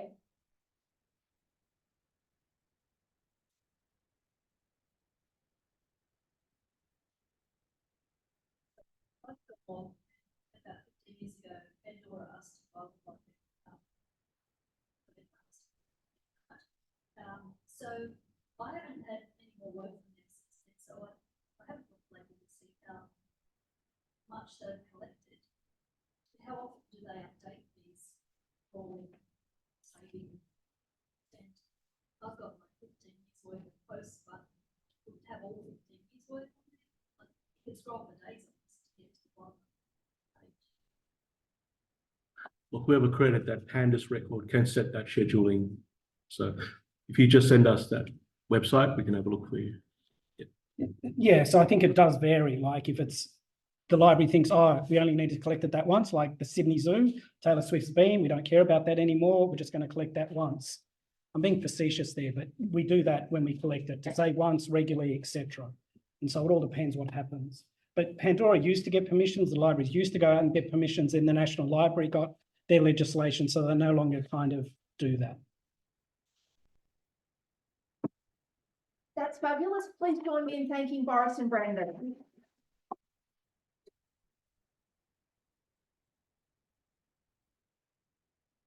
Thank you.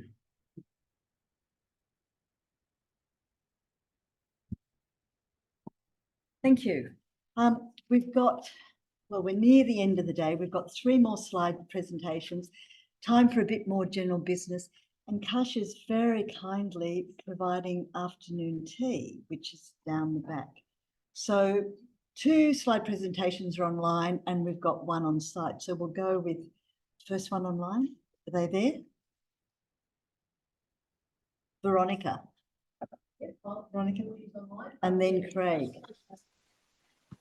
Hello. Oh, Right, we'll just escape out of the screen because we can't see you at present.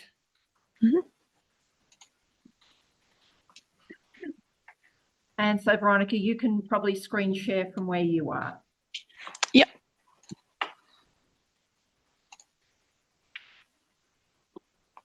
So can everyone now see a sad looking scanner?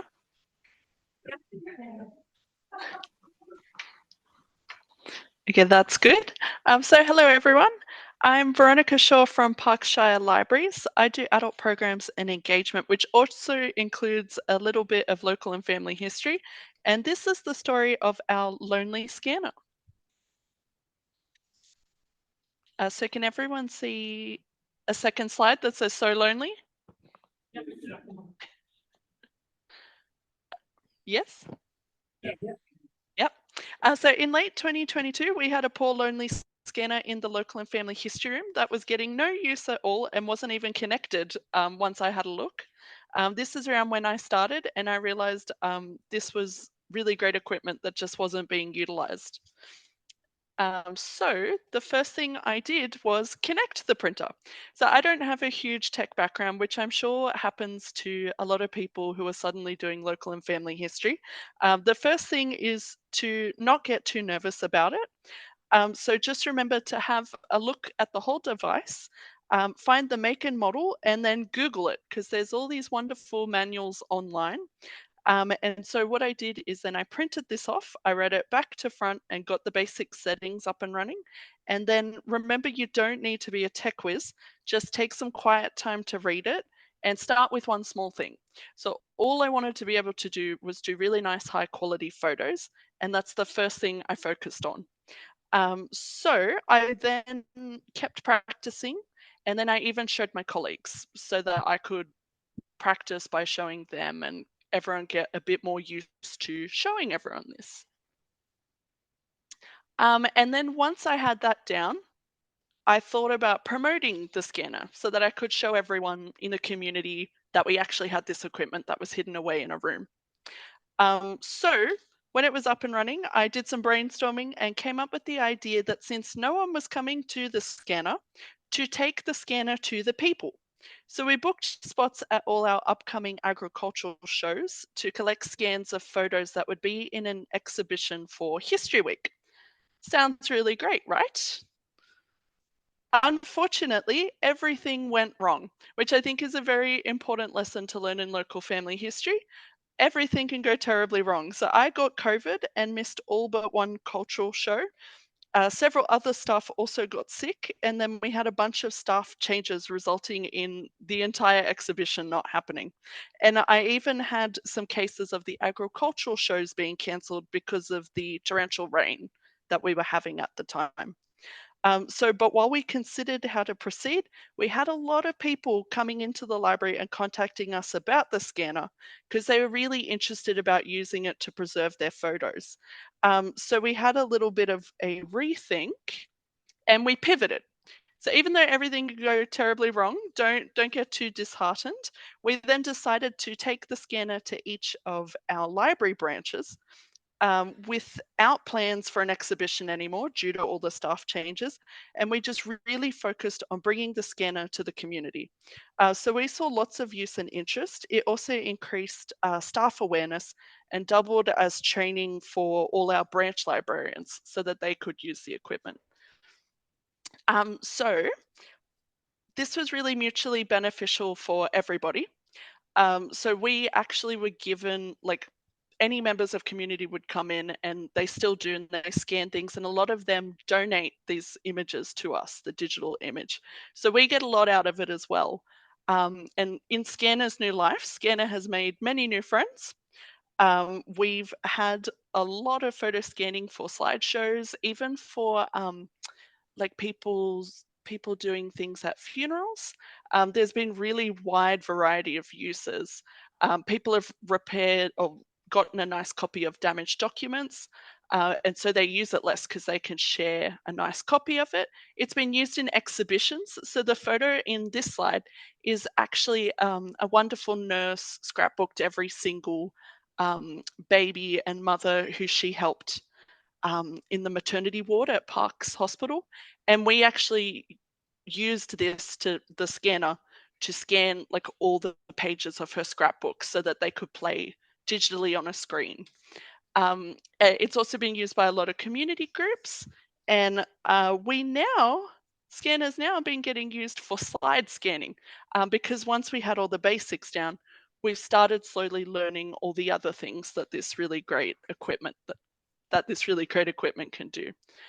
So tips for you, because just in case you want to do this, I would suggest, if you can, use a smaller setup or schedule a long-term use at the location, because the scanner was really, really heavy and cumbersome, which we learnt in practice.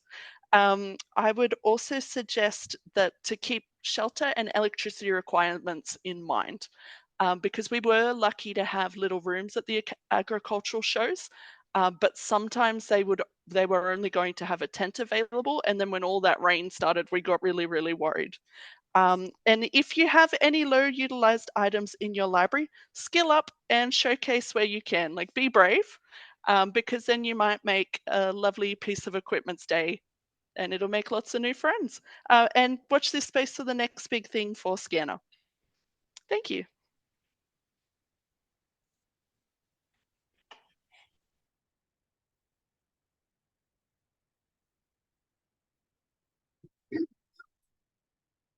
Next up is Christian from Waverley. We don't think Craig's online. Okay, hi everyone. I'll just be one moment as I attach the USB and work out how everything works. So you might have to show me. USB's over here. Yep, gotcha, thank you. Towards top. You'll need to open up your presentation and then go back to Zoom and screen share. Yep, okay, got it. I've just got a few photos, not a presentation per se. Okay, then. I'll just open Zoom and screen share. Yep, terrific. Okay. Full screen so we can-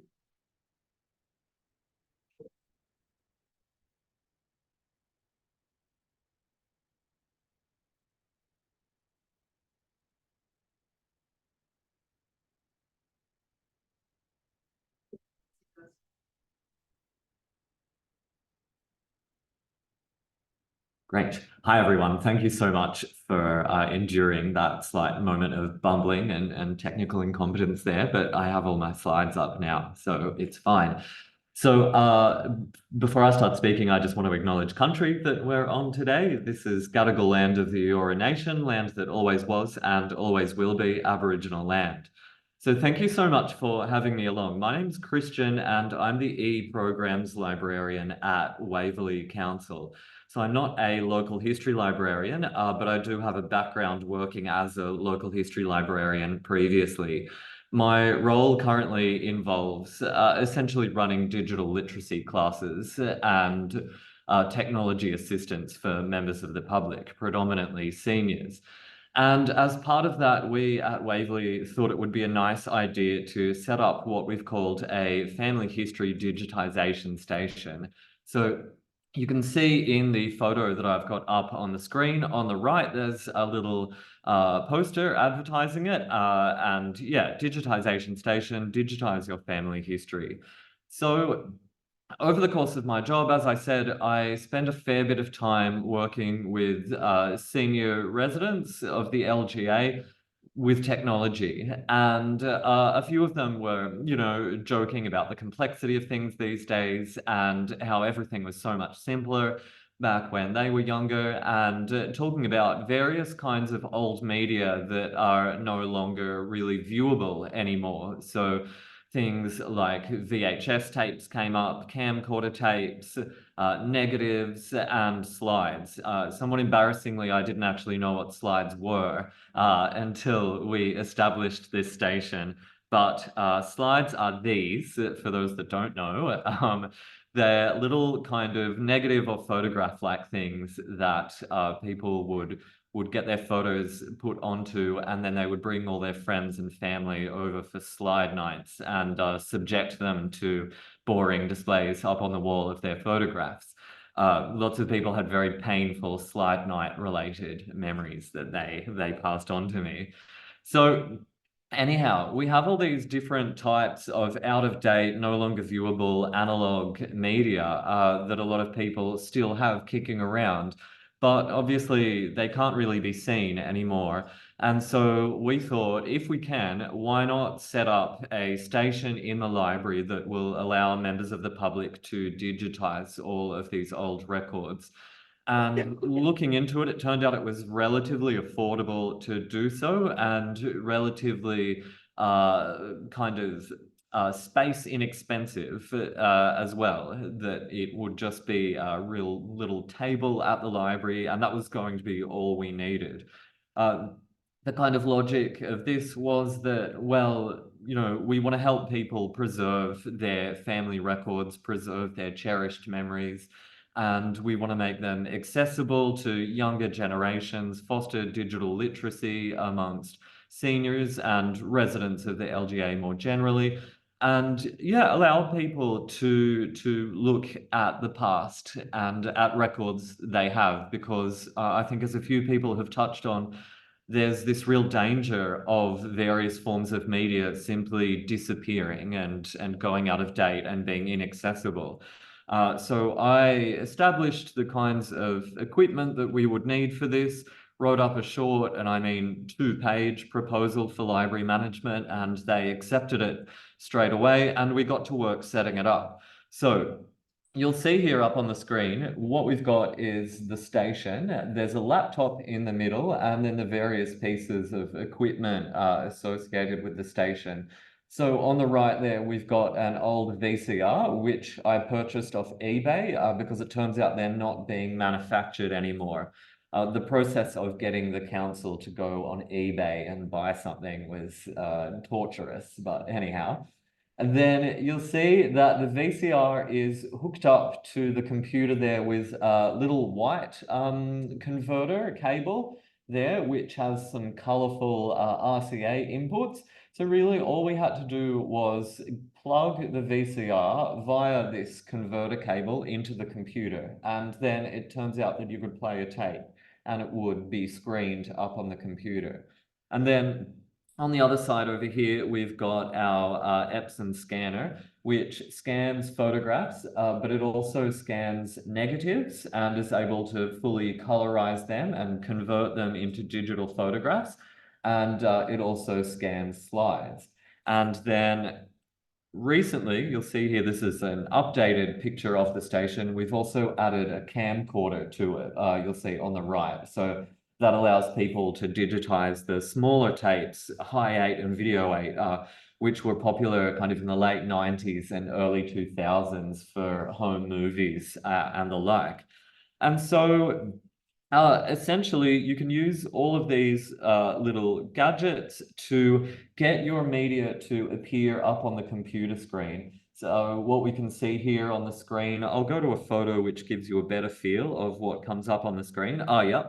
So what we've got now is more or less live footage from this VHS tape that was playing. And it's a bit difficult to see, but essentially there's a big red button that says start recording. So all you do is put your VHS tape into the video player, hit play. It's going to come up on the screen here and with the right software, and then you just hit start recording. And what happens is, as that VHS tape plays, it gets converted into a digital file that just appears on the computer's desktop.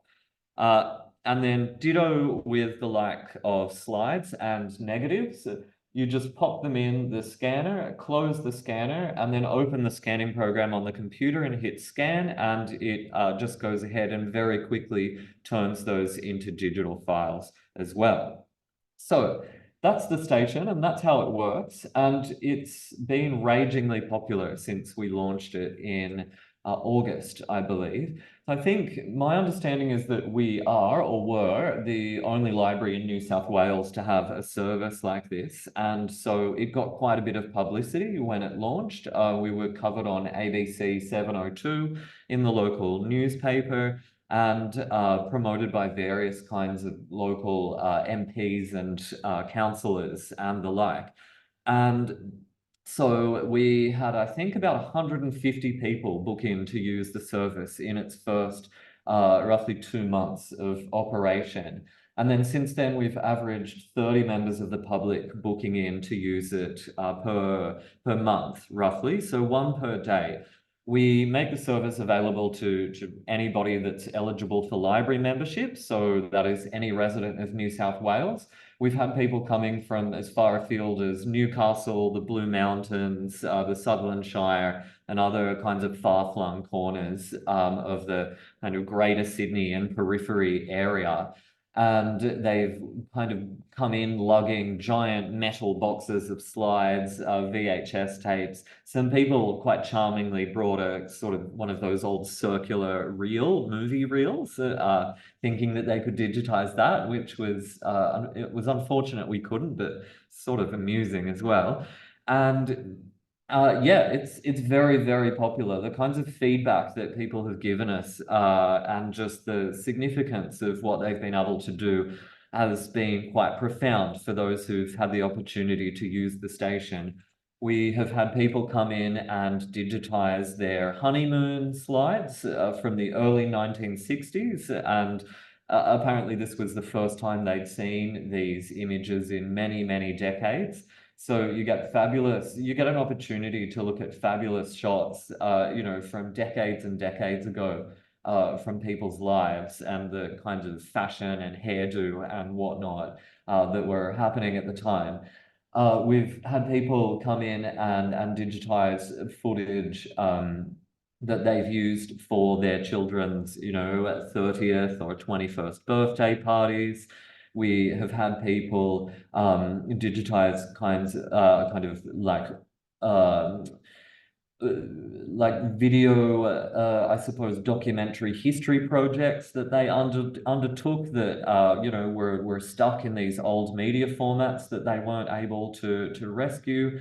And other people, yeah, just generally being able to convert things that are significant to their life. And so we've received really wonderful feedback.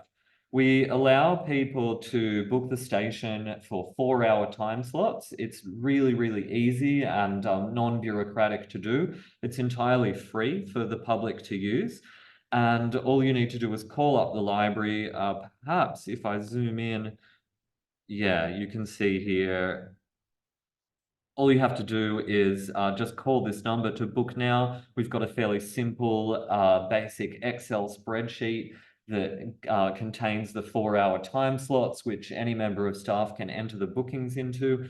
And then the station itself is on the upstairs floor of Waverley Library next to our reference desk, and all members of staff have been trained in the basics of helping members of the public use the station because they need a little bit of assistance. But it is a very, very simple and kind of self-explanatory piece of equipment to use. So in addition to the station itself, we've also written up a few fairly easy to read and use guides to using it, if it would load. Oh, here we go. So you can see it's really this simple. It's 1 or 2 sentences with a nice big picture there.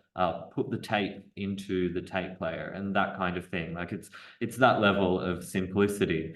And then we take people through the process of doing it. But these are only kind of 5-page manuals. So that's essentially it, really. It was a very inexpensive thing to establish. I'd say total costs were in the region of about $2,000 to get all of the equipment. It's very easy to run. It operates on a largely self-service model with people getting a kind of really basic induction at the start, and then they can help themselves. And it's brought a lot of people into the library who were not previously members or who didn't even live in our LGA. So I think it's something that I can really, really highly recommend to any library. And I think there's great possibility for, you know, local history teams to make use of this and to incorporate it into their local history spaces. We are in the process of setting up a form and establishing a process that will also encourage people and allow people to donate any material that they digitize that pertains to our local government area at all. So I think in addition to just the kind of personal value that this will have for library patrons, it's also going to be something that'll allow us as a library to activate and access higher value kinds of material that the public have taken relating to the history of our LGA as well. So that's about it, really. There's not much more to say about it because it's a very simple but quite powerful and popular service. So yeah, before I wrap up, I'm very happy to take any questions anybody has about it as well. And I'd also be really happy to chat to anybody at the end with a view to helping you establish something similar at your own library. Yeah, up the back. Yeah. Very exciting, very popular. I was wondering how you promoted it. That sounds like you're very excited. Yeah, definitely.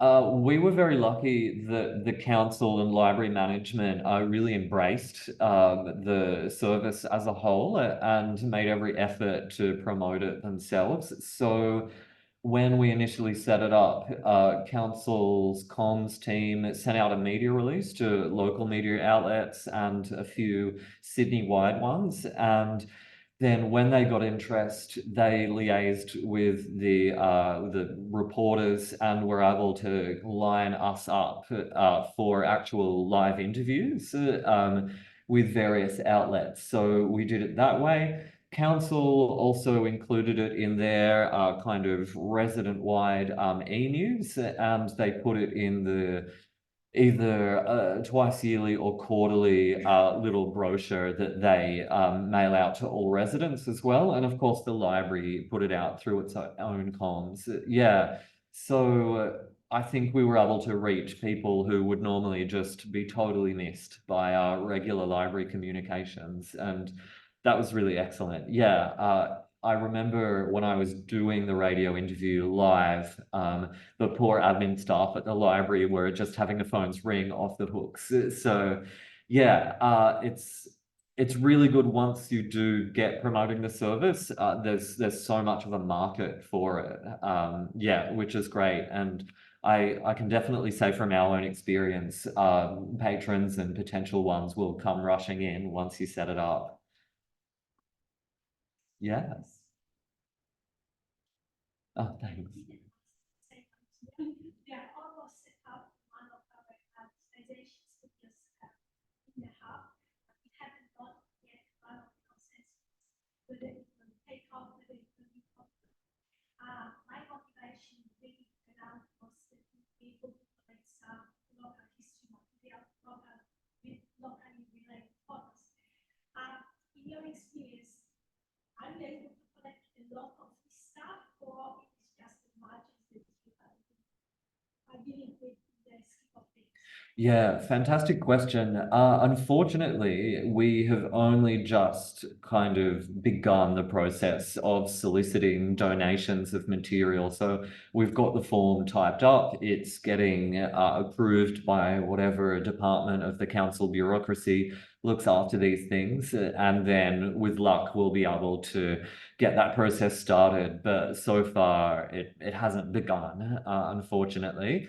But as soon as it does, we'll be, yeah, really putting that out there and running classes, encouraging people to donate and that sort of thing. Mm. Since we are just about to have it done yet, Ruby is charged finalized project. Would you mind if you with like more of the instructions and stuff like that? And I was go through it much faster and yeah, go with it. Yeah, no, of course not. I'd be so happy for them to get in touch. I have already shared just about all of our documentation, promotional material, etc., with I think maybe 5 or 6 different public libraries. Yeah, we're not proprietorial about this at all. We're very happy for other libraries to emulate us. So yeah, by all means, yeah. Question. Do you have problems when people who need photograph albums, not loose photos? When you say photograph albums, do you mean ones with the photos kind of stuck to the pages? Oh, that's an interesting one. It's not a problem I've actually encountered because in my experience, people have just brought in vast quantities of loose leaf photographs. Yeah. If you did have kind of photo scrapbook pages, I suppose our regular scanner would be able to take good care of that. And part of the charm of this scanner is that it's quite good for kind of bulk or mass digitization of already printed photos. So I'm not sure about everybody else. Perhaps your scanners, regular scanners, are more sophisticated than ours, but with ours, if you were to put, say, 5 or 6 photos on one of the library scanner, it would give you one image with those 5 or 6 photos. This scanner is set up to identify that the 4 photos you put there are all discrete entities, and so it will scan and save them as separate files. So it's able to do that, which is great. But no, we haven't had that problem of getting lots of pages in albums. Yeah.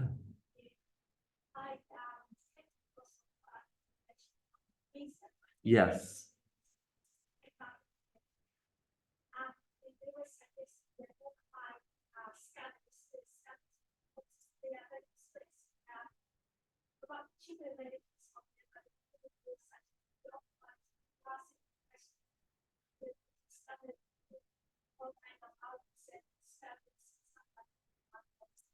Got it. Okay. Yeah. This one we got because it could do large numbers of photos all at once, and it also has that capacity to digitize negatives and slides as well. But yes, the Queensland Library is fantastic that did this, and I shamelessly copied from them as well. I think the book eye scanners need to be done as well. Yeah, I'm not surprised that it's a more technically involved process. Yeah, and I think given our user base, we try to make this whole process as basic and simple as possible. Yeah, because already there's a bit of kind of one-on-one assistance that's required for most users. But that happened also.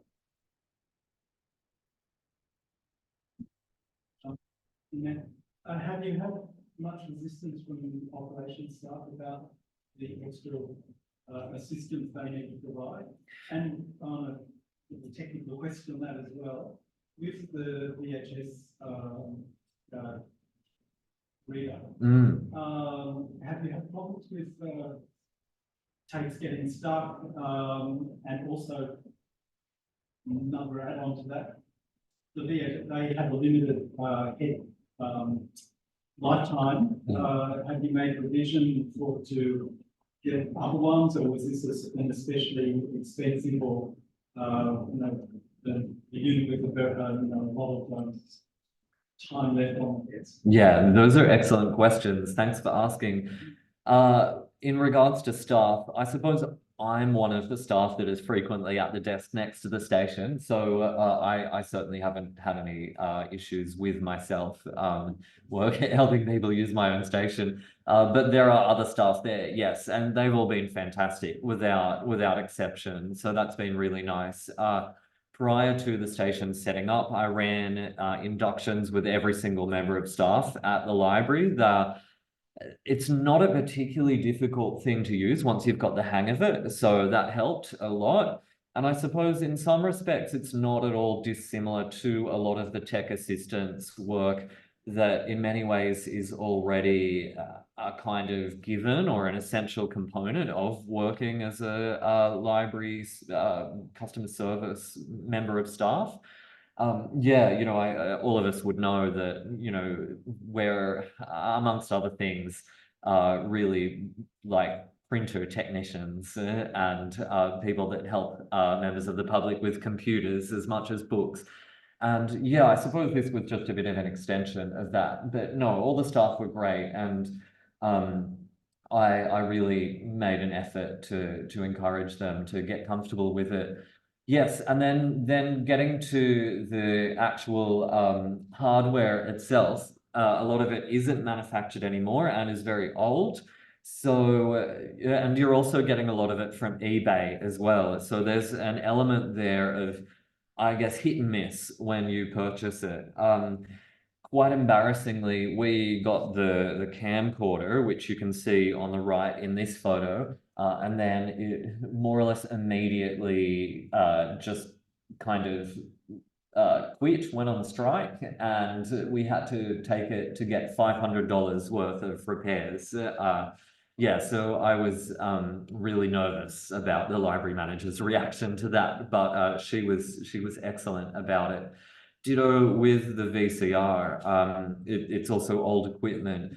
So we have got for the VCR, we've got a kind of VHS tape that is a cleaner tape. You can buy them online, head cleaners. You just pop them in there and they run a cleaner through the heads of the VCR. And the same for the camcorder. We've got a little mini head cleaner tape for that as well. So we can kind of do that level of maintenance on them ourselves. Anything more complex, there's a really decent specialized kind of VHS camcorder, another analog material kind of repair place in the Sydney CBD called Works Perfect that we use. The guy there has been working with, you know, analog camcorders and VCRs for several decades. And as far as I know, he's the only person that does that. So anything more complex, we just go to him. Yeah, he's really helpful. So we've got the ability to at least clean the things on our own. And then when it gets worse or more complicated, we take them to Works Perfect in the CBD. So with all of that, we've managed to keep it functioning for 6 months with a lot of use. So I'm pleased with that. Yeah. A couple of other follow-up questions and one comment. Yeah. Were you able to get your head cleaning set on eBay or online somewhere as well? Because that's the sort of technology that soon won't be available. Yes. So that is another problem. The technology to repair the out-of-date technology is itself getting discontinued. So it's a real vicious spiral of obsolescence. Fortunately, there is still a lot of it out there on the internet. It's just a matter of finding it and then buying it. But yes, at some point it's all just going to fall apart and be discontinued and yeah, kind of disintegrate and rot. So I suppose a bit of a motivating factor for this project was also that, yeah, this material only has a limited lifespan and we kind of wanted to help people get in before it was too late. Certainly a lot of VHS tapes that people have been bringing into us have already started to grow mold inside them. I think that might be a kind of 2022 deluge thing as well.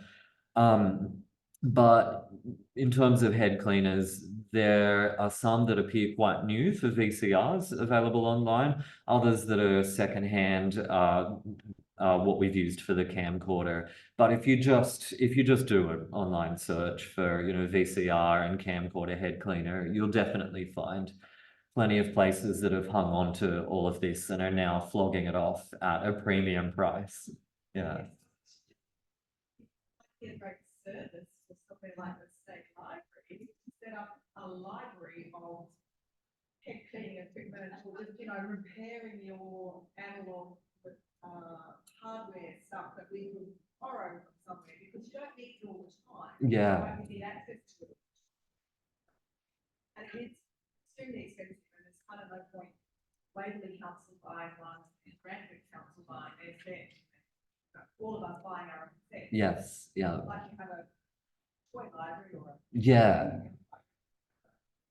well, it's a cleaning library, I don't know. Allowed here. Something that Ellen should over and take back. I'm not going to comment on it. Yeah.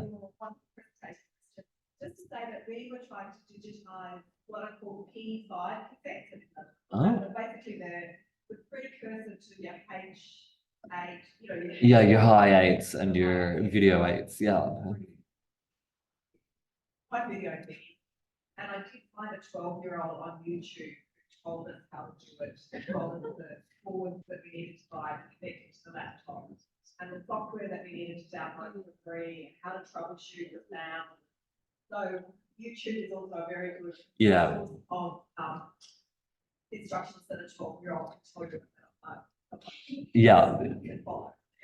Yeah, that's absolutely right. I've spent more of my life than I would generally care to watching videos on YouTube and looking through obscure forums full of weird analog media nerds to find answers to, yeah, kind of irksome technical problems with all of this equipment. I certainly had to teach myself a lot, and it's been at times a fairly painful process. But yeah, you know, it's, as you can see, it's all a pretty kind of streamlined and simple looking service now. So definitely worth it. And yeah, I am very much more than happy to help anybody who's going through the same process themselves. This work sitting in the general library service and not sitting in the local history library service, because we're all a bit overburdened. Yeah. It benefits a very wide range, all library customers. Yeah. Top way of doing it that way. Yeah. Yeah. Thank you very much. Yeah. I don't want to overstay my welcome. Also, I'm quite conscious that we've possibly got more components or parts to the day that I am maybe impinging upon by talking on and on and on. Oh, yeah, yeah. Just in when you're doing your proposed, I guess, Mm. or, you know, various departments, YouTube, like IT, whatever. Yeah. Did you have to do like a terms and conditions or this when about like, you know, copying maybe inappropriate photos, damage to personal items? Yeah. Yeah, do you have to Yeah, all really good questions as well. I was actually just waiting until the question about inappropriate material came up. But it's funny how paranoid my supervisors and library management were about this. I can't explain why, but often when I kind of did my initial informal pitch of this service to other staff, their first thought was porn. I'm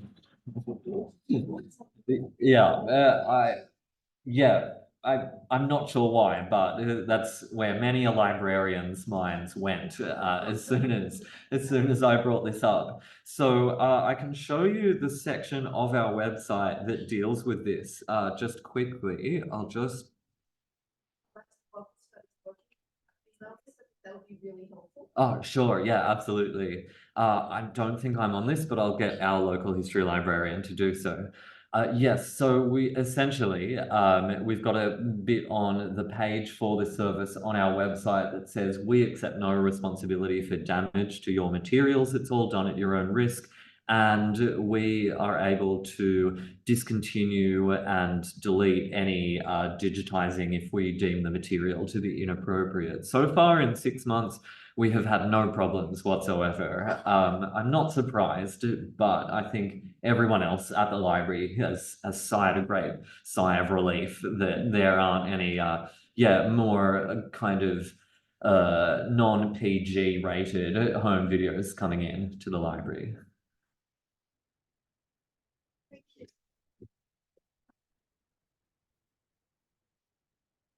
Thanks so much, everyone. It's been a real pleasure, and thank you very much for having non-local history librarian me along to talk to you.